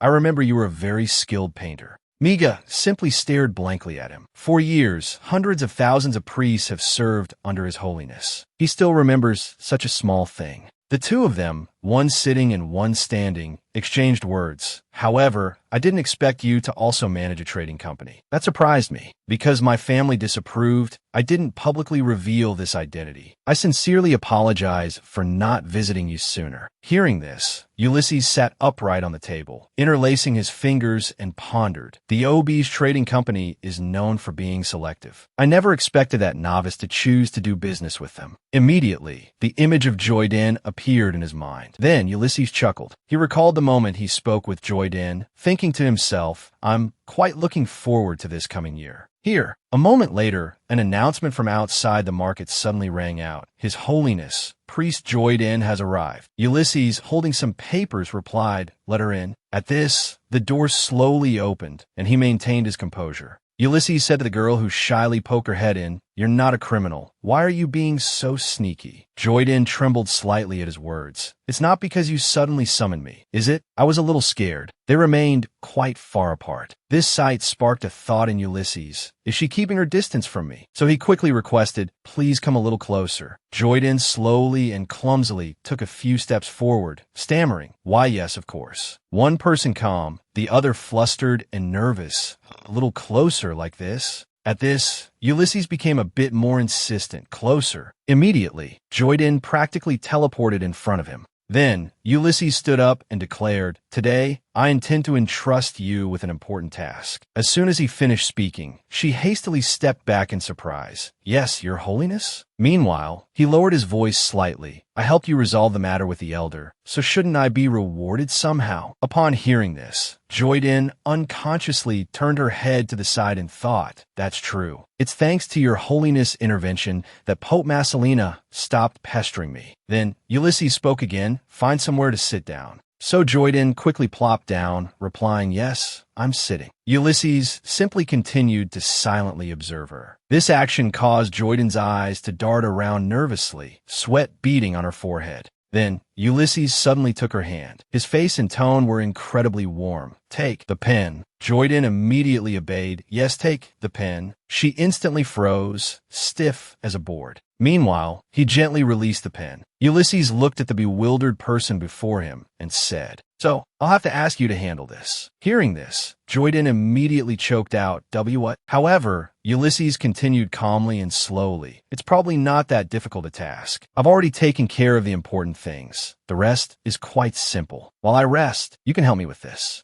after hearing her discontent. But this isn't my job. He remained calm. You can do it. It's not difficult at all. While one had no intention of helping, the other seemed unconcerned. The issue isn't whether it's difficult or not, but why I? No, why? Why should I handle His Holiness's work? Wake me at 5 o'clock. Seeing this, Joyden immediately felt indignant. Your Holiness, this is too much. Did your collaboration with Miga not go well? At this, Ulysses quietly said, the head of the trading company praised you. An image of Miga walking out, suddenly remembering something, flashed in her mind. Priest Joyden is both intelligent and gentle. The me from back then couldn't compare to her at all. Immediately, Joyden's face lit up with happiness, her eyes sparkling. Miga said that. Ulysses, however, quipped, how naive. Finished. Joyden looked at the person lying on the couch, his face flushed. He was a good person, but his attitude hadn't changed at all. It didn't seem bad, though. After all, he trusted a rookie priest like her so much, even telling her his true identity. In the space where it was just the two of them, they exchanged words back and forth. So, when will your work on the ceiling painting be finished? It must be beautiful, probably after winter.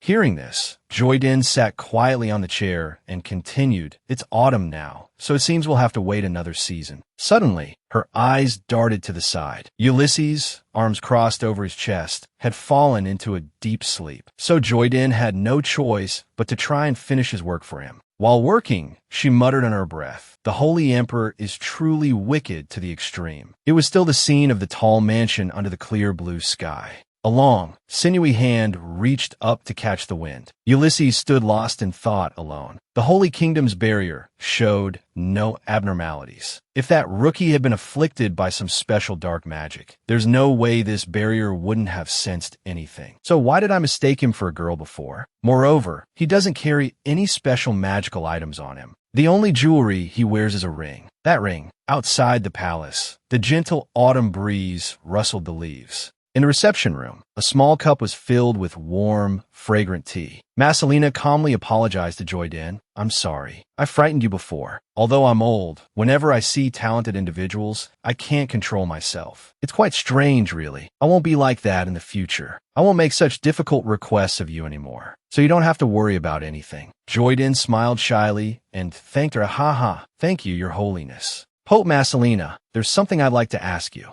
Massalina asked her, what is it? Joyden expressed her question. Why is Media's trade route closed? Massalina was surprised by her question. She asked her, are you very curious? She replied, yes, because it's Hui and Jai's homeland. Massalina took a slow sip of tea and said to her, just because it's the country of your friends? You don't need to worry about them. Young Master Joyden, they're descendants of noble families, so entering and exiting is relatively easy for them. Although the trade route along with the usual roads are blocked, the people of Media have their own ways of getting in and out. Joyden was overjoyed to hear this and excitedly asked, really? That's great. Massalina told her there are rumors that Media lost something, which is why they closed the country. Some even wonder if they lost some kind of treasure. Joyden rubbed her chin and reasoned, I have a feeling the treasure they lost isn't something like money. Massalina, seeing her deduce this on her first time hearing the story, excitedly clapped her hands and praised her, as expected of young Master Joyden. You're right, Media isn't a country lacking in wealth. The purpose of closing the trade route is to prevent the treasure from being smuggled out. It can be seen that this treasure is extremely important. However, that was more than 20 years ago. Joyden agreed. Then it's quite old news indeed. She explained the current situation, saying that they still hadn't found the treasure and guessed they would reopen the country soon. After all, they couldn't keep it closed forever. Jordan touched her chin, muttering, so that's how it is?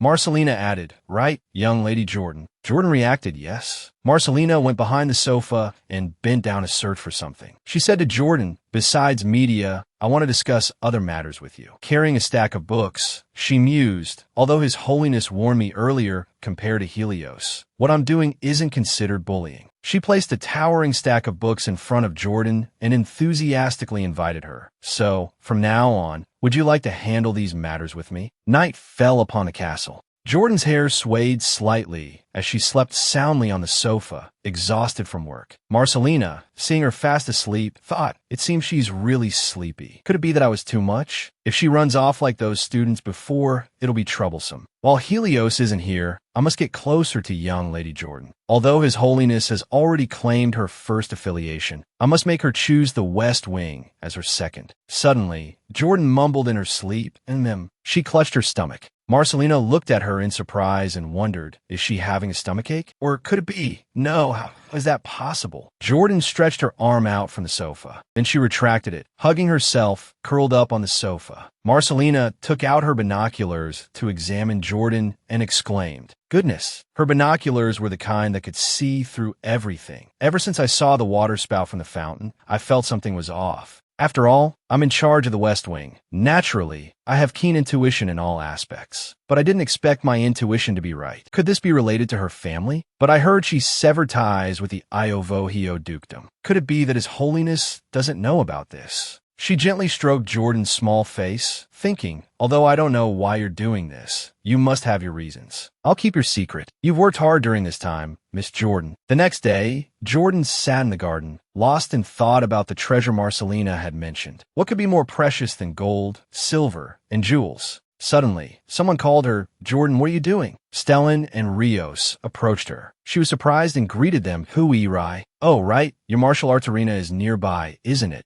Stellan sat down beside Jordan, grinning and curiously asked, are you writing a secret letter? Don't tell me you're writing to that priest who sent you a love letter last time. She's quite adorable. Jordan blushed and denied it. No, it's not that. Then she turned to him and asked, by the way, Hui, what do you consider most precious? He looked bewildered at me. He replied, probably food. After all, being hungry isn't a pleasant feeling.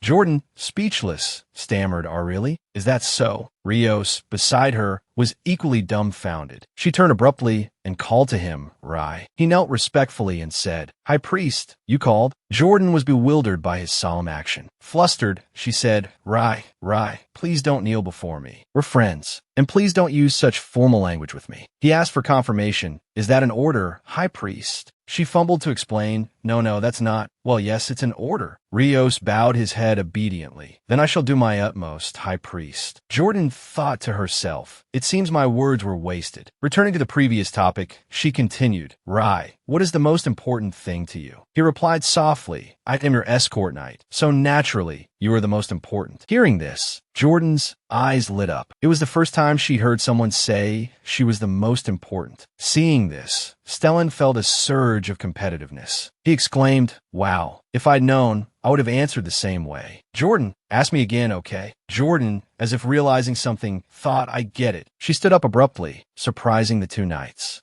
Media is currently closed off, obeying the orders of the leading family. Therefore, the power of Media's leading family is immense. If even they are having difficulty finding it, they must be worried about danger and not expecting help from other nations. What Media has lost is a person. Moreover, an extremely important and precious person. Why would the people of Media comply with the order to seal off the continent? Could it be someone from the leading family? Her eyes drooped, sadness clouding her crimson orbs. Her heart sank as she thought, it's unbelievable they had to pay such a high price to find their family member, while my own. The two men supported her. Rio spoke first. High Priest, are you all right? Stellan, beside him, also asked with concern, Jordan, are you feeling unwell? Suddenly, a voice rang out, excuse me, but are you High Priest Jordan? Jordan's expressionless face turned towards the source of the voice. A large crowd stood behind the three of them. Jordan, still not understanding the situation, gaped in surprise. The two men awkwardly stepped forward. One after the other, they spoke that I've always wanted to meet you. It's truly an honor to fulfill this wish today. The other shyly added,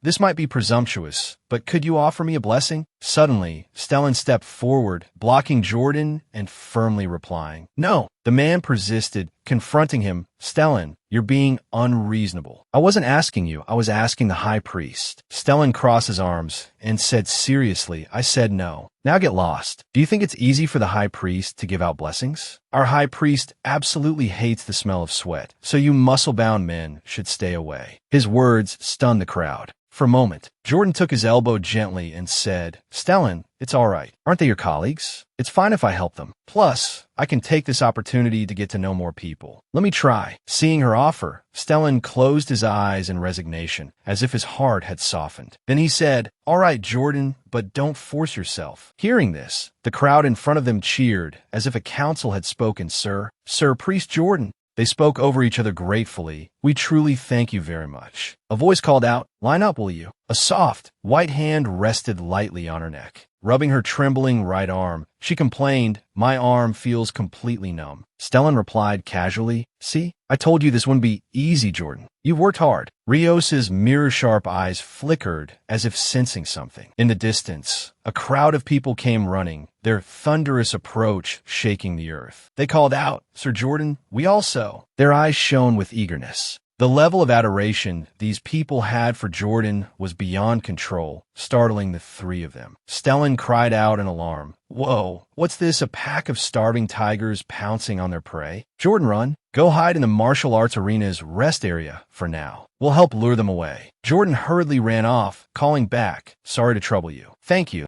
Inside a rest area, Jordan quietly entered, thinking to herself, I'll hide here for a bit until it's quieter outside, then I'll leave. Suddenly, a light from behind startled her. Eek! Did they find me so quickly? Two men entered the room, chatting with each other. Wow. After receiving the priest's blessing, I feel so much better. Priest Jordan is truly amazing. Jordan hid in the shadows, panicked, sweat dripping down her face. She stood in a cramped storage closet, holding her breath so silently that she could hear her own heartbeat. The corners of Jordan's mouth unconsciously curved into a small smile. It's a good thing they're just here to rest. Unaware of Jordan's presence, one of the men casually took off his shirt. The sight made her blush crimson, clutching her head and yelling internally, why are you taking off your clothes? She panicked. Looks like this isn't a rest area, but a changing room. Suddenly, the two men turned around, whispering to each other. Did you hear something just now? Was it a rat or something? Behind a closet door, a tense Jordan covered her mouth. Light from outside flickered into the closet through a hole at the top. Subconsciously, Jordan crouched down. The space was both cramped and dark. Jordan could only vaguely think, I'm about to suffocate. Outside, the two men opened the door and left the room. The sound of the door closing echoed. Relieved, she thought, I have to get out of here quickly. But realizing something, she froze. Jordan banged on the door in a panic. Why won't the door open? The panic unconsciously brought back childhood memories. She had also cried fearfully when she was locked up. Jordan, with vacant eyes, reassured herself. No, that was all in the past. Her hand trembled as she placed it on the door. I'm grown up now, and I won't be afraid anymore.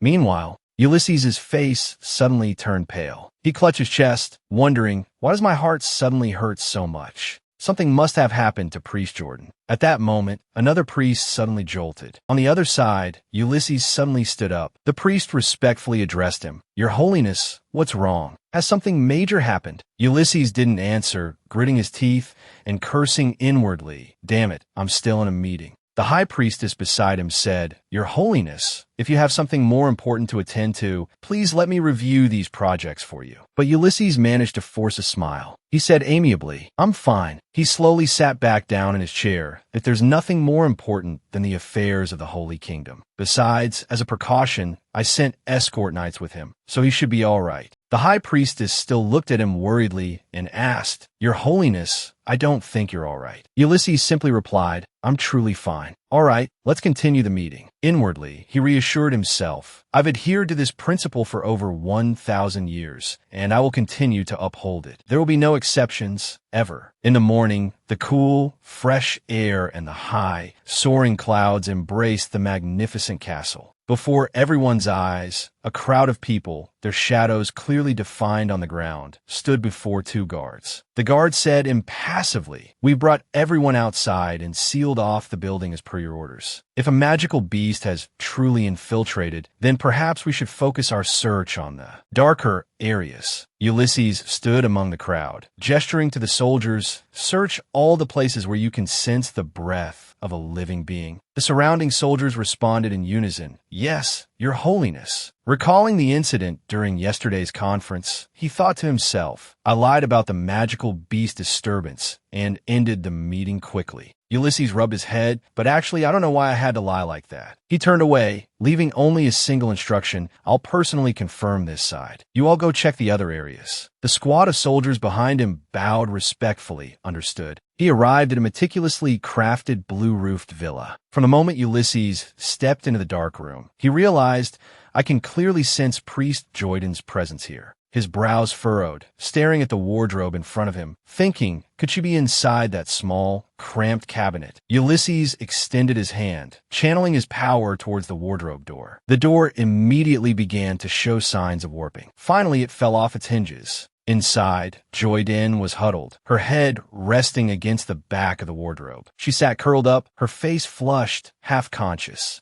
Ulysses gently lifted her, his brows slightly furrowed as he looked at her in his arms. Joyden unconsciously leaned against him, her body burning hot, her breathing labored. Looking at her, Ulysses thought, it's a good thing nothing serious happened to her. He gently touched her face, softly lifting her chin. Sitting down on the nearby bed, he pulled Joyden into his arms. Looking at the partially unbuttoned shirt revealing her white skin and collarbone, Ulysses stared, speculating. Could she have been so uncomfortable that she wanted to take her clothes off? It's a good thing I found her first. Then he remembered the pain I felt earlier. It was even more painful than when Duke Iovenu slapped her. The pain stemming from those difficult memories. What could she have remembered to be so distressed? So much. He gently touched Joyden's forehead, slowly sensing the painful memories of her childhood, of being locked in a dark room, tears streaming down her face as she pleaded in vain, and the cruel gaze of her parents still haunted her. Ulysses closed his eyes,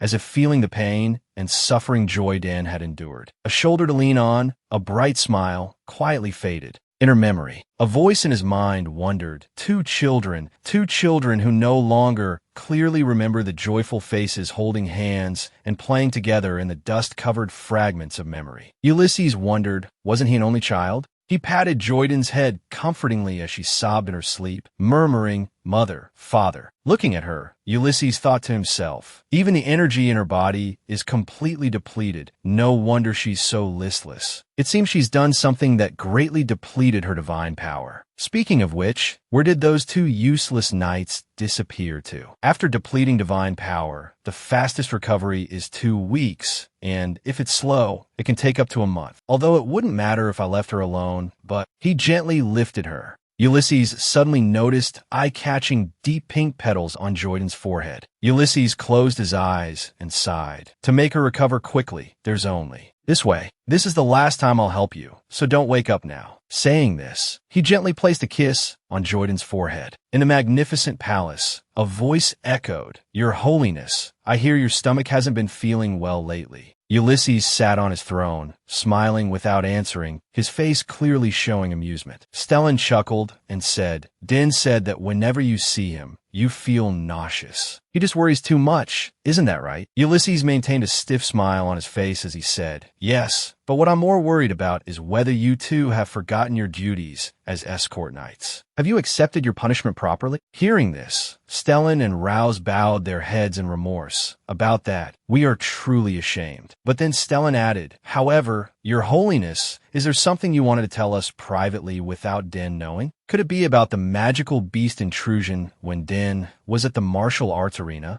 The smile on Ulysses' face vanished, his eyes unreadable as he said, "Priest Joyden was locked in a wardrobe at the martial arts arena that day." Hearing this, Rouse, filled with bewilderment, quickly asked, "Who locked her in there?" Ulysses closed his eyes and slowly replied, "She did it herself. I suspect she was trying to avoid something she needed to confront, but she's extremely afraid of confined, dark spaces, which is why she lost consciousness. According to the investigation, I've discovered that she seems to have been abused since childhood, such as being locked in dark rooms, being verbally abused, and subjected to cruel physical punishment." Suddenly, his hand clenched into a fist. Stellan lost his patience, enraged by Ulysses's words. He roared, "Damn it!" But Rouse's hand reached out, stopping him from speaking. "Enough!" Looking at Rouse, his face downcast and emotionless as he stopped him, Stellan was momentarily speechless. Rouse's face darkened, his eyes cold and full of malice. Stellan, embarrassed, scratched his head. Then, standing before Ulysses, he spoke. "I understand, Your Holiness. You want us to investigate the Iovahu family and find out the truth behind this, correct? One more thing." The curtains swept closed, shielding the room from the outside light. Ulysses turned back to the two men and said, "Go and make some inquiries. See if the Iovahu family has any missing children, whether adopted or a childhood friend." Meanwhile, Joyden walked happily through the palace, a few books in hand, thinking to herself, "Why do I feel like my physical condition is even better now than before I fainted? Could it be because I haven't had a proper rest in a long time?" Suddenly seeing Ulysses standing in front of her, her heart leaped.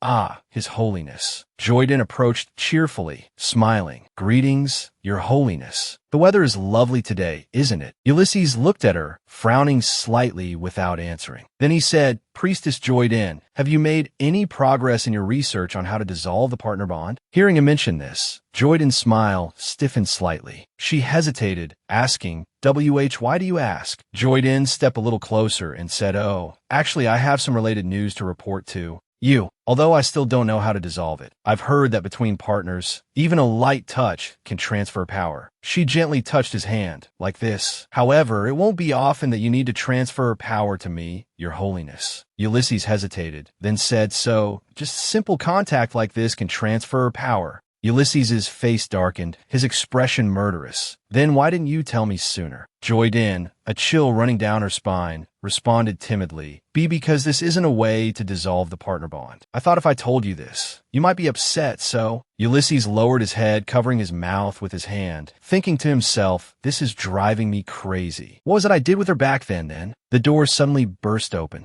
Stellan joyfully embraced Joyden from behind, calling out, "Din!" Startled, Joyden cried out, "You scare me." "Oof." He held her tightly, leaving her bewildered. The room fell silent, and both of them suddenly felt a current pass through their bodies. Ulysses forced a smile, his face still dark. He reminded them, "This is my office, Stellan." Stellan said cheerfully, "Oh, I know, Your Holiness. It's not like you only own this office, but everything in this land." Joyden grasped the large arm around her neck. Feeling helpless, Hui's got some nerve. Realizing something, Joyden's eyes widened in surprise. Looking at the strange creature behind the door, she panicked, moving closer to the window. "Oh my, Teach, there's a monster over there." Stellan laughed, pointing at Rouse standing behind him. "Haha, we caught it. But if you need it, you can have it any time." Back to the main topic, Your Holiness. We came here to report to you about this monster. Stellan clasped his hands behind his head, standing casually before Ulysses. There have been a lot of monsters lately. Should we postpone the celebration for a day or so? Hearing this, Joyden seemed to remember something. The celebration. To commemorate the Lord God, the Saint Ciro celebration is held every 10 years. For the people of the Holy Kingdom, who live very simple, uneventful lives, this celebration is their greatest entertainment. It is also a meaningful event, helping them feel a sense of pride being in the land of their Lord, especially in recent years, as the empire has fallen into chaos, with some commercial activities experiencing many fluctuations. Organizing the celebration to inspire people is extremely necessary, so if we pause or postpone it, it will be difficult to resolve the situation. Rayos also spoke up. Recently, a never-before-seen type of magical beast has suddenly appeared in large numbers. Stellan added, "That's right, Your Holiness. What are they ultimately?" Ulysses's eyes drooped slightly as he replied, "Perhaps they're a new type of magical beast that has recently appeared near the Ackerman snowfield." Someone asked in bewilderment, "The Ackerman snowfield? Is that the snowfield located on the Lacras mountain range?" Although small in size, they are different from the magical beasts we've seen before. They not only adapt to divine power, but can also absorb it from the holy knights, thereby becoming stronger. All the knights of the Holy Kingdom possess divine power, so defeating them is no simple matter. Hearing this, Stellan sighed while Rayos lowered his head silently. Suddenly, Joyden raised her hand and said, "So, how about replacing the celebration with a hunting competition?" Ulysses seemed curious. A hunting competition? Joyden excitedly explained her idea. Yes, although the knights all have divine power, there are still many people in the Holy Kingdom who don't. You just mentioned that those monsters aren't large, so ordinary people who know how to use weapons should be able to deal with them. We've organized many celebrations since the founding of the nation, but never a hunting competition. I think everyone would find it interesting, wouldn't they? Stellan, hands on his hips, agreed. Joyden, your idea sounds pretty good. Joyden, not yet finished, added a few more plans. Or how about splitting it up and organizing both the hunting competition and the celebration? Everyone will surely be tired after participating in the hunt, and the celebration could be seen as compensation. What do you all think? Ulysses, satisfied, with the corners of his mouth slightly curved upwards, said this idea isn't bad. Joyden's eyes sparkled with excitement. Seeing no objections, Joyden continued. I have another suggestion. Everyone could give a handkerchief to the lover or friend of those participating in the hunting competition. This handkerchief would represent their well wishes for the participant, hoping they won't be injured. Ulysses placed his hands down and murmured, embroidering one's heart onto a piece of cloth the size of a palm. Seeing Ulysses hesitate slightly, Joyden hurriedly added, Exactly. That way, even if they're injured, they'll have clean cloth to staunch the bleeding. They could also tie the handkerchief to a branch to mark their path and avoid getting lost. Who knows, it might even boost the textile industry in the Holy Kingdom. Ulysses, still smiling as usual, replied, I will present your idea and proposal at the regular meeting. Hearing him say this, Joyden was slightly surprised. Really? Truly? Joyden happily exclaimed. Wow. Stellan, beside her, shared her joy. Joyden, you're amazing. An embroidered handkerchief was being worked on, and someone's voice rang out. What do you think it looks like? The priest, sitting opposite, gently replied. It looks quite like a majestic dragon, your reverence. Or, perhaps, an angel. I know. It's the berry beast of the Lacras mountain range, right? If not, then it must be a wyvern. Joyden, who had been silently weeping, finally replied, I'm embroidering a dog. She thought to herself, recalling Hui's words, Oh, a knight who receives this handkerchief will have no regrets, even in death. And Rayos's expectant gaze. She continued her internal monologue. Hui said he likes puppies, so I was planning to embroider one for him. Realizing something, Joyden gasped, She urged herself, Oh, before His Holiness senses it, I have to use healing magic right away. At that moment, Ulysses encountered Joyden in the hallway. He stopped abruptly, causing her to bump into his solid back. He gently inquired, Priestess Joyden, what have you been up to lately? She asked awkwardly, yes? Though unspoken, Joyden felt a pang of guilt. Has he found out? I was planning to secretly embroider something for His Holiness. Ulysses looked at her and said, Seriously, my hand has been tingling lately, no matter what I do. I hope you'll be careful to control a bit. As soon as he finished speaking, Ulysses turned and walked away, leaving Joyden behind to call out, Yes, Your Holiness. Seeing his unusual behavior, Joyden speculated, Wait, he didn't notice? Recalling the unfinished embroidered handkerchief, she thought, the handkerchiefs I embroidered for Hui and Zai are both finished. Now I'm embroidering one for His Holiness. But I have a feeling His Holiness will dislike this gift. Joyden imagined his disdainful expression as he held the handkerchief she made, criticizing, What is this? It's no different from a piece of straw. Joyden muttered softly, Maybe I shouldn't give it to His Holiness after all. Walking silently behind him, her heart sank. There's another problem I still have to think about carefully. According to the prophecy, His Holiness will be attacked at this celebration. His Holiness is naturally gifted with incredibly strong regenerative abilities, so this attack won't threaten his life. But the problem is his arm will be injured. If he's injured, then I'll be injured too. Your Holiness, I'm truly sorry. I'm only thinking about my own feelings, but I'm really afraid of pain. Joyden clenched her fists and raised them, telling herself, Let's not get hurt, either of us. Let's live well together. Suddenly, Ulysses turned around and asked coldly, What are you doing raising your fists like that? Are you feeling combative? She froze, quickly explaining,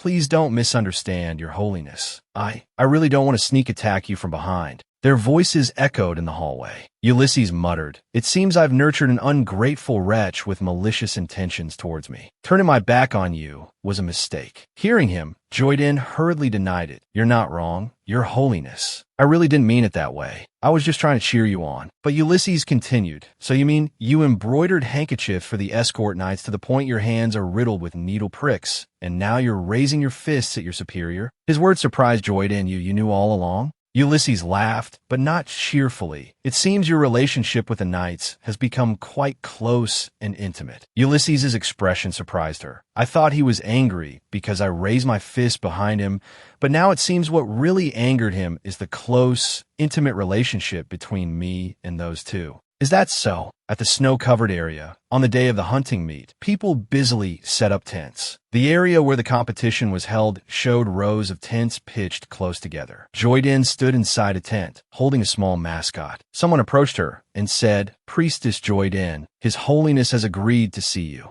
The tent flaps opened. Joyden stepped inside, silently facing Ulysses. He didn't smile, only said coldly, "Why are you bundled up like a child experiencing winter for the first time?" But Joyden didn't mind. She cheerfully replied, "Oh, are you talking about what I'm wearing? The knights gave all of this to me." She thought of the crowd that had surrounded her, everyone eager to give her things. "Priestess Joyden, please take this. This is for you too." Hearing her story, Ulysses only replied, "I've heard. It seems you're quite happy." Joyden smiled, a smile as warm and gentle as the summer sun. "Yes, after all, it's everyone's kindness. I'm truly grateful to them." But Ulysses only looked away slightly, his eyes cold and deep in thought. His attitude became even more indifferent than before. "Right, you came to find me. What is it?" The snow outside continued to fall, blanketing the forest in white. She spoke, "I heard you're also going deep into the snowy fields to pinpoint the location of the demonic beast's lair. I'm a little worried." Ulysses simply replied, "Is that so? Thank you for your concern." Seeing his poor mood, Joyden also became tense. Clutching her handkerchief, Joyden thought to herself, "I also prepared a handkerchief for His Holiness, but it seems he's not in the mood to receive gifts right now." The conversation seemed to be coming to an end until he turned back and asked,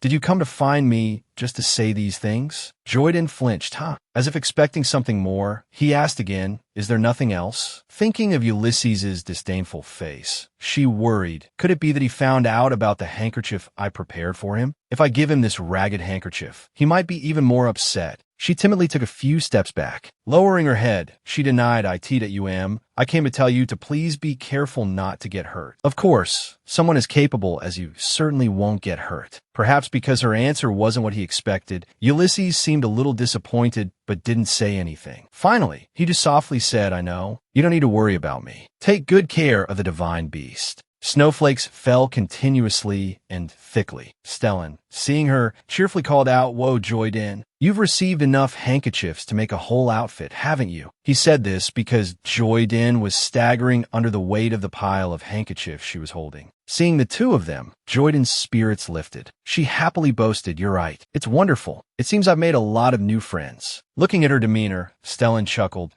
"Joyden, you're so adorable. They gave you handkerchiefs not because they want to be friends with you, but because they like you, they want to date you." He pointed at Joyden's face, his own cheeks slightly flushed. Hearing him, Joyden stumbled and quickly denied it. "No, that's not it." Looking at the handkerchiefs placed on the wooden crate, she said, "Speaking of which, did you two also receive a lot of handkerchiefs?" At this point, she suddenly hesitated. Rios asked with concern, "Priestess Joyden, are you feeling unwell?" Seeing Rios's concern for her, Joyden quickly explained, "No, it's just that I wanted to give these to you." She took out the handkerchiefs she had embroidered herself. The moment she unfolded the handkerchiefs, Rios's heart fluttered as if about to bloom. Stellan innocently chimed in, "What's this? Did you embroider these specifically for us?" Joyden stammered, "My skills aren't very good. You might not like them, but please, take one each anyway. They're still handkerchiefs, after all." Stellan excitedly took a handkerchief and, without a thought, said, "I want both." Immediately, a fist appeared, ready to strike him. Rios shyly took a handkerchief, leaving Stellan to wail pathetically, "Ow." His lips moved slightly as if to say something. He knelt down and softly said, "I'll treasure this forever." "Thank you, priestess." Ryo's solemnity upon receiving the handkerchief made Jodin even more flustered. You don't have to treasure it. I embroidered them for you to use, so please feel free. He gently replied, well, it seems our minds are in sync. Denver. Stellan beamed. We also prepared a handkerchief for you. Ryo's added, indeed. Surprised, Jodin reached out her hand. Really? For me? Stellan handed the handkerchief to Jodin. Of course. Suddenly, a strong gust of wind swept through, carrying away all 3 handkerchiefs. Instinctively shielding her head from the wind, she cried out, Oh!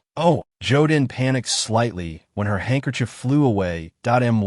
My handkerchief. But Stellan quickly reassured her. It's okay, Den, I caught it. He happily showed off the crumpled handkerchief in his hand. Jodin quickly stepped forward, exclaiming with relief. That's a relief. That sudden gust of wind, almost. At that moment, the hand resting on the armrest tightened. Ulysses, sitting silently on the dais, watched the 3 of them from his vantage point. Ulysses felt a pang of annoyance at their cheerful camaraderie. He thought to himself, this is the hunting meet. Why isn't he the least bit tense? He's just laughing and having fun. As a priest, he doesn't even have the most basic attitude. He watched Jodin, smiling happily below. Ulysses raised his hand, feeling a twinge of sadness as he thought, to give handkerchiefs to those 2 knights. He injured his hand that badly, and still continued to embroider. Then his voice rang out, commanding, the hunting meet officially begins. Jodin's pet was sleeping soundly in a warm blanket. Jodin silently watched her pet, thinking to herself, Flo has been sleeping a lot lately. Could it be because he's growing? Then a woman approached and addressed her, Priestess Jodin. Would you like a cup of hot tea? Jodin politely replied, thank you. Outside, the light snowfall had turned into a blizzard. Watching the worsening weather, Jodin paced restlessly inside the tent. The snow is getting heavier and heavier. Is everyone all right? Suddenly, something dawned on her. She let out a scream. The woman beside her, who was pouring tea, turned around in alarm. Priestess Jodin, what's wrong? She rushed over and asked, are you feeling unwell? Jodin sat down heavily on the ground, her whole body trembling as she let out pain sounds. Jodin's tears flowed freely. She sobbed like a child. It hurt so much. Her trembling hand weakly touched the part of her body where the pain originated. She had a bad feeling. Surely, His Holiness had met with trouble. At the camp, the blizzard grew stronger. Jodin, wrapped tightly in her cloak, walked out of the tent. The biting cold and the pain made her wince. Touching her aching arm lightly, she thought, I used healing magic immediately just now, so His Holiness's arm has probably recovered. Her gaze dropped, shimmering with unshed tears. She remembered feeling a little embarrassed before the competition began. It was when she faced Ulysses's unusual attitude. A strong gust of wind made her unconsciously shield her face. Suddenly, a figure appeared in the distance, walking towards the camp. She thought with certainty, is that His Holiness? The owner of the approaching footsteps spoke gratefully as they walked. Woe Din, are you here to welcome us? Stellan, touched, wiped the corners of his eyes that I'm so moved I could cry. Seeing the 2 knights, she called out, Hui, Guy. The 2 displayed their spoils of war. Stellan excitedly boasted, we caught all the magical beasts in there. We captured them all inside this magical item. Jodin admiringly praised, you 2 are amazing. Stellan confidently declared, this time, the championship will definitely be mine. But Jodin just kept looking around as if searching for something. Watching the flow of people passing by, she thought, it seems everyone has returned, but I don't see His Holiness anywhere. Behind the crowd, 2 figures stood in the distance. Jodin couldn't hide her worry. Could it be that something really happened to him? Seeing her troubled expression, Stellan asked, so you weren't here to welcome us? Den, is something else the matter? Hearing him ask, Jodin honestly replied, the thing is His Holiness hasn't returned yet. I want to go look for him. Stellan gently reassured her, His Holiness is stronger and more experienced than you think. Ordinary things won't harm him.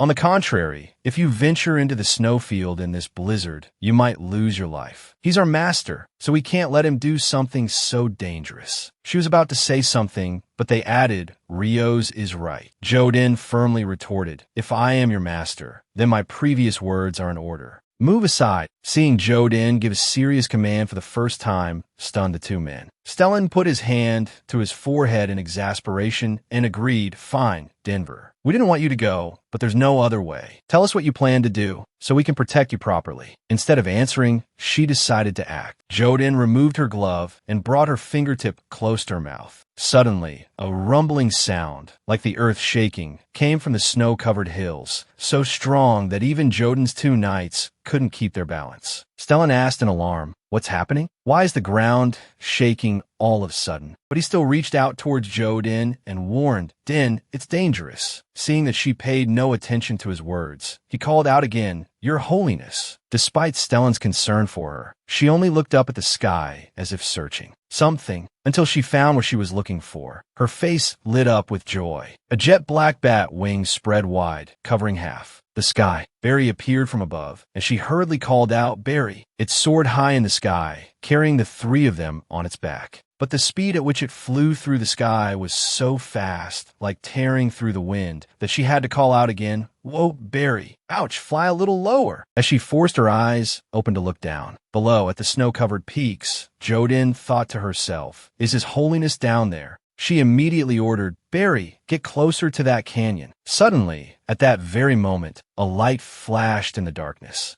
Barry's wings were like sharp, piercing objects, its eyes glowing red. Its three heads rose high in the sky and began to sway and wobble, causing those on its back to cry out, "Ouch! Ouch!" Stellan looked down and shouted, "Din, it seems like it's injured somewhere." Hearing his voice, Jodin also turned to look. Before her eyes, a large wooden beam pierced Barry's tail. She immediately guessed, "What is that? A wooden stake?" Barry roared in pain. A reminding voice rang out, "High Priest, you must hold on tight." But perhaps the reminder came a beat too late. Jodin suddenly realized with a start that she was falling. She slipped off Barry's back and plummeted down. On its back, her knight yelled, "Din." In that moment, her heart sank into despair, filled only with her own regrets. "This is it. I'm so sorry, Your Holiness. If I hadn't kissed His Holiness back then, he could have lived." It wasn't just her physical body that was falling. It felt like her worried mind was also plummeting into a bottomless abyss. "I struggled so hard to climb out of hell, and now I'm going to die like this." Sparkling tears fell from the corners of her eyes, carried away by the strong wind. Completely resigned to her fate, she closed her eyes. But in her mind, she felt a warm light, making her wonder. Magic? Ulysses's face appeared faintly.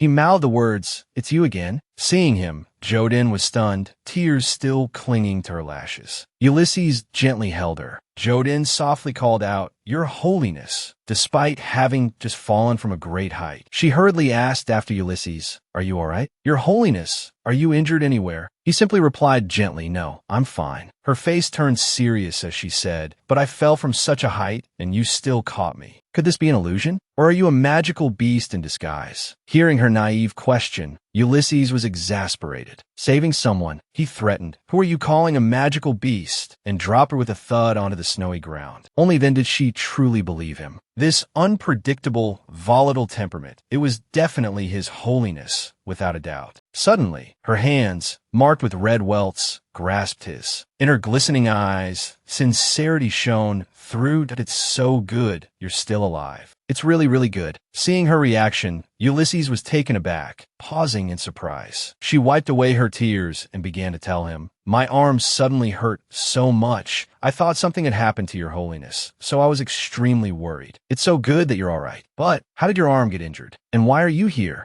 He remained silent, not responding to Jodin's rapid-fire questions. Seeing this, she urged, "Your Holiness." But perhaps because she was too worried, she forgot a few things, only now realizing, I'm still holding His Holiness's hand. It seems he doesn't like physical contact with others. Jodin quickly withdrew her hand and said apologetically, I apologize." But as her hand pulled away, Ulysses quickly grasped it again. His strange behavior surprised Jodin. He looked at her swollen, red hand with unconcealed concern that I was wondering why my hand suddenly felt burning. "It's because of you, it seems. Didn't you realize you were injured?" Suddenly remembering the moment she fell from above, she guessed, "It seems I injured my hand when I fell." Jodin quickly said, "I know, but I'm more worried about your injury. A nurse who can't even find her way here water can't be of much help. Ulysses immediately interrupted her. I didn't order you to come find me. He began to heal the pain in her hand with his power. This made her stare wide-eyed. Her hand felt better thanks to Ulysses's help. She thought to herself, the wound isn't completely healed. What's going on? At this moment, Ulysses crossed his arms and began to speak. Your injured arm was due to my momentary carelessness. Hearing this, Joyden wondered, so there was another guest here.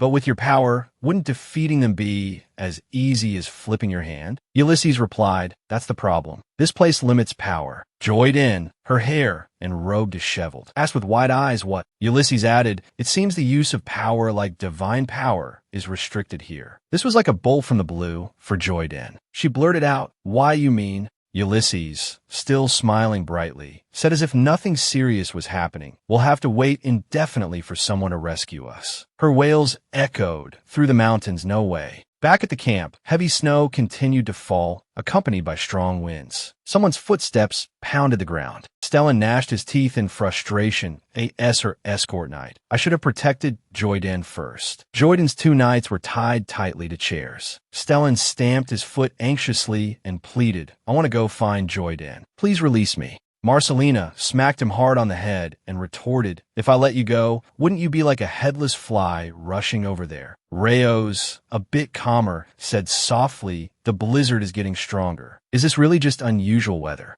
Marcelina raised an eyebrow thoughtfully. She said, although it's not just unusual weather, but this isn't like the Empire style either. Even if there are some infiltrators, there's something different. Stellan replied casually, if even you don't know, then who does? If Mr. Hugh was here, maybe he would know. Speaking of which, where did everyone go? Marcelina clenched her fists, trying to swallow her anger. This brat is really asking for a beating, isn't he? Suddenly, someone opened the tent flap and called, Pope Marcelina. As you instructed, we searched around the canyon and discovered traces of His Holiness and Priestess Joyden remaining on the mountaintop. Marcelina looked at the soldier and asked, have you found the cause of this sudden change in weather? The soldier shrugged, indicating he didn't know that we sensed an unidentified force in the canyon, and we also found this nearby. The soldier took out a sharpened wooden stake that was worn at the tip. Taking the wooden stake in her hand, Marcelina examined it carefully to S.O. It was caused by outsiders. She recalled the area with the harmonious natural green forest, thinking, except for winter, the temperature in the Holy Kingdom hardly changes with the seasons. But the growth rings on this wooden stake are very clear. In other words, this wooden stake didn't come from trees that grow in the Holy Kingdom. Of the 3 continents, the place with the most pronounced climate change is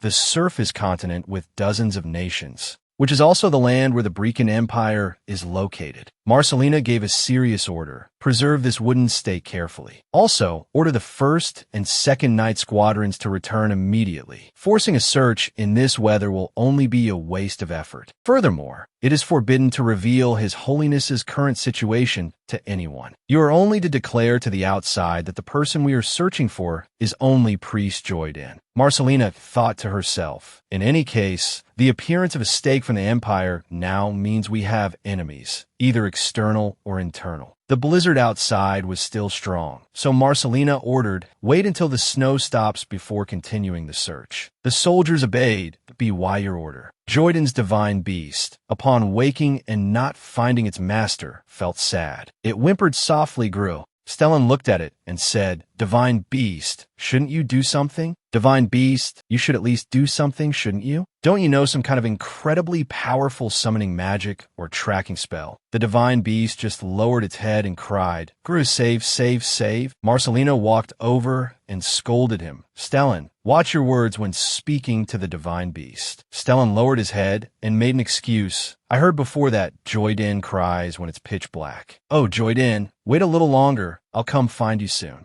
A fire burst into flames. Joyden spoke up, Your Holiness, I've started a fire. It seems using a little divine power isn't a problem. After all, Your Holiness, if it's convenient, could you gather some dry branches nearby? I need them urgently. Joydin quickly gathered firewood and diligently tended the fire in the freezing weather. She also didn't forget to reach for the higher branches. Ulysses silently assessed her. Could it be that Duke Iovo Hiu also taught her wilderness survival skills? He crossed his arms and asked, Priest Joydin, what kind of person are you really? Joydin, sitting by the fire with her back to him, simply replied, I'm just me. You don't have to worry. I'm not a monster. Oh, right, Your Holiness, do you know what my biggest wish is? Ulysses furrowed his brow in confusion for a moment, startled, and didn't answer her immediately. Ulysses instinctively backed away slightly, hugging himself as if wary of her. How would I know? Seeing his reaction, Joydin cried out in Warich, acting spoiled. That's not the kind of wish I meant. You really think I'm a pervert?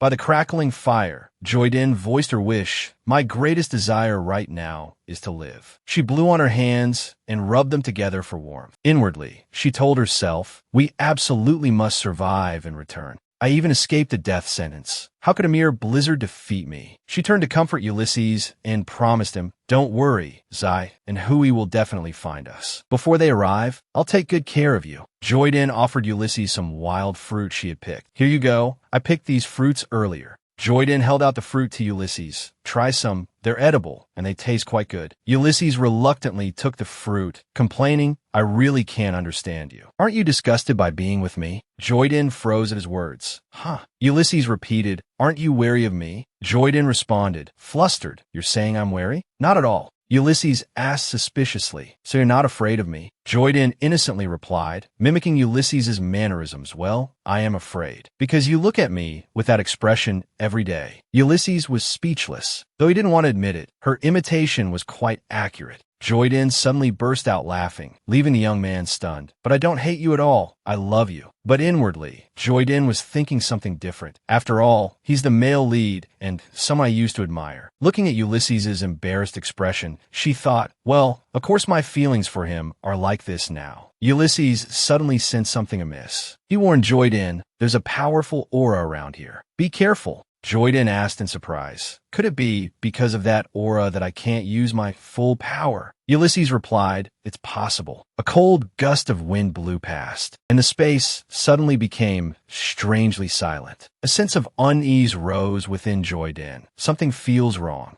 To confirm her suspicions, she asked Ulysses, Your Holiness, it's so cold right now, and the snow keeps falling, but why isn't the river water at the bottom of the canyon frozen? Ulysses asked her doubtfully, Are you suspecting there's something in the river? Joydin answered frankly, Yes, I think so. Normally, in these weather conditions, the water would definitely freeze, but there's no ice on that river at all. She bent down and scooped up some water. It flowed down her hand. Joydin found it even more unusual. The river water isn't even cold. Ulysses suddenly moved closer to Joydin. Joydin glanced at him. The atmosphere suddenly became romantic. Joydin's heartbeat became strangely loud. But just then, Ulysses called out to her, Priestess Joydin. Joydin jumped, startled, and quickly replied, Huh? Yes. She sat up, her heart pounding. What just happened? Ulysses looked at her strangely, wondering, why is she reacting so strongly? He spoke up, Perhaps your guess is right. This doesn't seem like ordinary water. Then he suddenly stood up. Ulysses pondered for a moment. If this river isn't ordinary, then it's likely connected to that massive aura. He then walked off, leaving Joydin alone. It seems an investigation is necessary. Seeing this, Joydin hurriedly ran after him. Let's go together, Your Holiness. A while later, at a different location, the sound of a rushing waterfall filled the air. Standing at the base of the waterfall, Joydin said to Ulysses, There's no other path ahead. It seems this waterfall is the end. Ulysses paid no attention, lost in thought. Joydin sighed inwardly. According to the comics and novels I've read, there's usually a hidden cave behind a waterfall. Could there be one here too? Suddenly, she asked Ulysses, Your Holiness, if this river was intentionally created, could there be a path beyond this waterfall? Joydin asked curiously, or in other words, is this waterfall meant to conceal something?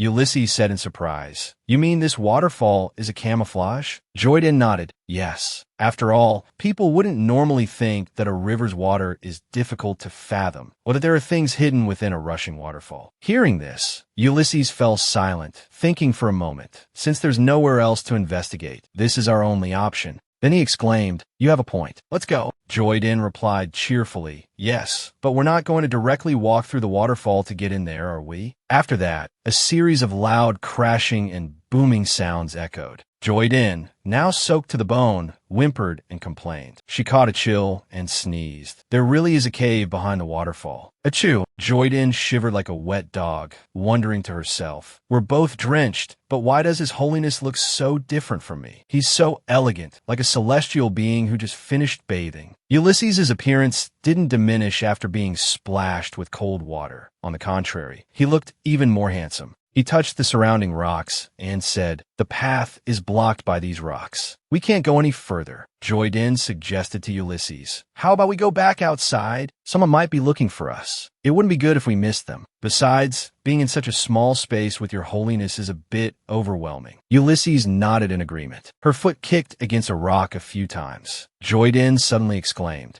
"Huh?" She fumbled around in confusion. "What's going on?" Ulysses, seeing this, asked curiously, "Is something wrong?" Joy-din froze, her face filled with panic. She turned to Ulysses. "Could it be? Your Holiness, please stay calm and listen to me," she said stiffly. "It seems we're trapped in here." A few birds chirped incessantly on a tree branch. Soft light from outside shone through the window into the room. Joy-din was still asleep, and feeling the warmth of the sunlight, she sighed contentedly. So warm. Did the sun rise already? Suddenly, Joy-din's eyes shot open in alarm. "Wait, what time is it? If I oversleep, I'm doomed." She quickly sat up and shouted, "No, don't." Noticing Ulysses staring at her, Joy-din froze, looking at him in surprise. She felt a little apprehensive. "Your Holiness," she secretly wondered, "was I just dreaming?" Ulysses saw that Joy-din had woken up and brought a spoonful of medicine to her lips. "You're awake? Then drink this." Joy-din looked at the pot of soup next to the fire, slightly surprised. Where did all this come from? And why am I? She realized she was lying in Ulysses' arms, very close to him. Joy-din stammered, What is this situation?" Ulysses looked at her seriously and explained, "Don't you remember anything? You fainted from hypothermia." He recalled her staggering and collapsing. He frowned slightly. "Those rocks in the cave blocked our way, and the entrance was sealed by a barrier. So I had to make a fire here. I also gave you some medicine I had in my bag. Your mouth must taste bitter now." Joy-din noticed the bag not far from her and thought,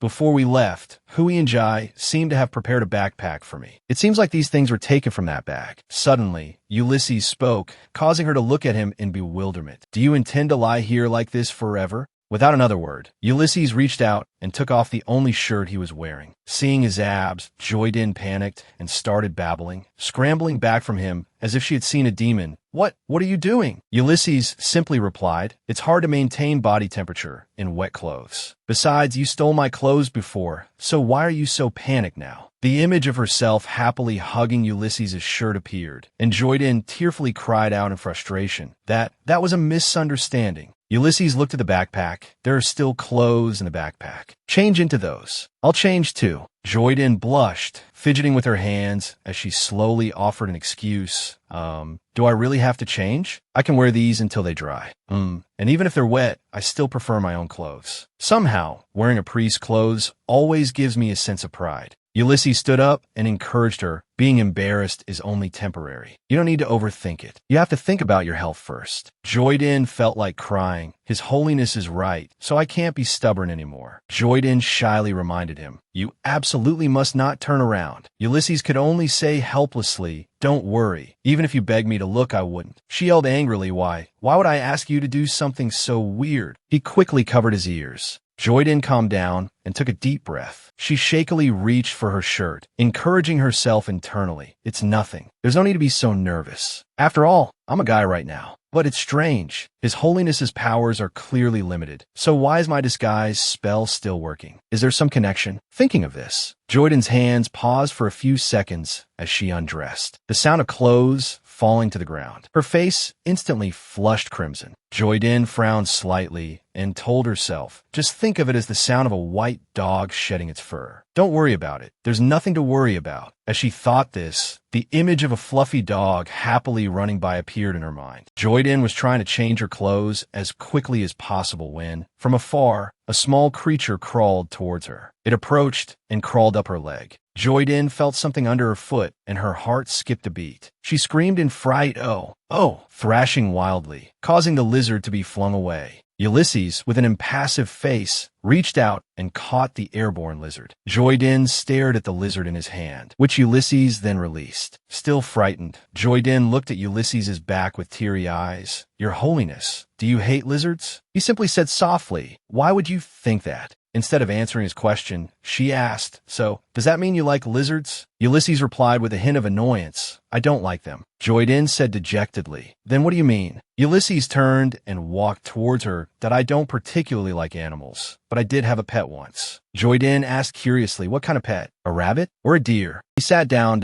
"I had a pony." Joyden thought to herself in surprise. His Holiness must have been so happy to receive a pony when he was little. Although it's hard to imagine, it feels strangely adorable. She pictured a young Ulysses standing next to a pony. Joyden asked what was its name. Ulysses replied, "I called him Xerus." She smiled at him. That's a cool name. If it was your Holiness's horse, it must have looked very brave." Ulysses closed his eyes and said softly, "He died protecting me during an attack." His words hit Joyden like a ton of bricks, leaving her stunned. She slumped down. Ulysses tried to comfort her. "You don't need to blame yourself. I'm not someone who cares much for animals." She looked at Ulysses, her expression full of sympathy. "Even though His Holiness says that, I don't think he's feeling very well. It seems he was a very good owner. Because even the most loyal animals wouldn't give everything for their owner. But Xerus did, which means he cherished you deeply." The shadows of the two were reflected on the cave wall. "Besides, I heard that the lifespan of a horse is only about 30 years. Joyden smiled at Ulysses. "But haven't you lived for over 1,000 years? Xerus has lived in your memories for a very long time, even longer than a divine beast." Ulysses pondered for a long while. He opened his mouth as if to say something. Beside the burning fire, Joyden's voice rang out. "Talking like this today makes you feel like an ordinary person. It's amazing."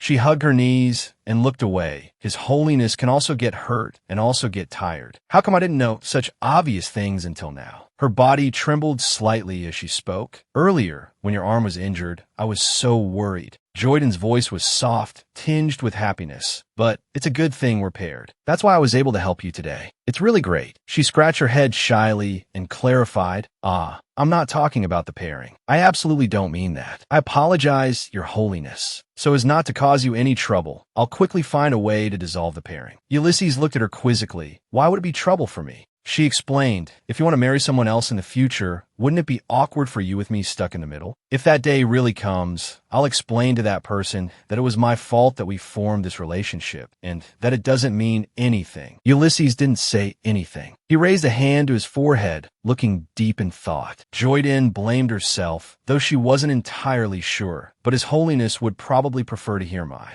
explanation. She guessed that Ulysses's future wife would be a wonderful woman, that I think she'll probably be an incredibly gentle person.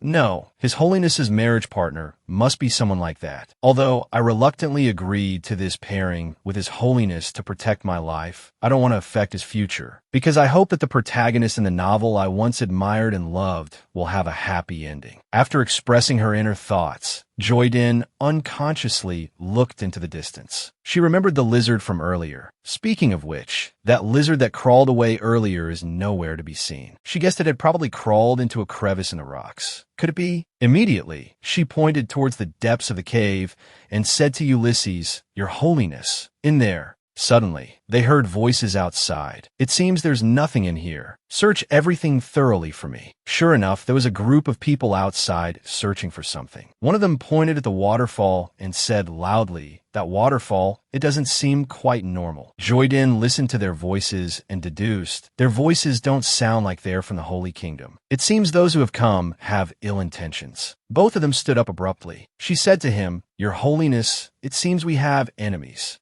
Let's hide further inside." She pulled his hand, and both of them quickly fled deeper into the cave. She urged him, "Hurry." Joyden unconsciously reached out her hand, and suddenly her hand went through the rock. Joyden was startled, unable to react in time. She pulled Ulysses with her through a spatial portal and fell. She cried out, In another place, under a biting blizzard, a cry rang out in the forest. Let me go. A cruel foot stomped down hard on a girl's hand. She screamed in pain. Ouch, ouch. Stellan was interrogating the girl who was lying trembling on the ground. Did you attack His Holiness? Confess truthfully, and I will spare your life. I absolutely keep my word. She lifted her face and shouted, denying his accusations. We didn't attack His Holiness. We weren't sent to harm His Holiness. Stellan tried to convince her, saying, the more you quibble, the more you'll suffer. I don't want to do this. The girl explained to him, but everything I've said is true. We didn't come here to find His Holiness, but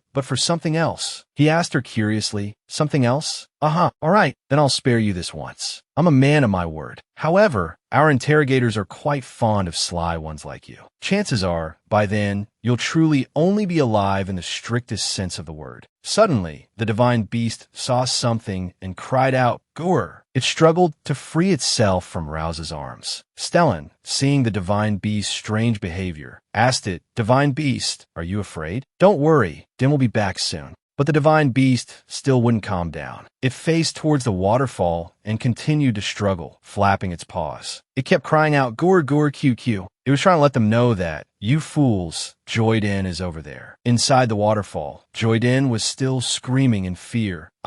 Ulysses flew to catch her and recounted, I remember you once said that even a slight touch could transfer power, right? Joyden, still shaken, managed to answer him.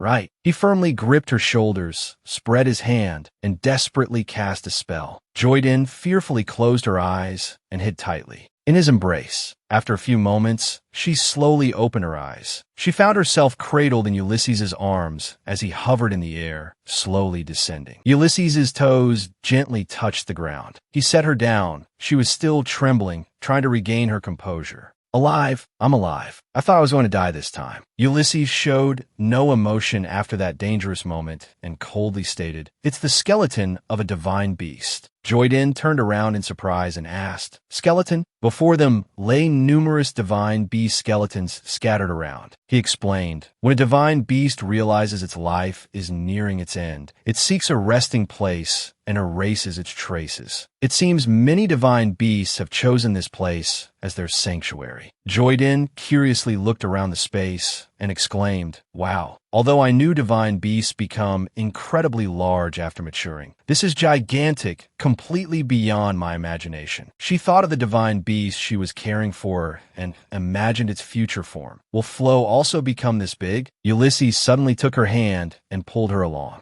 He reminded her, Priestess Joyden, stay behind me. It's dark here. If you faint again, it'll be troublesome. She was surprised by his words. I've never fainted because of the dark. Only once, when I was locked in that locker. Ulysses recounted, Last time you fainted, you were sweating profusely. There are no more clothes to change into now, so if you faint again, it will be very inconvenient. Joyden also remembered that time and curiously asked him, Was His Holiness also at the martial arts arena at that time? Then she suddenly realized, Could it be that you were the one who saved me that day? Not Hui and not Jai. Suddenly, Ulysses detected something unusual. He quickly pulled Joyden towards him. Iron arrows flew towards them from out of nowhere, attacking the two of them. Fortunately, thanks to his quick reflexes, they both dodged. The arrows missed their targets and embedded themselves deep into the wall behind them. Joyden was terrified, trembling again, and clung to Ulysses, crying out, Oh my goodness! They both looked around the cave. Something had just moved. Joyden fearfully said, Is that a bear? Ulysses looked at it and confirmed. It's a person, the person you need most right now. A disheveled-looking man appeared before them and greeted Ulysses. Your Holiness, it's been a while. Papers flew around the man. Joyden curiously caught one of the papers and read it. After glancing at it for a moment, she realized, These are all related to divine beasts. She was startled when she discovered the mysterious man's identity. She asked him, Could you be the former manager of the divine beasts? The scene changes to a small room filled with research materials. 3 warm cups of tea are already prepared on the table. It's hot. The man laughed as he enthusiastically introduced himself to Joyden. My name is Asulio. It's a pleasure to meet you. Joyden stared blankly at him, his sudden appearance momentarily flustering her. She thought to herself, so he's the author of those divine beast documents, and also Miga's old friend. Joyden expressed her curiosity, Mr. Asulio, did you come here because you knew this was the tomb of the divine beasts? Asulio replied, no. I was in danger before, but luckily I arrived here. After living here for a while, I found it to be quite a good place for research. Ah, do you too find my way of speaking strange? It's been a long time since I've talked to anyone, so I'm worried I'll stutter and my tone won't sound like other people's. Joyden kindly reassured him. Your way of speaking isn't strange at all. Hearing this, Asulio sighed in relief. Phew, that's good. He glanced furtively at Ulysses. Ulysses was calmly raising his teacup to his lips when he noticed Asulio's gaze and paused. Asulio nervously fiddled with his cup, aware of his impropriety, and quickly apologized. Your Holiness, I apologize. Leaving the Grand Temple without permission was my mistake. Ulysses gave him a cold look. Witnessing his authority, Joyden cautiously took a sip of tea and exclaimed, that look is so scary. But the tea was still hot and burned her tongue. She stuck her tongue out and cried, ouch. That's hot. Asulio awkwardly explained about the iron arrows. Right, Your Holiness, those arrows just now were absolutely not fired intentionally. It's a mechanism to prevent outsiders from entering, but I don't know why it's suddenly activated. Ulysses crossed his arms and calmly said, I know everything you've said. I also know that after you left the Grand Temple, you wandered around and started your research. There were many different opinions about why Asulio resigned as the Divine Beast Manager and left the Grand Temple. Some said it was because the job was too idle and he was bored, while others said he lacked a sense of responsibility and encountered trouble. Joyden pondered, but now it seems like he didn't leave for such shallow reasons. Also, Miga's attitude was a bit strange when mentioning Asulio before. Does Your Holiness know why he left? Ulysses curiously asked him. Those magical beasts that can absorb divine power were also created by you, weren't they? Asulio's voice trembled as he replied. That's because while living here, I took care of some starving magical beasts. It seems they reacted to my divine power, which caused the mutation. Your Holiness, I'm truly sorry. Hearing this, Joyden also wondered, may I ask if the barrier at the cave entrance was also created by you? Asulio was puzzled by the mention of a barrier. He asked her, there's such a thing? But after I fell down here, I've never gone outside, so... Joyden was surprised, a question arising in her mind. That's strange. Then whose barrier is it? She suggested to him, Mr. Asulio, could you describe in detail how you got here? Asulio took a sip of tea and calmly recounted. I wandered the world for several decades, always collecting divine beast eggs. Whether they were broken or dead, I gathered them all. Then, one time, I got lost for some reason. I opened my eyes and found myself here. Joyden looked at the eggs placed on the shelf. It seems like all the eggs on that shelf are divine beast eggs. However, Flo's eggshell is milky white and very bright, while the colors of these eggs are different, and I can't sense any life within them. Asulio coughed a few times and said to Ulysses, in short, Your Holiness, I will handle the magical beast issue smoothly. I apologize for letting you see me in this state. Joyden thoughtfully inquired, Mr. Asulio, are you feeling unwell somewhere? He casually replied, with age, the body will inevitably have some minor ailments. It's been 20 years since I left the Divine Temple, hasn't it? She continued to ask, don't you find this tea very hot? Asulio looked at the teacup and said, is that so? I was worried the temperature of this tea wasn't high enough. Do people nowadays find this temperature too hot? It must be because I'm old. Joyden remembered her burnt tongue. No, this is definitely not hot enough. Didn't Your Holiness also try to drink the tea, then put it down because it was too hot? I'm certain that there's definitely something wrong with Mr. Asulio's senses. Suddenly, a divine roar echoed. Grew. Joyden asked him in surprise. Mr. Asulio, did you just make that GRU sound? He looked bewildered. Me? The sound rang out again, making Joyden curious. I heard it again. This sound is so similar to Flo's. Ulysses said, I'm wondering if it's because of the connection between Flo and me that I can use a certain level of divine power in this place. Moreover, it's also thanks to that you're able to absorb and use my power. Ulysses nodded unexpectedly and answered for Asulio. Yes, this is the resting place of divine beasts that were buried long ago. So naturally, no matter how strong the divine power is, it will be limited. But those who have been permitted by a divine beast cannot be restricted to a certain extent. Joyden shifted her attention from herself to Asulio and asked him, "Then what about Mr. Asulio?" He explained, "Although I've never used any formidable magic, living in this snail shell has been quite normal without any problems. Just some simple magic like creating food."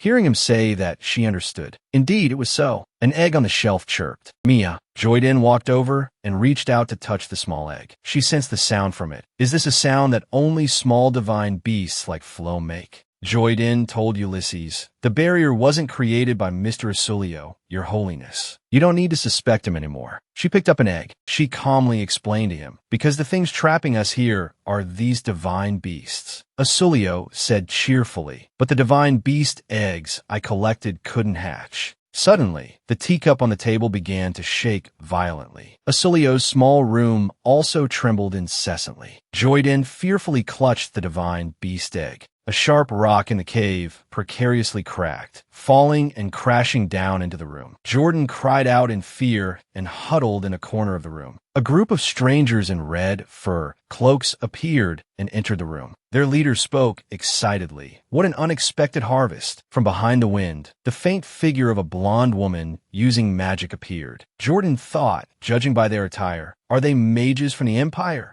The man laughed, spreading his arms slightly. "Young Master Jordan, your lord and lady miss you dearly. Come home with us." Just then, someone approached, their footsteps echoing. The woman seemed to recognize something, startled, her eyes widening, her mouth agape. "Why, you're," she stammered, looking at Ulysses standing before her, her voice filled with astonishment. His face was cold, his voice stern. "What do you want with him?" The blonde woman was terrified, her body stiff. She stammered, "Teach that we do not know." Ulysses continued to question her. "You were the ones who attacked me in the snowfield before, weren't you?" She clutched her magical tool tightly. She insisted, "We certainly didn't harm you in any way. We were only pursuing the whereabouts of the young master." Hearing this, Jordan hugged the egg tightly, cautiously backing away. Ulysses looked at the group, a dark look in his eyes. Could it be? But that was clearly the aura on the young master. How could this be? Could it be that the magic has worn off? The woman panicked, her whole body trembling, unconsciously raising a hand. Suddenly, the rocks above them shook, showing cracks. Objects in the room began to topple. Jordan cried out in alarm, "Your Holiness, it's dangerous." Another earthquake. Ulysses remained calm, speaking softly to her. "Priestess Jordan, look closely. What kind of power is truly protecting you?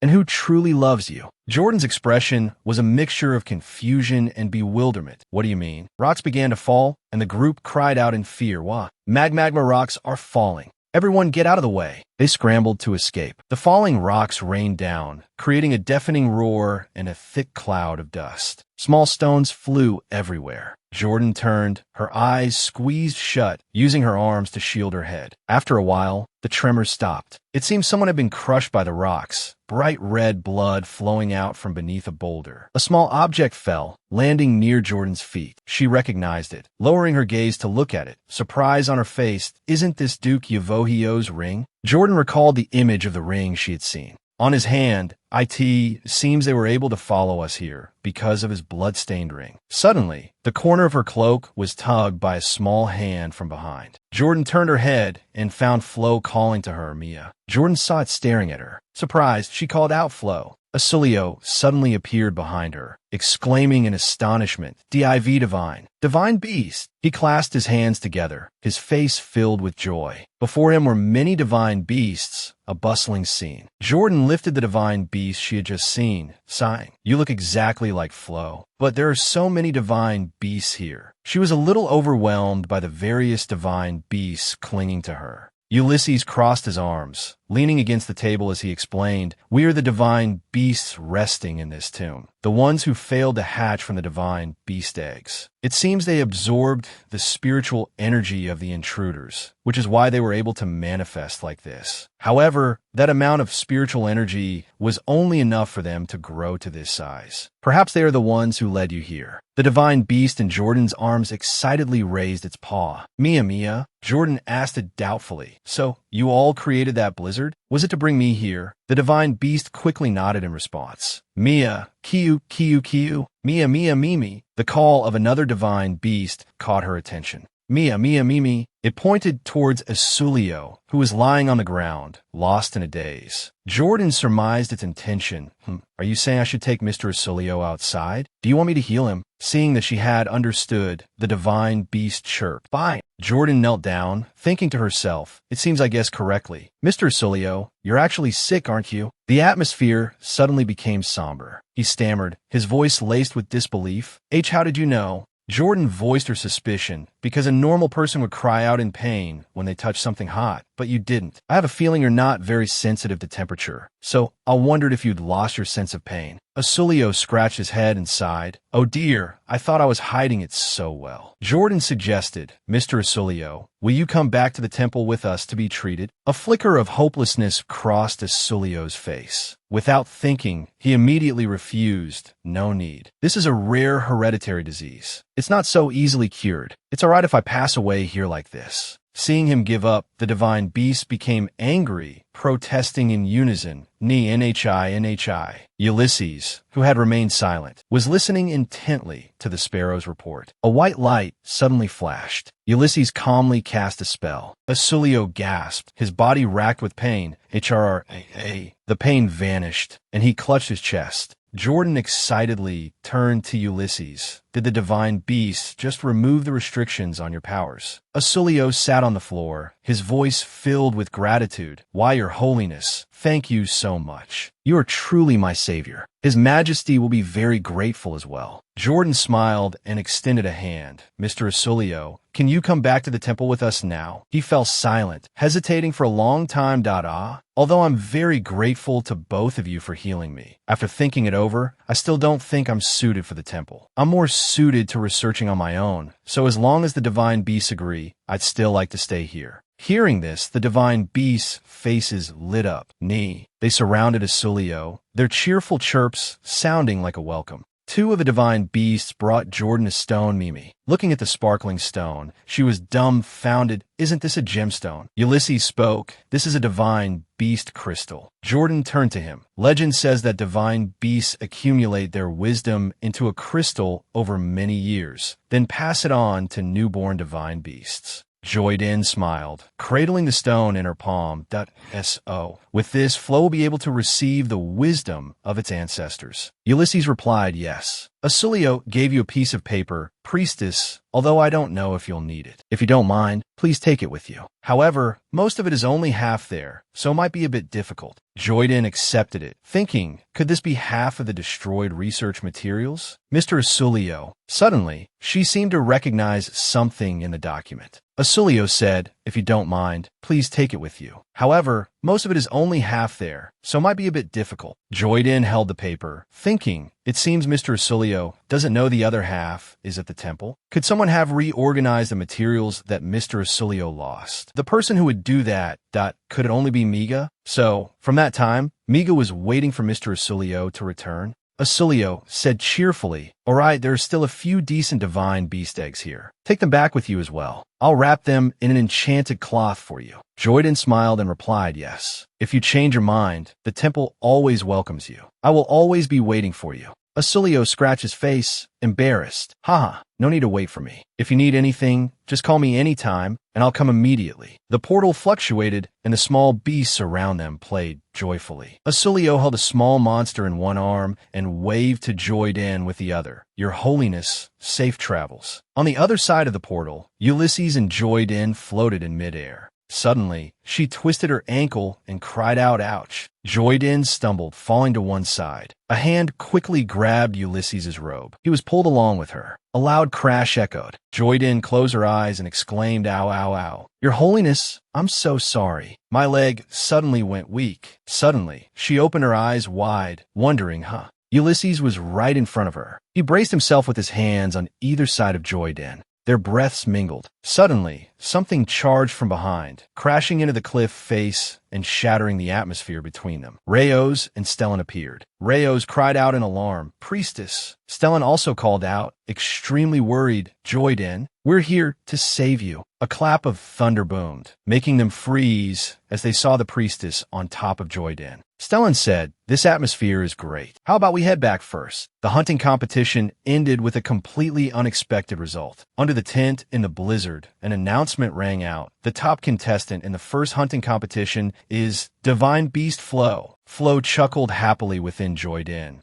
I heard that when Flo was looking for me, a brilliant light shot out from its mouth, destroying a large number of magical beasts around it. However, since Flo is a divine beast, the wish voucher has been given to its caretaker. The priest announced joyfully into the microphone. The reward for the champion is a wish voucher. So, may I ask what your wish is? Joyden blushed happily and replied, "My wish is have a day off." The people below were dumbfounded, lamenting inwardly. Although we knew the priestess was a workaholic, we never expected her to make this kind of wish. Ulysses also frowned in disbelief, his face clearly expressing the word absurd. He asked her, "So what do you want to do with your day off?" Joyden smiled brightly and said, "I want to go to the festival. I'm so afraid I'll miss out on all the delicious food at the festival." "Oh, what were those delicious things you mentioned last time?" Images of fruit skewers and meat skewers flashed through her mind. Stellan said, "The fruit skewers are at the stall right by the entrance to the central market, and the meat skewers are next to it. They're so good. You want to eat 10 more after just one." Rayos held up a super long list and said, "Your Holiness, I've compiled a list of all the food stalls at the festival."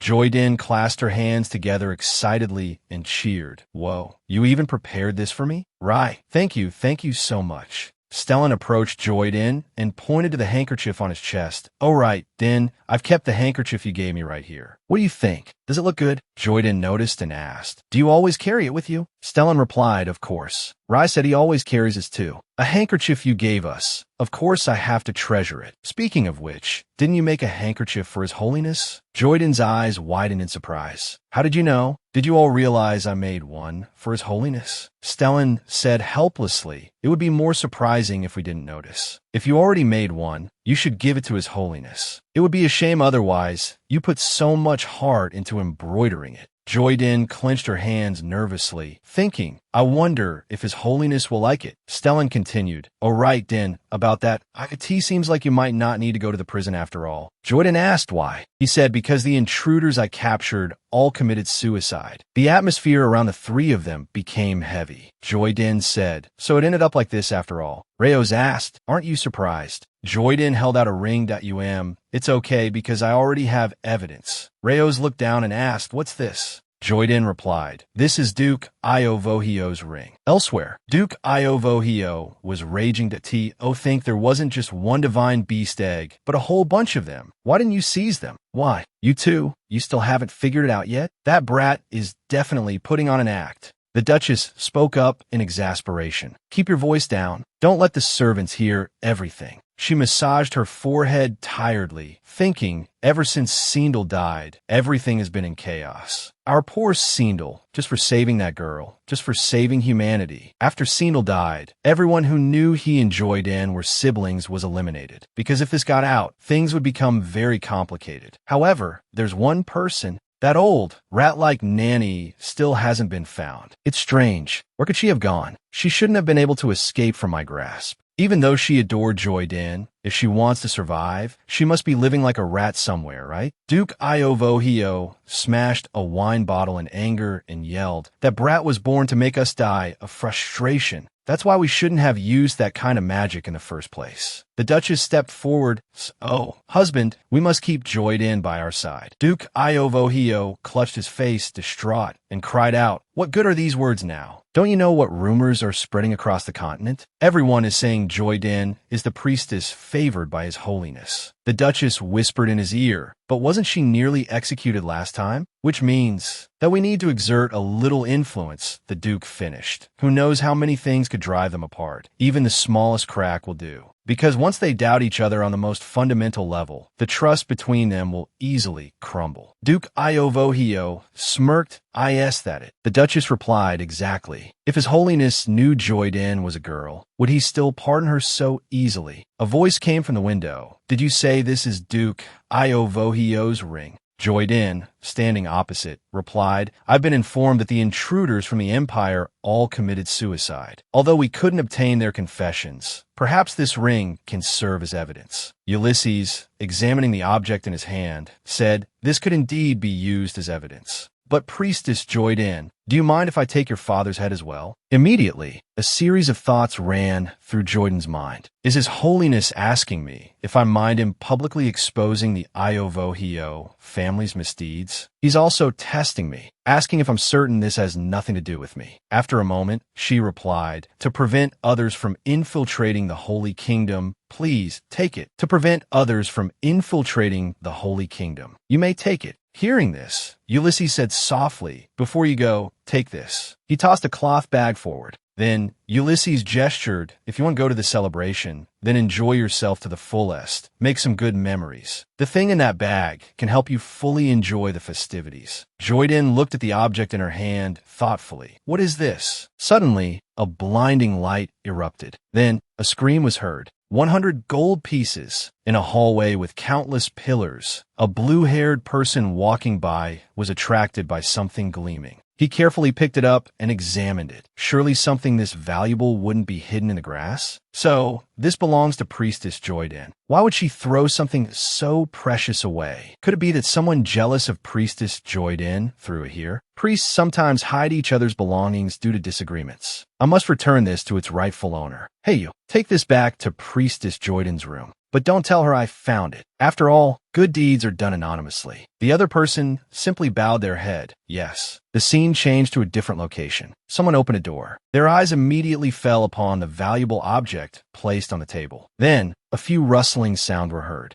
At this moment, a voice from outside the door exclaimed, Zai and Hui will be here soon to invite me to the celebration. I have enough money. After all, today is the day priests are free to roam around. This outfit should be fine, right? Oh, right, I should wear a cloak. Her cloak brushed against the valuable, knocking it to the floor. A loud bang immediately resounded. At the same time, crackling sounds emanated from within. A cloud of smoke suddenly billowed out. Meanwhile, Joyden, completely oblivious, turned her back. She walked towards the door, tying the sash of her robe. Suddenly, Joyden seemed to startle, her eyes losing focus. Huh? How is this possible? Why has the disguise magic worn off? I'm clearly wearing the ring. How can this be? There was a lot of noise outside. /Den. We're here. Come on, let's go have some fun. If you don't come out soon, we'll go. Without you, / inside the room, Joyden panicked. What should she do? If she went out like this, they might discover she was a woman. Without thinking, she threw the white blanket into the air. Wrapping herself in it, she trembled as she replied, actually, maybe it's because I just got back from the snowfields. I think I've caught a cold. I think I should stay home and rest. But the two people outside feigned excessive worry. Are you crazy? Are you dying? What's with that phlegmy old man voice? It sounds serious, priest. If you're sick, you can't handle it on your own. We'll get you some medicine. However, Joyden quickly refused, no need. I just feel like I'm about to get the flu, so I want to rest a bit. I'm sorry. You two don't need to worry about me. Just go have fun. Hearing this, the blonde-haired man continued, I think you must be feeling very heavy and tired right now. We'll go ahead, but priest, if anything happens, you must call us. Meanwhile, Joyden, wrapped tightly in the blanket, breathed a sigh of relief. Finally, they're gone. Why did the magic suddenly disappear? Is someone playing a trick? What if His Holiness finds out I'm a woman? What should I do?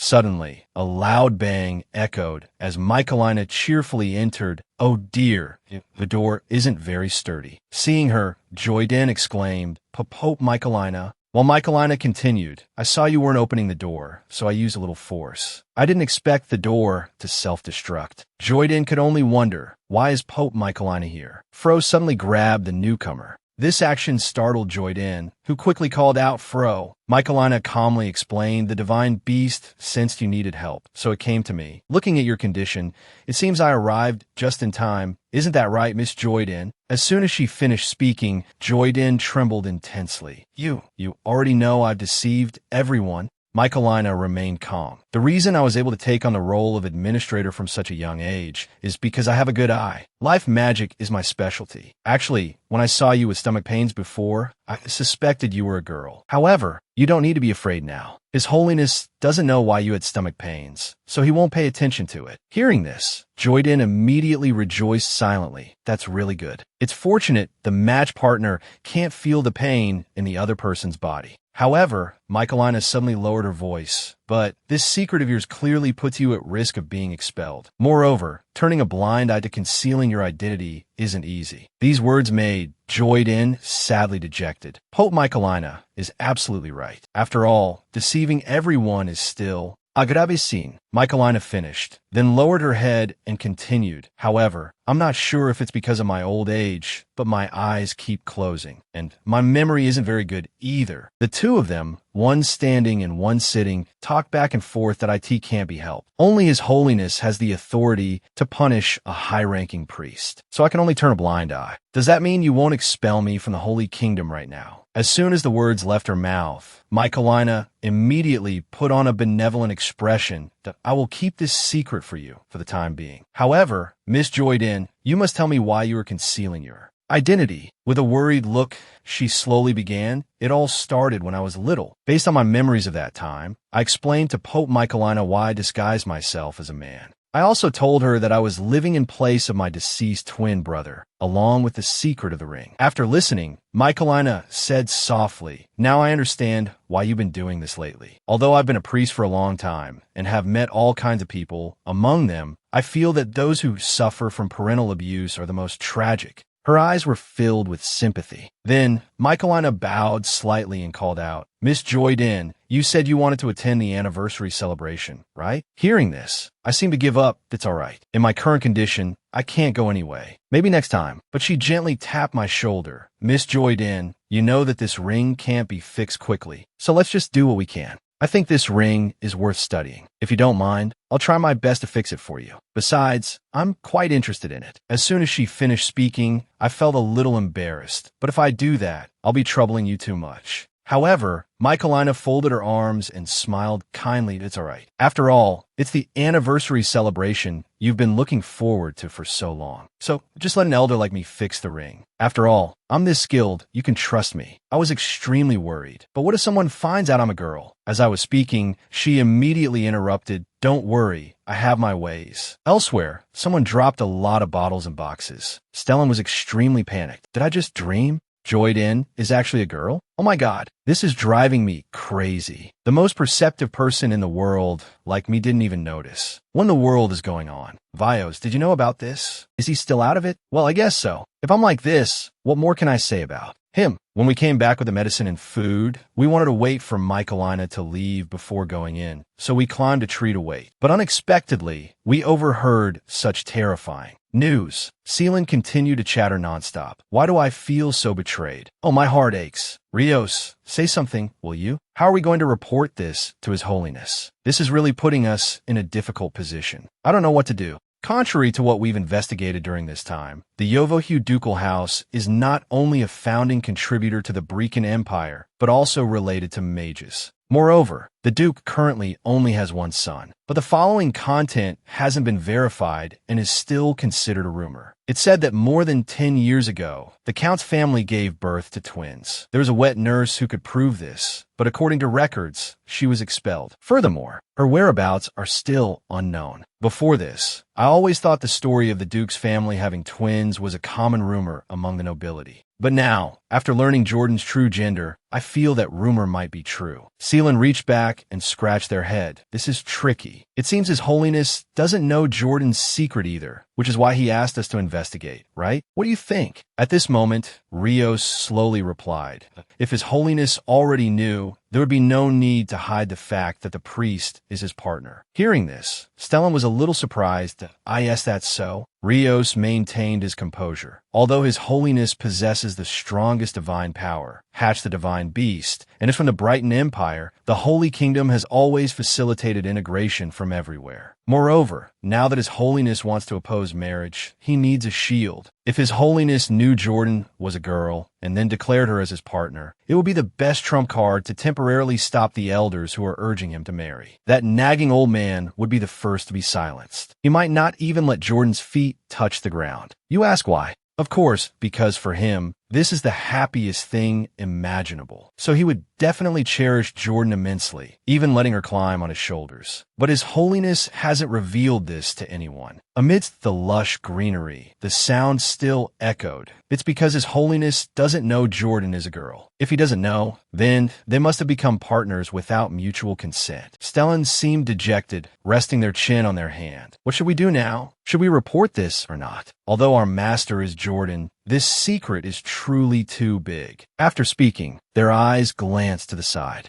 Someone was peeking from behind the wall. The figure quickly darted past them both like the wind. Watching Jordan in her cloak, they thought, seriously, you can't have any more secrets we don't know. If you do, we won't be able to handle it. The scene shifted to a pavilion area. A lot of food was displayed, and a stream of people crowded towards one direction. They smiled brightly and cheered. His Holiness! It's His Holiness! Meanwhile, Ulysses smiled and waved. This action made everyone incredibly excited, but he only focused on the white thing peeking out of someone's pocket. Ulysses remained silent, thinking that useless piece of cloth is such an eyesore. Suddenly, he realized something. Looking further and pondering, Priest Jordan's aura, it must be my imagination. How could I sense someone's presence in such a vast square? Besides, their appearance is different too. Jordan simply smiled brightly, her eyes filled with happiness. Said the Pope that a few hours ago, Jordan was in the observation room, nervously practicing her posture in front of the mirror, worrying, is it really all right for me to go out looking like this? She turned, her demure skirt swirling gently. The Pope praised her thoi melee. Miss Jordan, you look beautiful like this. She happily gazed at Jordan's feminine beauty, her doll-like long hair, and said with satisfaction, in my eyes, you look like a little angel. Is there really anything wrong? The Pope affectionately embraced her, nuzzling her like a small animal, and praised, this outfit suits you even better than I imagined. My goodness, you're so adorable. Even His Holiness wouldn't recognize you. Then she picked up the cloak on the table and said cautiously, however, if you still feel uneasy, you can use what I put in the cloak pocket. Don't cover yourself up too much, though. With that, she gently draped the dark blue cloak over Jordan. Jordan, slightly flustered, began to say, but Pope Michaelina reminded her, Miss Jordan, this is the celebration you've been looking forward to. Jordan stopped at these words, realizing she was right. Michaelina, with a caring expression, advised her wholeheartedly, don't worry about anything. Just enjoy yourself. Sometimes you need to learn how to enjoy life. Jordan was touched by these words, momentarily speechless. Pope Michaelina simply smiled gently and put her arm around Jordan's shoulders. Suddenly, the Pope froze, remembering something. Wait, His Holiness is starting to trust Miss Jordan. Then wouldn't he sense his soulmate's aura? Michaelina immediately asked Jordan seriously, does His Holiness know you're a girl? Jordan shook her head blankly. He doesn't know. Michaelina, truly puzzled by this complicated relationship, pondered worriedly. How can that be? Isn't Miss Jordan His Holiness's soulmate? Could it be that His Holiness's soulmate is someone else, but he still keeps Miss Jordan by his side? No, that's not possible either. Michaelina, deep in thought, asked directly, Miss Jordan, do you like His Holiness? Jordan stam eret aukwartli, Inwardly, she felt helpless and just gave a vague answer to consider later. I can't ignore my position as His Holiness's chief divine attendant and say I deeply admire and respect His Holiness, which isn't the same as liking someone. Besides, among all these strange people, His Holiness is the most normal one. Michaelina rubbed her chin thoughtfully, a slight headache forming that's it. Looking at the innocent face of the small, confused young woman, she felt a pang of sympathy. If Miss Jordan isn't His Holiness's soulmate and her admiration for him deepens, she'll be deeply hurt. I absolutely can't let those clear eyes be stained with even a hint of sorrow. Michaelina hugged her tightly, making up her mind. Although she'll find out about His Holiness having a soulmate sooner or later, before that day comes, I must find a better place for Miss Jordan than with His Holiness. Jordan, now being hugged too tightly, struggled a bit. Pope Michaelina, I can't breathe. However, Michaelina, still worried and curious, continued, but who is His Holiness's soulmate, anyway? Back in the present, at the town square, a large crowd of residents had gathered, creating a noisy and lively atmosphere. Happy laughter and cheerful chatter echoed from every corner. Jordan happily strolled through the bustling crowd, amused. No one seems to notice me at all. This is great. It seems like everyone is busy enjoying the festival. Jordan was strolling along when someone accidentally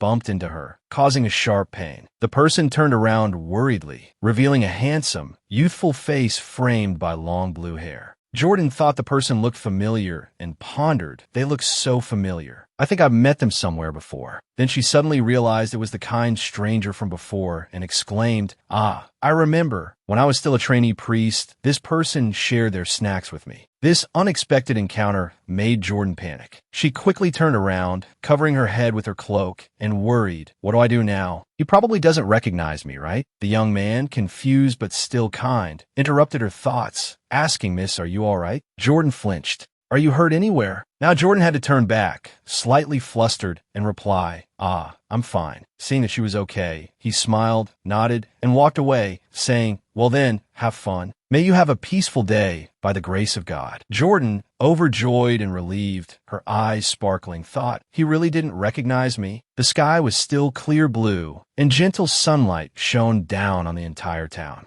Jordan happily ran around like a child exploring the town for the first time. She looked at each stall with curious fascination, then strolled around buying tempting treats and rejoicing, "Wow, the world is so big." Suddenly, ahead of her, a large group of people were cheering about something, piquing Jordan's curiosity and making her pause. She blended into the crowd, her eyes wide with excitement as she watched them. Then Jordan recognized the figure in white whom everyone was enthusiastically greeting. It's His Holiness. It seems like everyone really likes His Holiness. Suddenly, he looked directly at her. Their eyes met, seemingly not by accident, making Jordan startled and confused.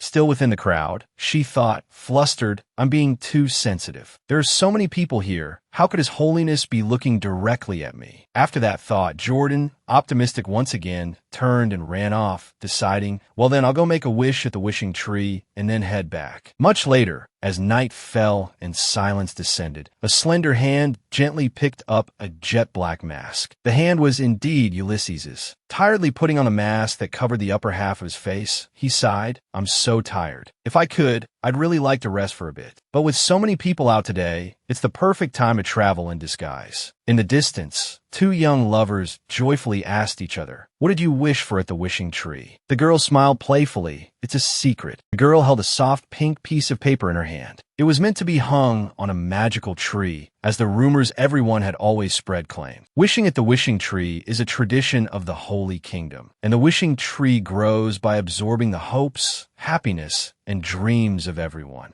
Everyone ties their wish-inscribed papers onto the saplings, then tears off half and keeps it safe until the next celebration. They bring that half back, find the other half on the tree, and can witness the growth of the wishing tree. The reason the Holy Kingdom has such vast greenery is because after nurturing these saplings, they're transplanted elsewhere, eventually forming a vast forest. Back in the present, under the somber night sky, each wish paper shines brightly on the branches. Ulysses's lonely, melancholic figure strolls among the trees, imbued with intense love, a stark contrast to the vibrant scene. The cold night wind suddenly gusts stronger, stirring a strange feeling within him, causing Ulysses to stop and turn around. He looks behind him, wondering what he's waiting for, questioning this feeling. At this moment, the figure of an unfamiliar girl appears. Jordan, somehow standing right behind him, now faces him directly, unable to avoid eye contact. She panics, unsure what to do, and stares blankly. His Holiness. Although he's wearing a mask,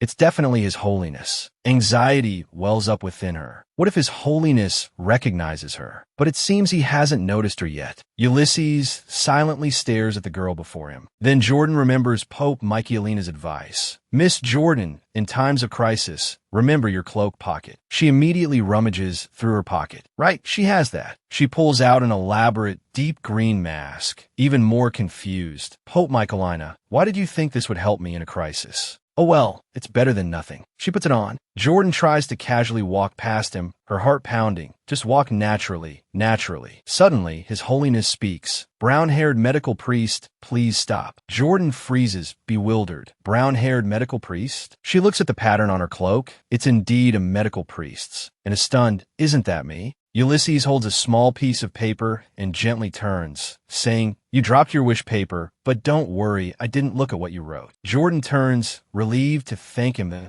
but she quickly covers her mouth. Speaking would give her away. And when did the paper fall? If His Holiness said he didn't read it, then she needs to retrieve it and leave. Thinking this, she quickly runs towards him. But somehow, on the smooth pavement, she slips and stumbles. Jordan flails, spinning. I'm so nervous my legs went weak. Then, under the soft moonlight, their eyes meet again just as she's about to fall into his arms. Ulysses easily catches her. Jordan lies nestled against His Holiness's chest, her arms around him, frozen in embarrassed surprise, unsure how to react. Ulysses silently looks down at the girl in his arms, a hint of curiosity. As she nervously looked up, he was startled to recognize her red eyes. Ulysses suddenly remembered Jordan in her male form and found it strange. Although this person's figure was slightly more slender, their posture, height, and even the angle of their gaze were all the same. He blurted out a question while still holding onto the girl. Who are you? Do I know you? Ulysses was puzzled. Normally, if a girl touches me, I get a rash, but right now I don't feel any symptoms or discomfort whatsoever. Even with physical contact, there's only one person who doesn't cause any reaction in me, and that's that novice priest. So a suspicion flickered within him. Could it be that you're? Suddenly, at that moment, fireworks exploded, brightly illuminating the sky. And brilliantly, the loud noises interrupted the tense atmosphere. Now, for Jordan, it was her chance. She quickly pushed him away.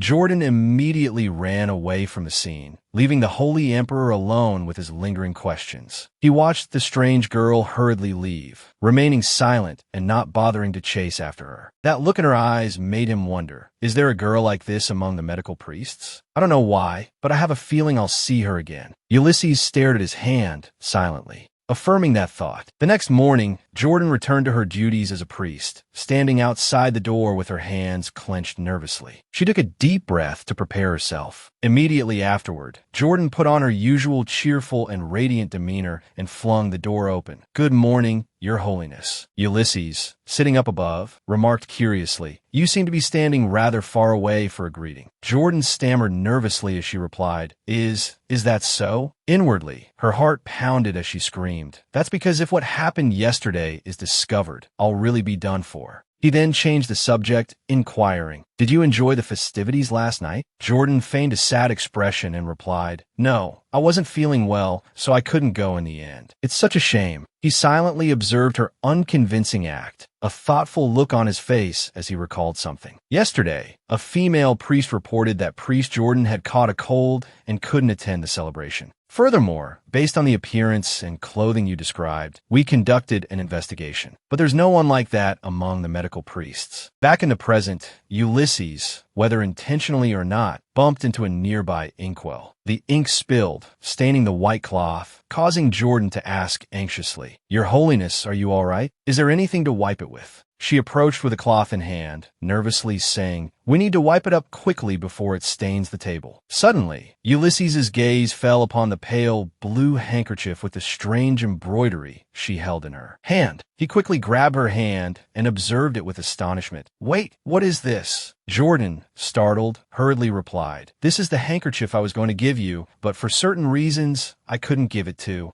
you. Hearing this, he smiled slyly and questioned, What reasons could you possibly have for only me not receiving it? Did you think I would throw it away? Jordan, feeling guilty, quickly turned away. How does he know that? Finally, she still offered the handkerchief, stammering, In short, now that it's needed, you can use it and then throw it away. He carefully took the handkerchief, a hint of displeasure in his voice. So, the gift meant for me was used so casually by you. The ink stain on the corner of the handkerchief gradually faded. He sighed. The embroidery on it is terrible. Calling it a gift is a bit. Ulysses carefully examined the ridiculously crooked and foolishly embroidered sun. Now just a smudged mess, looking dumbfounded. But he still just smiled helplessly and said, "Even though you gave it to me so late, I'll still accept it." Jordan, hearing these words, beamed and nodded, yes. Meanwhile, in the dark brown temple, a man, pouring tea, asked reproachfully, "Pope, how long do you intend to keep enjoying yourself, pushing your work onto others?" He sprawled on a chair, grumbling irritably, Jobany, even if I were worse than this, I'd still be better than a lazybones like you, wouldn't I? No matter how good the medicinal ingredients are, there will never be another eccentric like you who travels all over the continent to make illustrations." The two of them sat in silence, facing each other. Hay let out a triumphant laugh. The elegant, dark-haired man, Jobany, one of the 3 grand elders, asked, "What's with you? Why did you suddenly come here? If His Holiness has found his partner, then what do we elders have to worry about anymore?" Hay sighed helplessly, puzzling Jobany that that's precisely the problem. He suddenly thought with a pang of sadness, "I admit, Priest Jordan is my favorite student. She's very lovely. But honestly, every time I see the list of top names for the child, I feel sad." He gritted his teeth, tears welling up as he remembered the 2 thick books filled with baby names he had previously written for Ulysses. Who could understand his feelings? Jobany, surprised, asked, "Do you know who His Holiness's partner is?" Hay immediately sat up and denied it. "I'm just a humble elder. I wouldn't dare discuss such matters." "Well, it seems it's time for me to return."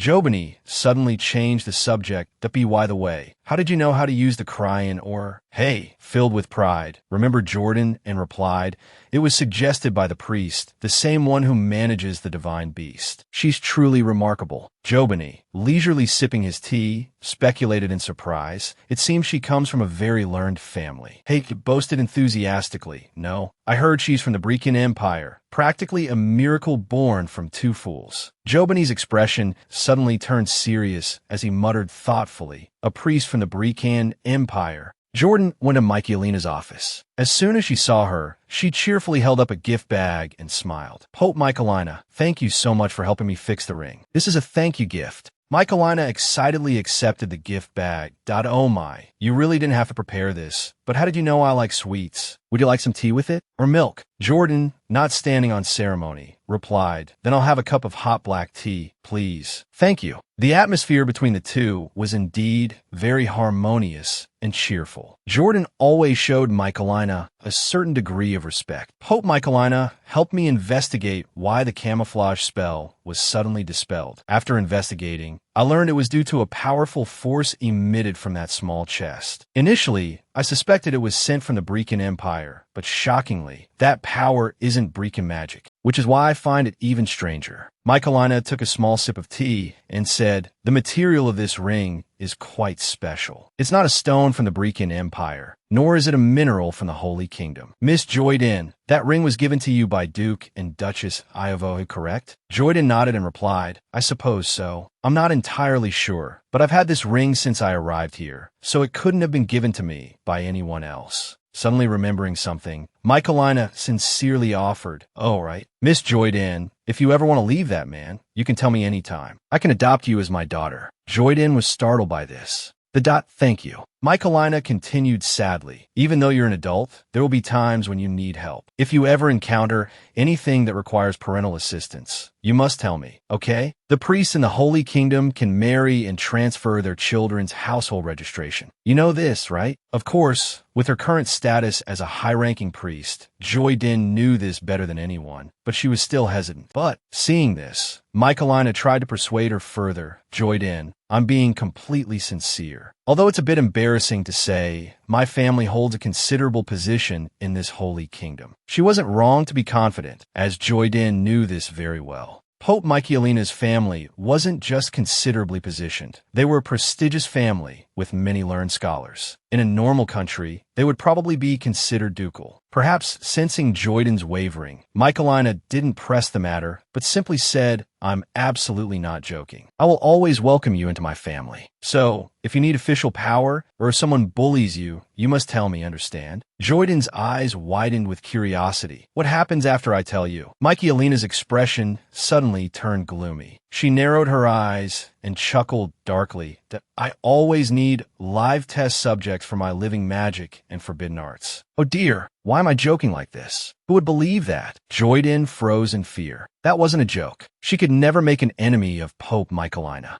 After that short, cordial meeting, Joyden went to Ulysses' office as instructed. Carrying a gift bag identical to the one she had given Michaelina, Joyden felt quite uneasy. She wasn't sure. After giving the handkerchief to His Holiness, he had been acting a bit strange. Although he seemed to have calmed down at the time, still, it was better to just ask directly. So, Joyden mustered her courage and turned to ask Ulysses, "Your Holiness, is there something wrong with the handkerchief?" Ulysses steepled his fingers in front of his face, resting his chin on them, and replied indifferently, "No. Why would you ask that?" Joyden cautiously explained, "Because lately, you've been staring at me." Ulysses narrowed his eyes and murmured cryptically, "There's nothing wrong with the handkerchief. I'm just reminded of someone who looks remarkably like you." Well then, hearing that, Joyden felt a pang of guilt and looked away. Huh? Are you talking about my parents? I was born to them, so of course I must resemble them. She didn't notice Ulysses extending his hand towards her. Based on this partially obscured image, Ulysses' suspicions grew stronger. Indeed, the two of them looked very much alike. How strange. A while ago, I ordered 2 holy knights to investigate the Iovohiu family. Today, they submitted their report to me. It states, Priest Joyden has no brothers and no noteworthy relatives. If that's the case, then of course, he wouldn't have any sisters either. But strangely, that girl really resembles him. So that means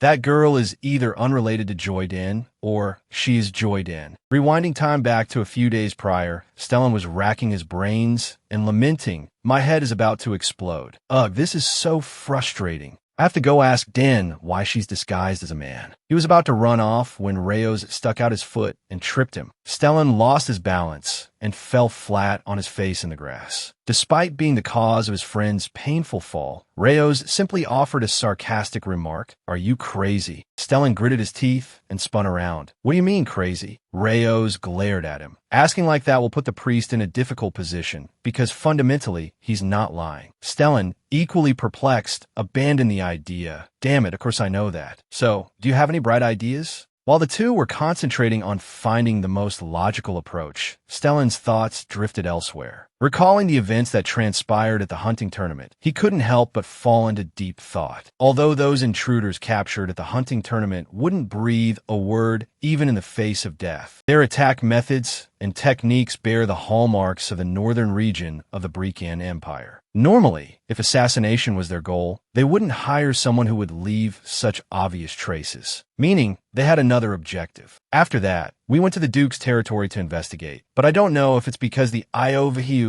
family's power within the Empire is as noble as the royal families. But the longtime residents there were unwilling to discuss anything about the family. He chuckled, but it's not like we came up empty-handed. Rayos nodded, offering his own speculation. Considering the Duke's constant turnover of servants, we could be certain he's hiding some kind of secret. Furthermore, although there are indeed strange rumors circulating that the Duke had twins, there's no concrete evidence. Discussing this, Stellan's interest was piqued. Could Joyden really be disguised as a man for the sake of the family? Folklore has featured similar scenarios. After a son's death, for various reasons, a daughter is forced to live as a man. If the rumors are true, and only one of the twins survived, then this could be a real possibility. After all, the Iovohiu family is notoriously. It's normal that if Dan is hiding their identity for some suspicious reason, then we holy knights really should report it to His Holiness. Listening to the rustling of leaves, Rayos sighed and said, "However, from the beginning, His Holiness gave us the important task of protecting the priest." Stellan tilted his head and chuckled. "So,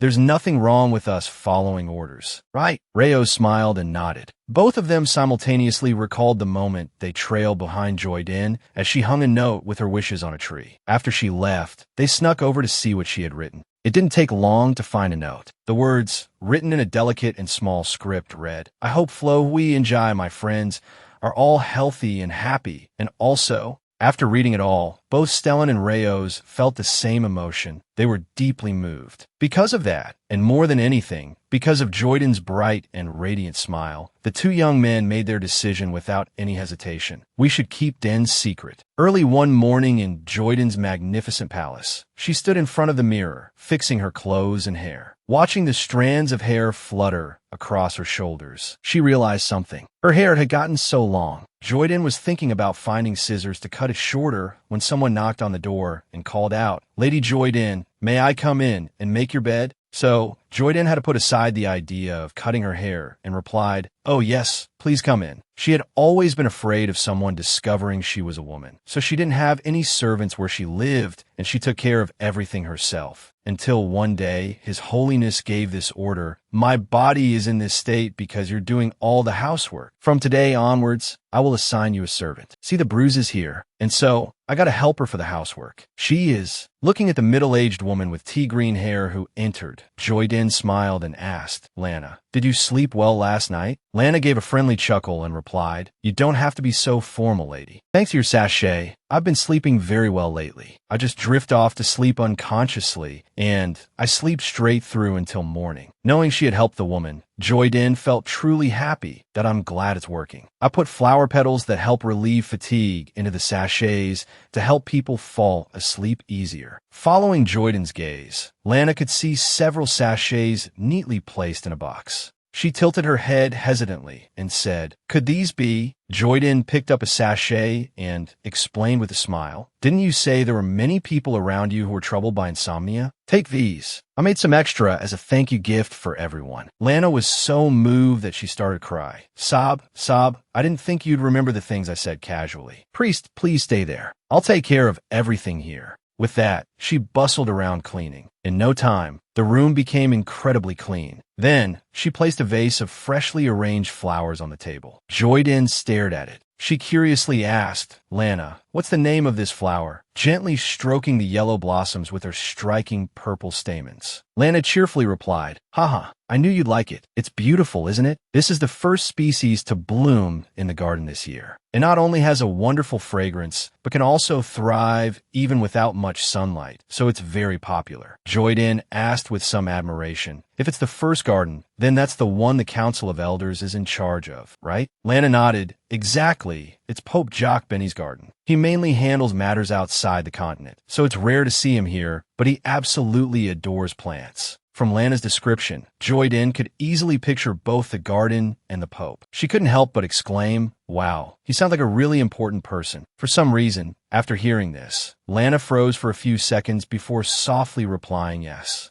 As if to avoid Joyden noticing her strangeness, she continued arranging and cleaning, without mentioning Jock Benny again. Luckily, Joyden didn't seem to notice. She was wondering to herself, why does the name Jock Benny sound so familiar? Could it be psychological? As the sky gradually turned a dusky hue, delicate white snowflakes began to fall. Joyden, who was sweeping near the window, happened to witness this beautiful scene. She excitedly exclaimed, "Wow, it looks like His Holiness's birthday is coming soon." For those who don't know, January 1st is the biggest holiday of the year. It's the day His Holiness was born and also the start of the new year. That's why Joyden had the thought, I want to celebrate His Holiness's birthday, but he's still looking at me so strangely. I haven't done anything to upset him, have I? Could he have figured out I'm a girl? No way. If that were the case, he wouldn't still be so formal with me. Convinced of this, Joyden shook her head vigorously as if to dispel those thoughts. Suddenly, at that moment, a very familiar voice rang out from behind her. "What's troubling you?" And so, Joyden's startled scream echoed throughout the palace. Caught by Ulysses, who gently wrapped his arms around her waist, Joyden luckily didn't fall flat on her face. Flustered, she turned to look at him. "Your Holiness, when did you arrive? I didn't hear any footsteps." Speak of the devil, she thought suspiciously. Ulysses crossed his arms and raised an eyebrow, asking, "You're this startled? Did you do something wrong?" Perhaps because he'd hit a nerve, Joyden began to stammer. "Teach, that's because I was thinking that Your Holiness hasn't seemed to be in a good mood lately, and I was so lost in thought that when you suddenly spoke to me, The more he listened, the more Ulysses felt something was amiss. He coldly continued, "My mood is fine. You're the one acting strange. Are you hiding something?" Struck again, Joyden forced a laugh and asked me, Then she quickly regained her composure and said seriously, "Your Holiness, I have something to ask you." Ulysses, who had been ready to listen for a while, said, "Go ahead." Jordan continued, "Just like the intruders who appeared at the hunting convention that day, perhaps similar incidents targeting me will continue to happen in the future." Ulysses answered vaguely, "Perhaps your guess is correct." Hearing this, Jordan sadly lowered her head, sighed, and said, "Actually, I've been thinking about this for a long time. Duke Iovu has no reason to let those intruders leave traces behind. Why would he do that? Although the Iovohiu family is a prestigious one, compared to your Holiness, they're just another family. Furthermore, although they are considered Emperor Bricken's most trusted confidants, they wouldn't be foolish enough to rely on that backing to launch such a blatant, large-scale attack. So, I guess their purpose is to drive a wedge between you and me. Your Holiness, these matters truly have nothing to do with me. I haven't contacted my parents." Faced with Jordan's somewhat agitated emotions, Ulysses silently pushed her against the wall, propped his hand beside her, and coldly asked, "Priest Jordan, do you think I'm a fool? Of course, I understand that this has nothing to do with you." Jordan pursed her lips and nodded a few times, indicating she understood. But in reality, her heart was still in turmoil. Perhaps the day my disguise magic was dispelled was also related to Duke Iovohiu. No, it definitely is related. This disguise as a man wasn't my own volition. It was all the Duke Iovohiu family's idea. But with things having come to this, him setting such a trap, it seems he wants your Holiness to discover my true gender, thereby putting me in a difficult situation. Thinking of this, she clenched the hand resting on her chest, then mustered her courage and said, "Your Holiness, if I have committed a truly grave sin." Ulysses seemed to have been waiting for this. He quickly grasped her shoulders, his eyes curving in a smile as he asked, "I knew it. Tell me, what have you done?" Jordan flinched and stammered, No, I was just hypothesizing. Just hypothesizing. If I did something to disappoint you, or if I betrayed you in some way. I'm saying if such a day truly comes, would you still trust me as you do now?" The mounting pressure made Jordan break out in a sweat, her voice trembling.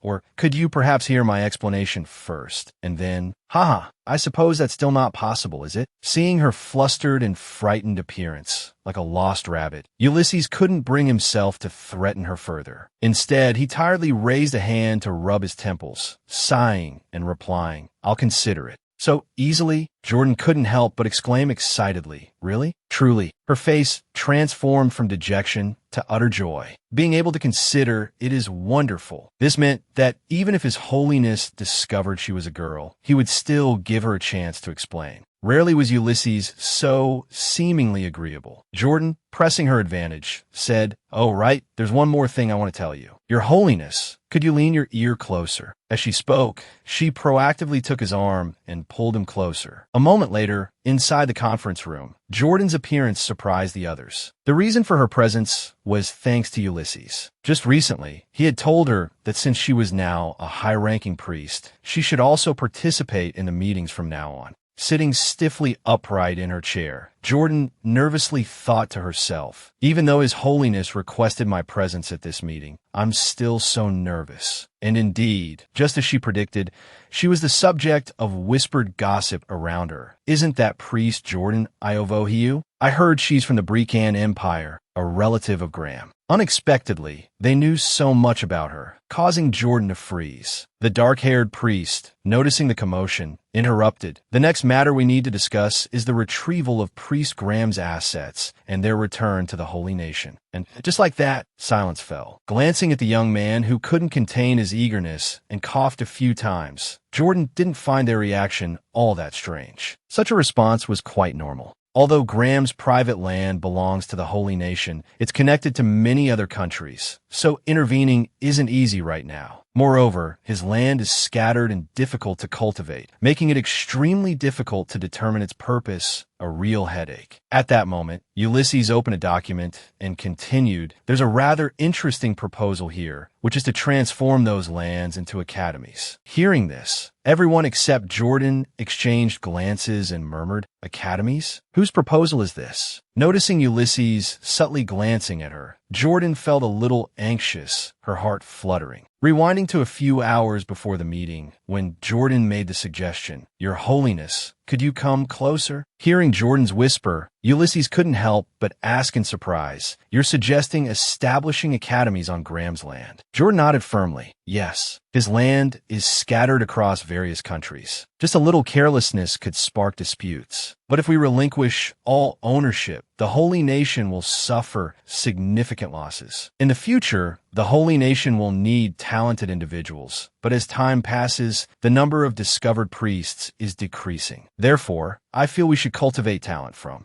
many different places. By establishing academies, not only can we discover more talent, but we can also gather a wealth of information. I think perhaps in the process, we might even be the first to find what the media continent is searching for. Seeing Jordan's seriousness, Ulysses refrained from his usual teasing. Wanting to understand her thoughts further, he asked, "That's another country's affair. Although media has closed off trade routes, why should we go out of our way to help them?" Jordan lowered her head and replied, "What if we find it first? Then, when media fully restores trade, we can negotiate with them in a way that's more beneficial to the Holy Nation. Furthermore, only by approaching media do we have a chance of dissolving the marriage bond. After all, this kind of pairing magic originated from media, so they would definitely know how to remove it." Jordan's analysis of everything was very clear, concise, and reasonable, leaving even a strict person like Ulysses with nothing to say, but I understand. Back in the present, Jordan's face flushed as she saw Ulysses's bright, prompting smile that urged her to speak. He said he would bring this up in the meeting, which is why he asked her to write a proposal and submit it. Who knew he would make her present it directly in the meeting? This scoundrel, seeing that Ulysses seemed to be very supportive of Jordan's proposal, the long brown-haired priest commented, "But Your Holiness, currently all nations have their own academies. Why should we still invest our efforts in education?" As the one who proposed a plan, Jordan had the responsibility to convince everyone. Therefore, she immediately replied, "The academy I want to establish is not an ordinary school. The academy will not only provide a place to train priests, but also serve as an educational institution with the character of a treatment center." The other party disagreed. Currently, the number of priests in the Holy Nation is countless. "I don't think we need to train more people from other nations." Jordan countered, "But not everyone in the Holy Nation possesses divine power. Of the entire population of the Holy Nation,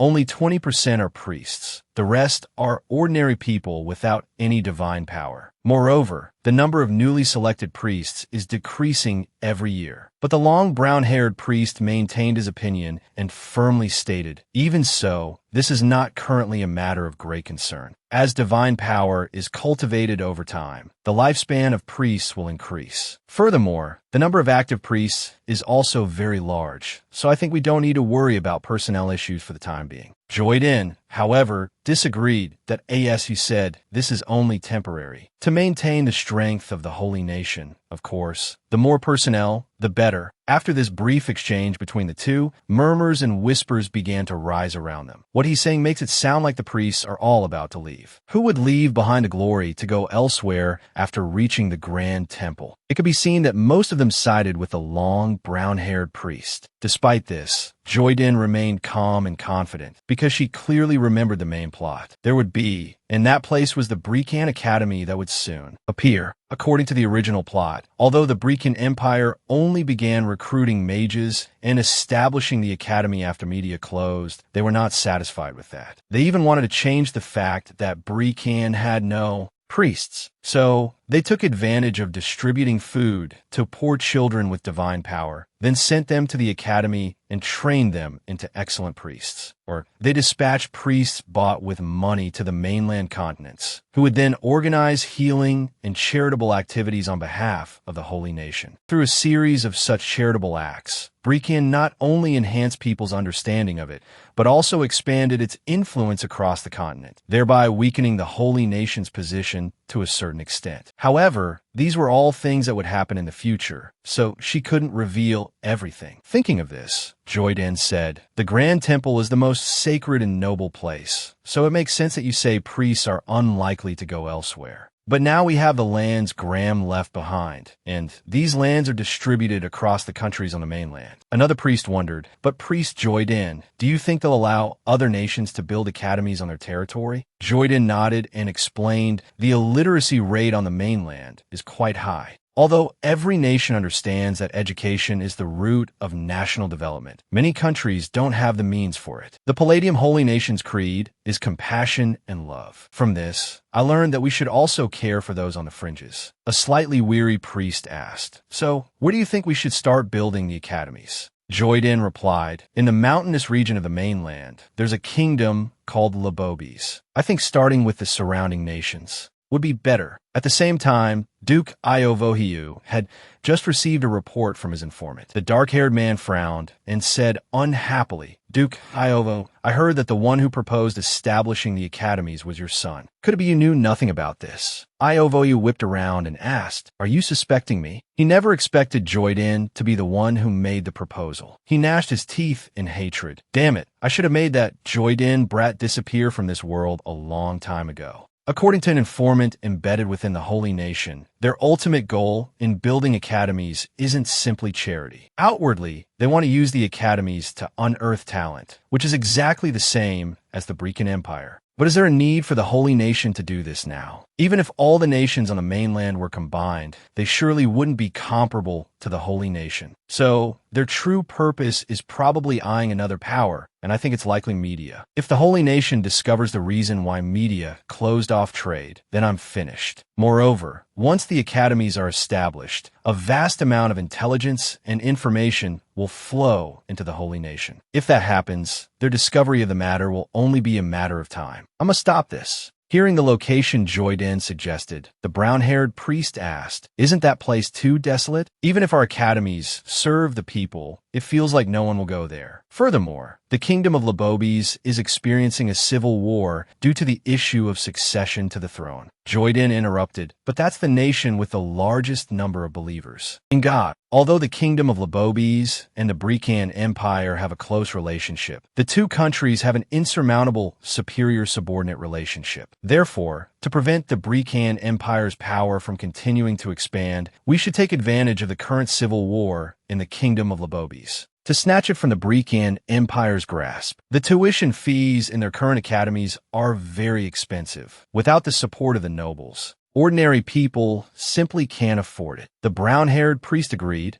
You're absolutely right." Hearing that, Joydin grew even more confident. The Holy Nations Academy would become an academy for all citizens. After all, a priest's most important principle is compassion. During my training to become a priest, I often heard that the first Grand Elder, Garera, who was called the most respected priest in history, was also born a commoner. I am proposing the construction of this academy precisely to promote this principle. The meeting ended as lunchtime approached. Inside Ulysses' office, Joydin sat slumped on the sofa, sighing heavily. Phew, it seems that besides the major meetings, even the regular ones are so tiring. Besides that, she could be certain of one thing. After the major meeting, now even the regular meetings couldn't be missed. Looking down at the map spread out on the table, Joydin curiously asked, "Your Holiness, doesn't Graham have any land within Media's territory?" Ulysses replied indifferently, "Of course not." Joydin continued, "Then have you ever personally been to Media?" Ulysses nodded, answering, "Media is known as the source of life. Compared to other continents, there are more races living there." Hearing this, Joydin suddenly thought of Stellan and Rouse's eye color.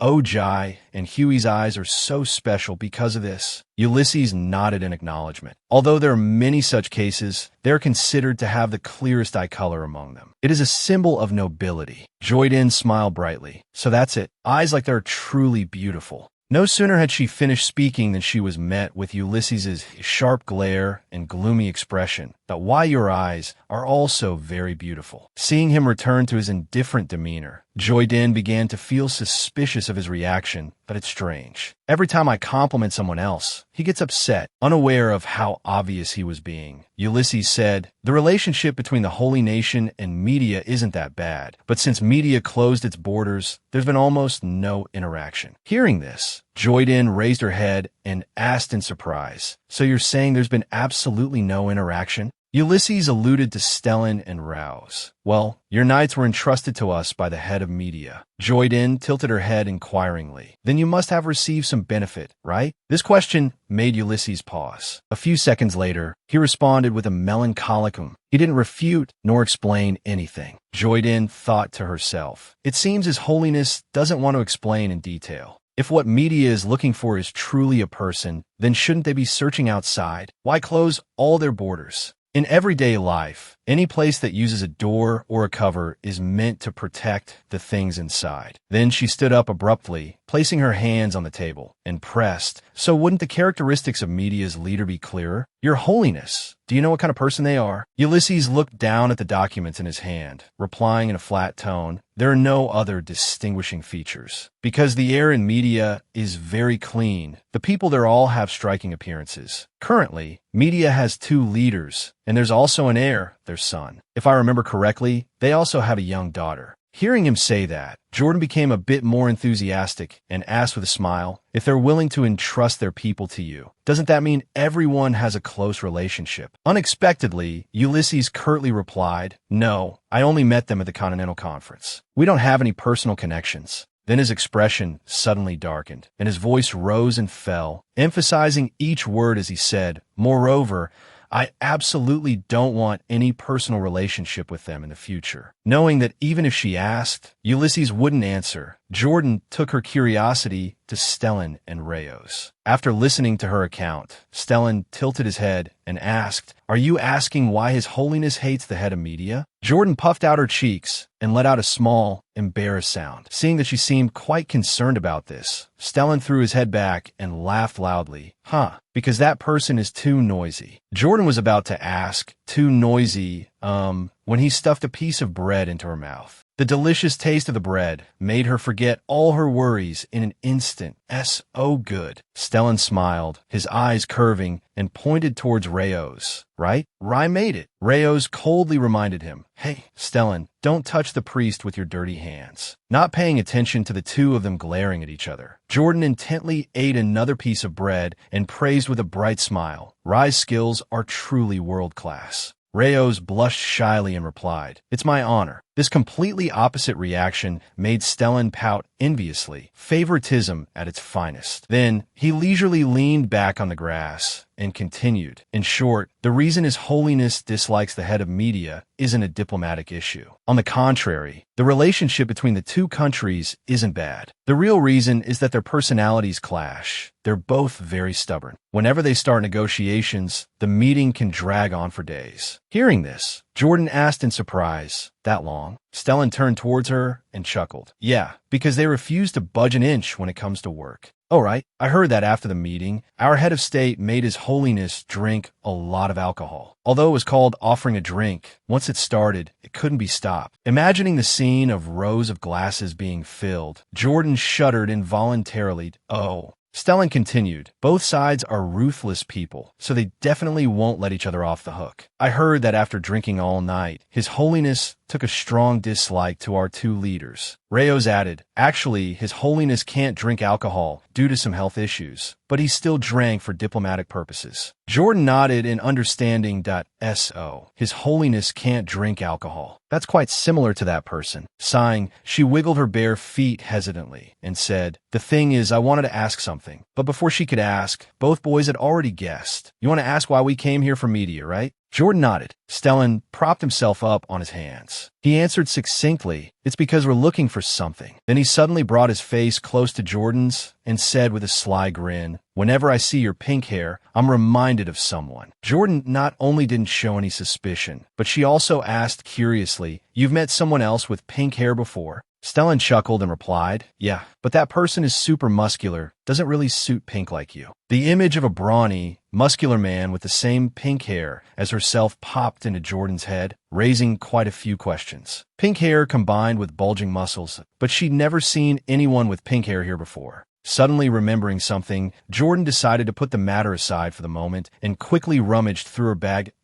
Hooey, Right. I have a favor to ask you too. She spread out a piece of paper with a drawing on it in front of Stellan and Rayos. Could you help me find some of this mineral? Upon seeing the drawing of the mineral, both Stellan and Rayos froze. Huh, this? Well, it's quite expensive. If you need it, it's not a problem. However, what do you need it for? But Jordan just smiled mysteriously, giggling a few times, leaving them wondering what she was up to. Jordan shook her purse and sighed that MY funds are completely depleted. She rolled around on the brand new bed, full of joy. Although it cost a bit of money to commission the gift, as long as His Holiness liked it, it was worth it. Rewinding a bit, a surprised voice exclaimed, "Huh, this? Well, it's quite expensive. If you need it, it's not a problem. However, what do you need it for?" Jordan cheerfully told Rayos and Stellan, "Isn't His Holiness's birthday coming up soon? I want to give him a present." Stellan gaped that you've already started preparing a gift. I thought his birthday was still a long way off. End of flashback. Jordan lowered her eyes slightly that it'll probably take a week to finish making that gift. I should be able to just barely make it in time. Suddenly, she noticed something in the distance. Jordan looked at the vase placed on the table, sighing inwardly. Speaking of which, that flower always catches my attention. It's not that its scent is particularly fragrant, but after smelling it, my mood seems to improve a lot. Lana said this flower was grown in Pope Jobany's garden, right? Jobany, that name should have appeared in the original story, shouldn't it? Who was that again? An idea popped into Jordan's head, and she quickly ran towards the door, placing her hand on the doorknob. I'll go ask Pope Michaelina. Jordan's face was full of excitement. Suddenly, a loud bang echoed. Jordan rubbed her backside and yelped, "Ouch, ouch, ouch." From outside the door, someone else pushed it open. Ulysses looked down at Jordan sitting on the floor. "Where are you rushing off to?" Her face flushed slightly as she looked at him. "Your Holiness." Inwardly, she was screaming. His Holiness coming to find her on her day off meant overtime. She really hated that. Jordan replied awkwardly, I was hurrying to an appointment with Pope Michaelina." Ulysses smiled faintly, but his expression turned somber. "You're lying," he said. Elder Michaelina took the day off. Being caught in her lie, Jordan trembled like a leaf, her mind racing. I'm done for. How could this happen? She quickly changed the subject. Oh, that reminds me, why is Your Holiness here? She looked him over, assessing his appearance. Your attire today is different from usual. Ulysses crossed his arms. "I came to congratulate you. Your proposal has been approved by the higher-ups, so we need to survey the location for the academy." Jordan straightened up as she listened, her face beaming with joy. "Really? Truly?" Ulysses watched her, delighted, a bright smile on her face. "Are you happy?" Jordan clasped her hands together joyfully. "Yes, I'm truly overjoyed. Thank you for telling me. I wish you all the best." He moved his lips slightly. Ulysses placed a hand on her shoulder and smiled gently. "You have to go too." Jordan looked momentarily bewildered. At the border of the Holy Kingdom, the space was filled with coldness, snow covering everything in white. Now, Jordan was wearing a fur cloak and holding Flo in her arms. The cold made her face flush pink, and she breathed out a few puffs of visible breath. I heard that to save on development and education costs, an academy is being built opposite the Holy Kingdom's capital. Jordan bent down and placed Flo on the ground. "Flo, what do you think of this place?" It waved its pincers and chirped a few times. "Kiu-do." It ran off excitedly, chirping as it went. "Kiu-do, Kiu-do." Jordan interpreted Flo's words in her own way. "You mean this place is surrounded by mountains? It can easily resist invasion from the outside, and it's also close to the water. The terrain is very suitable, right?" Flo chuckled. Jordan watched Flo's scampering figure and fell into thought.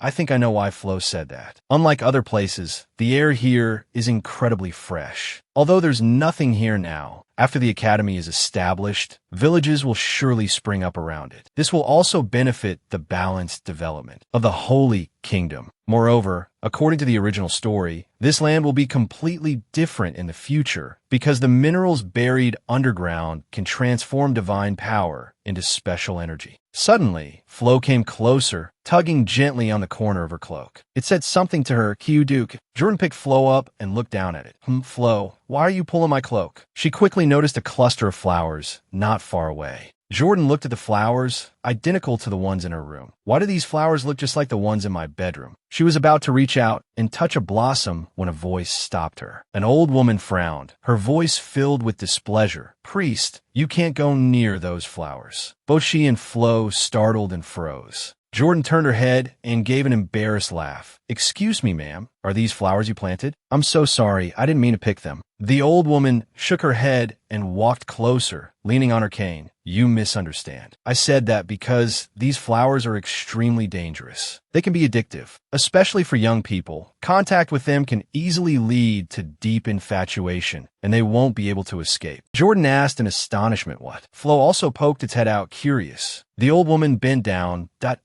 My homeland is often at war, so these flowers bloom a lot. Their name is corpse flower. Her words were like a bolt from the blue. Jordan's mouth fell open in shock. Corpse. She thought to herself, finally, I know why something felt wrong. Corpse flowers thrive on incredibly powerful magic. They bloom on land nourished by corpses. After smelling their fragrance, one becomes poisoned and wants to smell it again and again. When someone is pricked by the thorns on the flower, the poison enters their body through the bloodstream, causing them to contract pulmonary tuberculosis. That flower's toxicity is extremely potent. Even breaking or crushing the stem can endanger someone, and they'll die immediately after swallowing a petal. Jordan spun around to look at Ulysses, who was talking to someone not far away. I need to tell His Holiness quickly. I have to. Jordan shouted towards him, Your Holiness, Your Holiness, I need to speak with you. Ulysses turned to look at her, his expression clearly unusual. Her eyes widened as she looked at him. Jordan slowly approached him and asked, Your Holiness, have you caught a cold? Ulysses immediately turned away. No. Jordan frowned, concerned. Holding Flo, she thought he's lying. It's clear even I can sense the pain now. Night had fallen on the large mansion. Inside a pitch-black room, without a single light, Ulysses lay on a couch, one hand on his forehead. He seemed to be dreaming something, a look of discomfort flickering across his face. In his dream, a gentle voice called his name. Ulysses, my child. The image of his deceased mother appeared, gently cupping his face. Her voice was soft, yet devoid of emotion. If I hadn't given birth to you, perhaps I would have been much happier. A young Ulysses could only clutch the small bouquet in his hands, looking at his mother's figure. The woman's voice echoed in the silent space, a woman reproaching a child. Ulysses, can you close your eyes? Your eyes look too much like his. I don't want to see them. The child, Ulysses, lowered his eyes sadly, his hand tightening around the blue flowers. He hid them behind his back, sadly apologizing to his mother. Mother, I'm sorry. But this was only Ulysses' dream. He seemed to realize he was dreaming and sighed wearily. This dream again?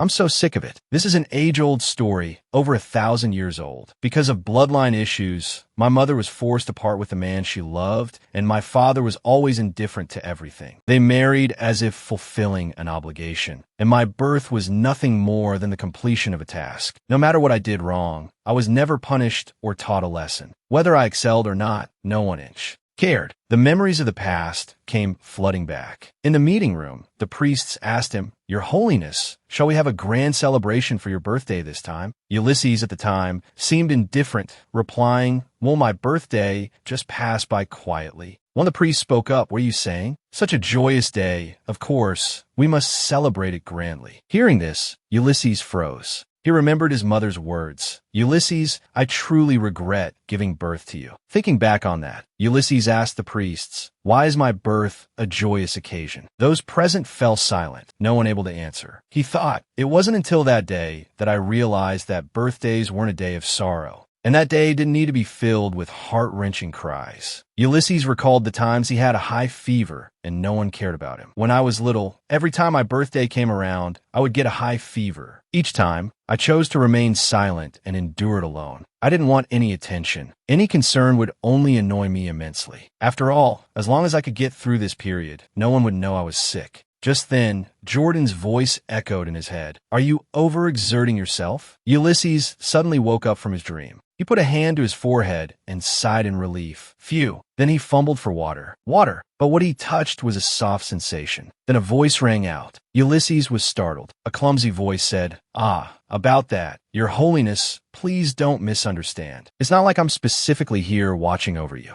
Jordan at his side, gently inquired, did you sleep well, Your Holiness? Seeing Ulysses didn't reply, she became flustered. I swear, I really didn't intend to disturb you. You should sleep a little longer. After all, your body is still very hot. Seeing Ulysses sit up, Jordan advised, please lie back down. I was afraid you hadn't eaten anything, so I brought some food. Ulysses looked down in astonishment. The blanket! He coughed, and then said to Jordan, making her freeze, it's all right, I don't need to eat. This little cold is nothing. Jordan suddenly turned and scolded. You have such a high fever, and you say it's nothing. She abruptly stood up and questioned Ulysses. Not resting properly, constantly sitting in your study. How worried do you think that makes people? Ulysses coldly replied, even if I'm sick, it won't cause you any trouble. Jordan angrily said, that's not what I meant. Her lips pressed together, her expression aggrieved. She said, I'm worried about you. Ulysses didn't seem to quite understand her meaning. Worried? Embarrassed? Jordan sat down.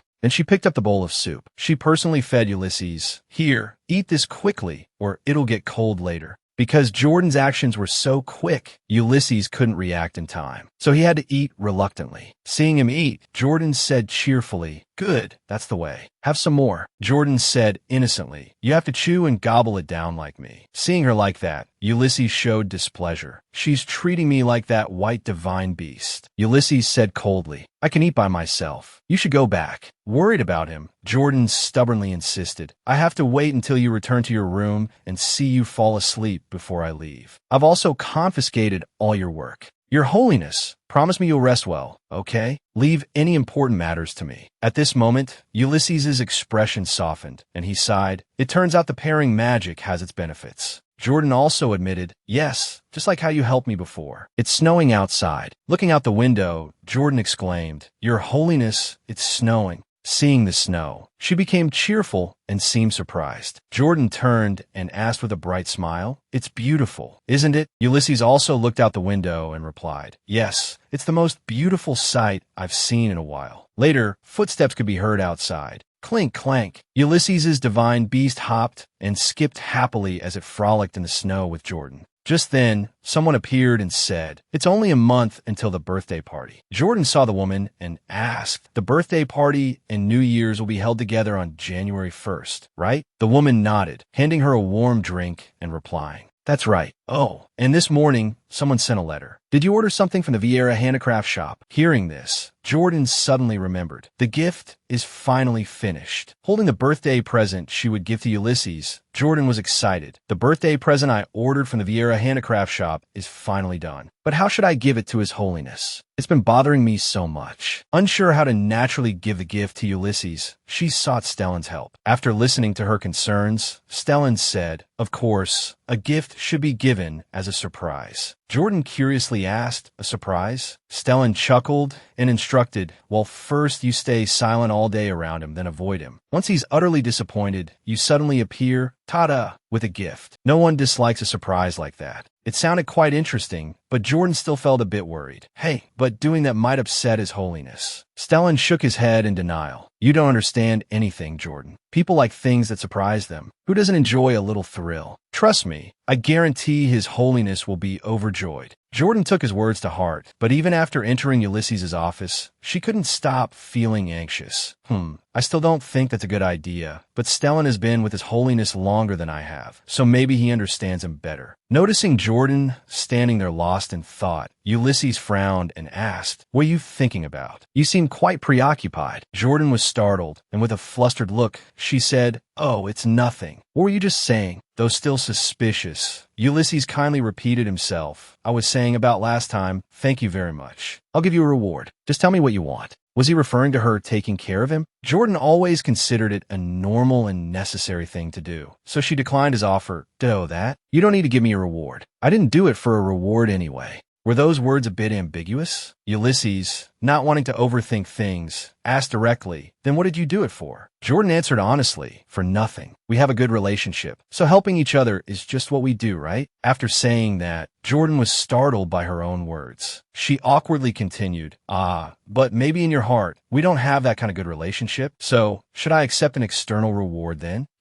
Unexpectedly, Ulysses suddenly flew into a rage. He stood up abruptly and turned away that I'm not giving you anything. You can leave. Jordan gaped, bewildered. Huh? But you just said you would. Ulysses scoffed and replied, "Didn't you say you wouldn't take it? It's a one-time opportunity." His sudden shift in attitude gave Jordan the feeling that he had become more sensitive after his illness. She rubbed her hands together, forcing a smile as she changed the subject. "Oh, right. Your Holiness, have you decided who will be the first headmaster of the academy?" Ulysses answered, "I plan to appoint Job Benny." Hearing this name, Jordan wasn't particularly surprised. Job Benny is one of the 3 Grand Elders, isn't he? I heard he's not currently in the Holy City. Ulysses smirked. That's right. Seems you're quite well informed. Remembering the yellow flowers and the story about Job Benny that Lana had told her, Jordan curiously asked, "Your Holiness, is a Grand Temple currently conducting research on corpse flowers?" Ulysses shook his head slightly. "Not really. Occasionally, we do use some highly toxic flowers for research. Corpse flowers, which use corpses as nutrients, are a special case and are forbidden to cultivate." Jordan seemed visibly relieved.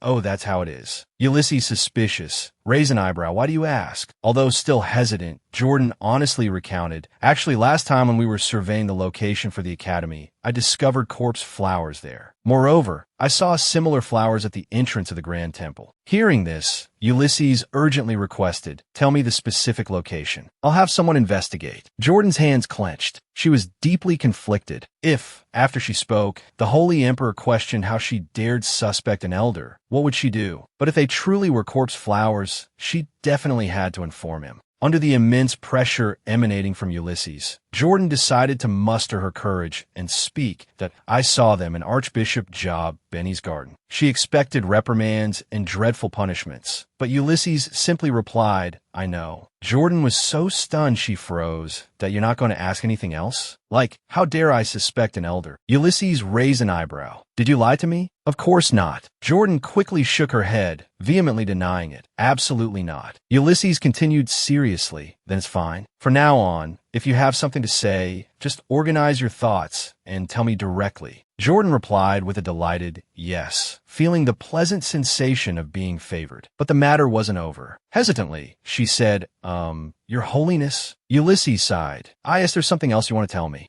Jordan suddenly made a rather strange request. I just wanted to ask, can I touch you now?" Who wouldn't misunderstand that? Ulysses's face darkened instantly, and he instinctively stepped back. He covered his mouth in surprise, making Jordan panic. "It's not what you think." Ulysses squinted.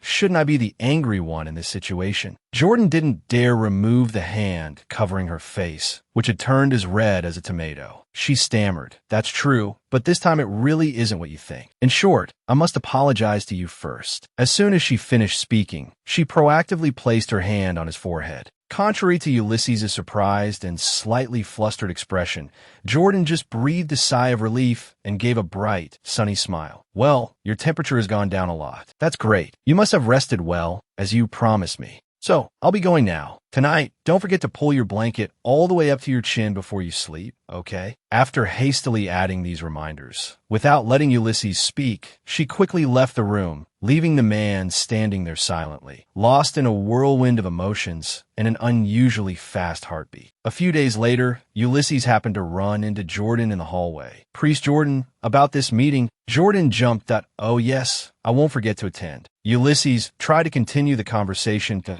S.O. about the minerals, but Jordan quickly interrupted, I've already arranged everything and entrusted it to another priest. So, I'll be going now." She then flusteredly ran off. Watching her scurry away like a squirrel fleeing a predator, Ulysses grew even more suspicious. "Lately, that newbie seems to be avoiding me." Annoyed, he headed straight for the training grounds. A few minutes after the door closed, the clang of 2 swords clashing rang out. Listening to the screech of metal against metal, Stellan, though fully aware of the reason for Ulysses's sudden agitation, grinned and asked, "Your Holiness, you seem a bit strange lately. Has something happened?" Ulysses clearly didn't want to answer. "You'd better focus on your sword." He then forcefully knocked Stellan's sword aside and swung again. After easily parrying the blow, Stellan brandished his sword and continued to add fuel to the fire. "Oh right, I suddenly remembered. Den seems to be making a lot of friends lately, especially among the servants. Everyone likes him. He's fully capable of handling his own affairs now. You must be happy about that, right? After all, you only cared about that newbie priest because you wanted to help him clear up the misunderstanding so he could show his talent." Coincidentally, Stellan had uttered the words Ulysses hated most,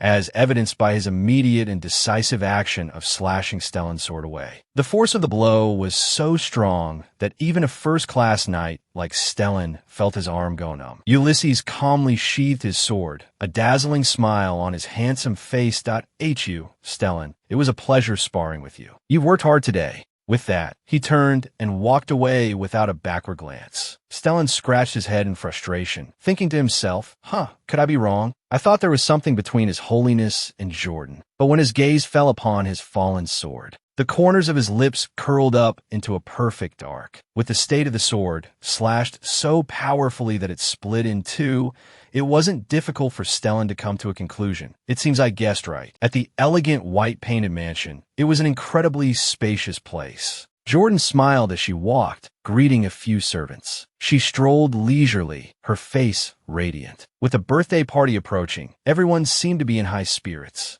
Moreover, today I can finally give His Holiness his gift. She stood before the door and softly called out, "Your Holiness, I have something I want to discuss with you. May I come in?" Faced with silence, she thought to herself, is he not here? Suddenly, the door unexpectedly opened. A tall figure stood, facing inwards. Seeing this, Jordan quickly spoke. "Oh, you are here? I apologize. I thought you had gone somewhere, so I took the liberty of entering. The thing is, Your Holiness, I have something I want to give you." Immediately, the other person slowly replied, "I know the new year is approaching, and you're happy, but I hope you won't be so careless. We have this birthday celebration every year, yet you're still excited like a child. I see you're focusing your attention on trivial matters." The two exchanged words. How can it be a trivial matter? This is clearly your birthday celebration. That is precisely what makes it trivial. Hearing this, Jordan's throat tightened. That's not true. So many people rejoice in your birth. You are deeply loved by everyone. Ulysses responded coldly. They exchanged words once more. Holding a birthday celebration is merely fulfilling a duty. It holds no special meaning. If there is any meaning, it is to give the people an opportunity to enjoy themselves, nothing more. Jordan continued to stand her ground. She replied, "That's not it. I'm happy not just because I can attend the party, but more so because I can see how much everyone cherishes you." Having heard this, Ulysses asked in return, "Being cherished by everyone is something worth rejoicing over?" He recalled Stellan's words. She especially enjoys conversing with the servants. Everyone is quite fond of her. Then, Ulysses continued, "That's why you enjoy chatting with the servants. And because of that, even the morning meetings concerning work have been postponed." His words barely finished when Jordan quickly defended herself. "Everything has its reasons. Because this matter can't be explained clearly in just a few words, I haven't had the chance to explain it to you." But it seemed Ulysses intentionally cut her off. "Have you forgotten that any matter must be reported to your superior?" Jordan lowered her head, trembling. From within the closed room, Jordan's voice still echoed, "That I understand. I am truly sorry." "Then, I'll excuse myself and leave now." Ulysses could only cover his face and sighed out, "Am I crazy? What am I doing?" Afterward, he opened his eyes slightly and looked down below. He saw Jordan still cheerfully interacting with two maids. She maintained her cheerful demeanor with everyone, her hand loosely held by someone. As for Ulysses, he simply stood silently, arms crossed, observing. To Jordan, he was nothing more than her superior. Suddenly, everything began to shake violently. He covered his eyes again. "I don't understand why I feel this way. What is that newbie anyway? He's still just a kid. I've never wanted to hug a boy before." Jordan's image and voice came back to him. "I understand. I'm sorry. I shouldn't have come to see you." Ulysses couldn't help but curse. "Damn it, is it time yet?" A gift was neatly placed down, accompanied by a deep voice. "I thought His Holiness would be happy." Suddenly, Flo jumped up and down. Seeing this, Jordan sat on the bed and said cheerfully, "Flo, I've decided I won't see Hughes for a while." Suddenly, a memory flashed back. Stellan had said to her, "I'm sorry, Jordan. My original intention was to bring you two closer." Jordan lowered her head, her face downcast. There's no way there could be a surprise. "I'm so stupid. If this continues, I won't be able to give him this gift. But a birthday present has to be given on the right day to be meaningful." Flo seemed to have an idea, pointing toward the door. Jordan seemed to understand and asked, "Are you saying that to avoid regrets, I should try again?" Her eyes suddenly lit up like stars, while the creature simply held up the gift box. Jordan quickly hugged it. You're right. Then I'll try to see him again. Night had fallen. Wearing a black coat, she walked in thought. His Holiness isn't in his office. Could he be in the secret library where we first met? Suddenly, a shock of white hair appeared before Jordan. It was the back of the familiar man. He was leaning against the railing. Jordan called out from afar, "Your Holiness." He immediately replied. Priest Jordan, hearing this, she slowly walked towards him. "Your Holiness, I've been looking for you for a long time, but thankfully, I found you before midnight. I came to see you because there are some things I must say to you today. I have to finish what I didn't get to say earlier, so please listen carefully. This is a birthday present for you." As soon as she finished speaking, Ulysses's eyes widened. "What?" But she ignored his surprise and continued. "About what you said earlier, I was talking to the servants to get the necessary information. I absolutely didn't mean to delay your work because, after all, preparing for the academy is also very important to me. Moreover, I avoided the morning meeting to prepare a surprise for you. The surprise was to avoid you, then Tada, appear before you with a gift. I thought that would make you happier. I'm sorry." After listening, Ulysses slowly exhaled. "Oh, you were gullible enough to believe Hugh Stellan's nonsense." Jordan was a little surprised.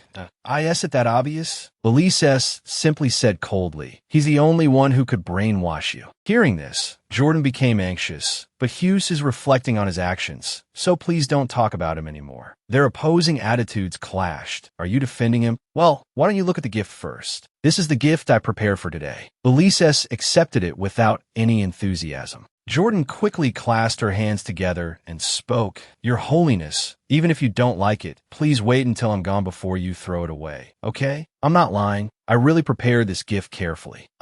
No, I'm exaggerating a bit. "Anyway, if my gift can make you happy, then I'll be very happy too. Because this is a gift I designed especially for you, a one-of-a-kind gift in the world." "It's a flower," Ulysses said, a little surprised. "This is—" Jordan slowly replied, "I thought about something your Holiness doesn't have, and then I thought a lapel pin. Doesn't every novice priest in the Holy Kingdom receive a lapel pin from the Archbishop when they are ordained as an official priest? But because you're the one who established this custom, I thought perhaps no one has ever given you a lapel pin when you became an official priest." Hearing this, Ulysses looked at the item in his hand and replied, "I really can't help it with you." But Jordan, seemingly unconcerned, looked up and asked, "Do you like it?" As soon as she finished speaking, Ulysses teased, "The jewel is so small, just like you," causing Jordan to fall into despair that I really should have bought a bigger one. Although I knew that even though you're the Holy Emperor, you also have a very ordinary side. I didn't expect you to care about the size of the jewel. At this moment, Ulysses teased again, "Your heart is so small. I'm afraid I'll lose it if I'm not careful." Hearing this, Jordan angrily demanded her gift back. "Then give it back to me." However, he turned his head and replied, "No." Jordan was caught up in his teasing. "Didn't you say it was small?" The two went back and forth, their words at odds. "Something this small, if I don't want to lose it, I'll just have to wear it every day." "What do you mean? You like the gift I gave you, right?" Hearing this, Ulysses looked intently at the carefully wrapped gift and asked, "But there are still a few days until the Holy Kingdom's birthday. Did you mistake my birthday for someone else's?"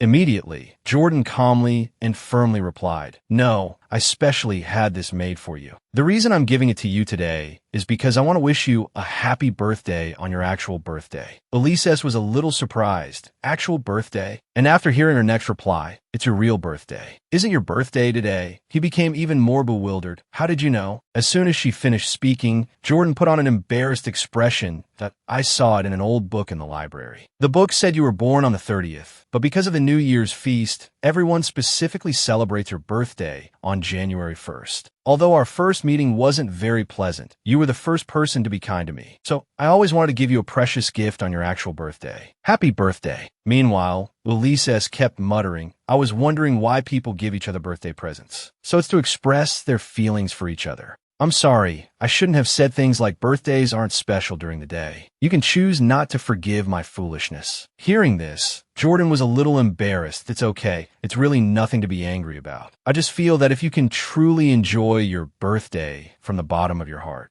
then those who love your holiness will definitely have a happier day. So I hope you can love yourself more." Hearing this, Ulysses's eyes were filled with melancholy. Thoughts of someone filled his mind. Jordan maintained her composure. "If your holiness finds it a bit difficult, then wait until next year's birthday, and I'll give you another gift. That way, you'll gradually come to like your birthday, won't you?" At this moment, someone's hand tightly grasped the flower. The image of the woman touching his shoulder to comfort him appeared once more. A moment later, Ulysses closed his eyes slightly, his cheeks flushed that I understand. Thank you for your gift. The new year is approaching. Priests assigned to other regions were bustling back to the Holy Kingdom for the New Year's feast. Therefore, the number of people at the banquet could be said to be as numerous as ants, with countless people even standing on the steps. Flo lay down exhausted. Jordan, on the other hand, was trying to encourage her. Flo, you've worked so hard, having entertained the guests. Let's sit here and rest for a bit. Flo immediately nodded in agreement.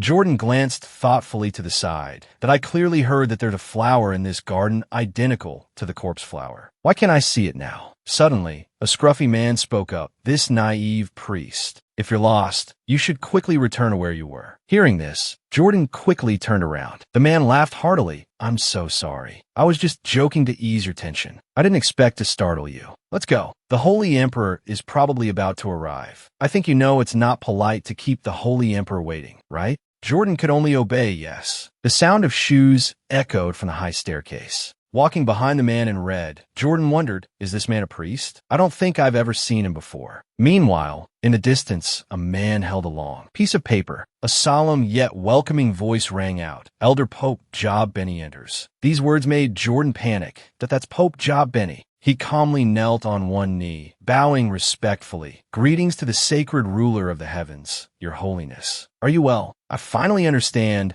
why I had this inexplicable sense of déjà vu with the name Job Benny. The traitor in the original novel, his name is Job Benny. Ulysses sat on the high throne, perfectly composed. Are you enjoying yourself outside? The man immediately replied, thanks to Your Holiness's arrangements, I've broadened my horizons considerably. Meanwhile, Jordan was utterly bewildered. Your Holiness, you mustn't be so familiar with him. After Ulysses's question, Elder Job Benny, didn't Elder Hay come with you? He maintained his posture. Elder Hay still has some unresolved matters on the mainland, so he couldn't attend your birthday celebration. My sincerest apologies, Your Holiness. However, Your Holiness, I see you're wearing a lapel pin I've never seen before. It seems to be a gift from someone you deeply trust, doesn't it? Ulysses didn't hide it, touching his chest. Yes, this lapel pin is a gift from the priest I trust most. As soon as he finished speaking, Job Benny looked slightly surprised. Ulysses quickly cut him off. And this chain on my robe, it was also a gift from the priest I trust most. In another corner, Joyden seemed to realize something.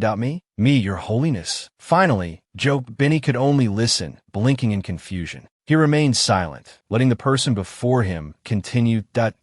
Oh, you still remember the letter you wrote to me when we were young, Elder Job Benny? In the letter, you said that you would become a famous priest someday, and you told me not to forget you. You truly did it, and I have kept that letter very carefully. After all, you're the priest I trust most. Ulysses stood at the podium that I trust everyone in the Grand Temple. Without all of you, the Holy Kingdom wouldn't have lasted for thousands of years like it has now. He took a glass of water from a server. He raised his glass, inviting everyone there to join him. Everyone raised their glasses and said in unison, let's raise a toast to the peace of Palladium. Then they clinked glasses and drank together. Ulysses walked past Job Benny and down from the podium. Joyden stood below, holding her glass and her divine beast. Listening to Ulysses's speech, she felt something was off. Although the Holy Emperor was speaking and smiling, it definitely wasn't a compliment. He was letting Job Benny know that, in his eyes, he was still just a child who had written him a letter and was implicitly warning him to know his place. She stared at Ulysses, wondering,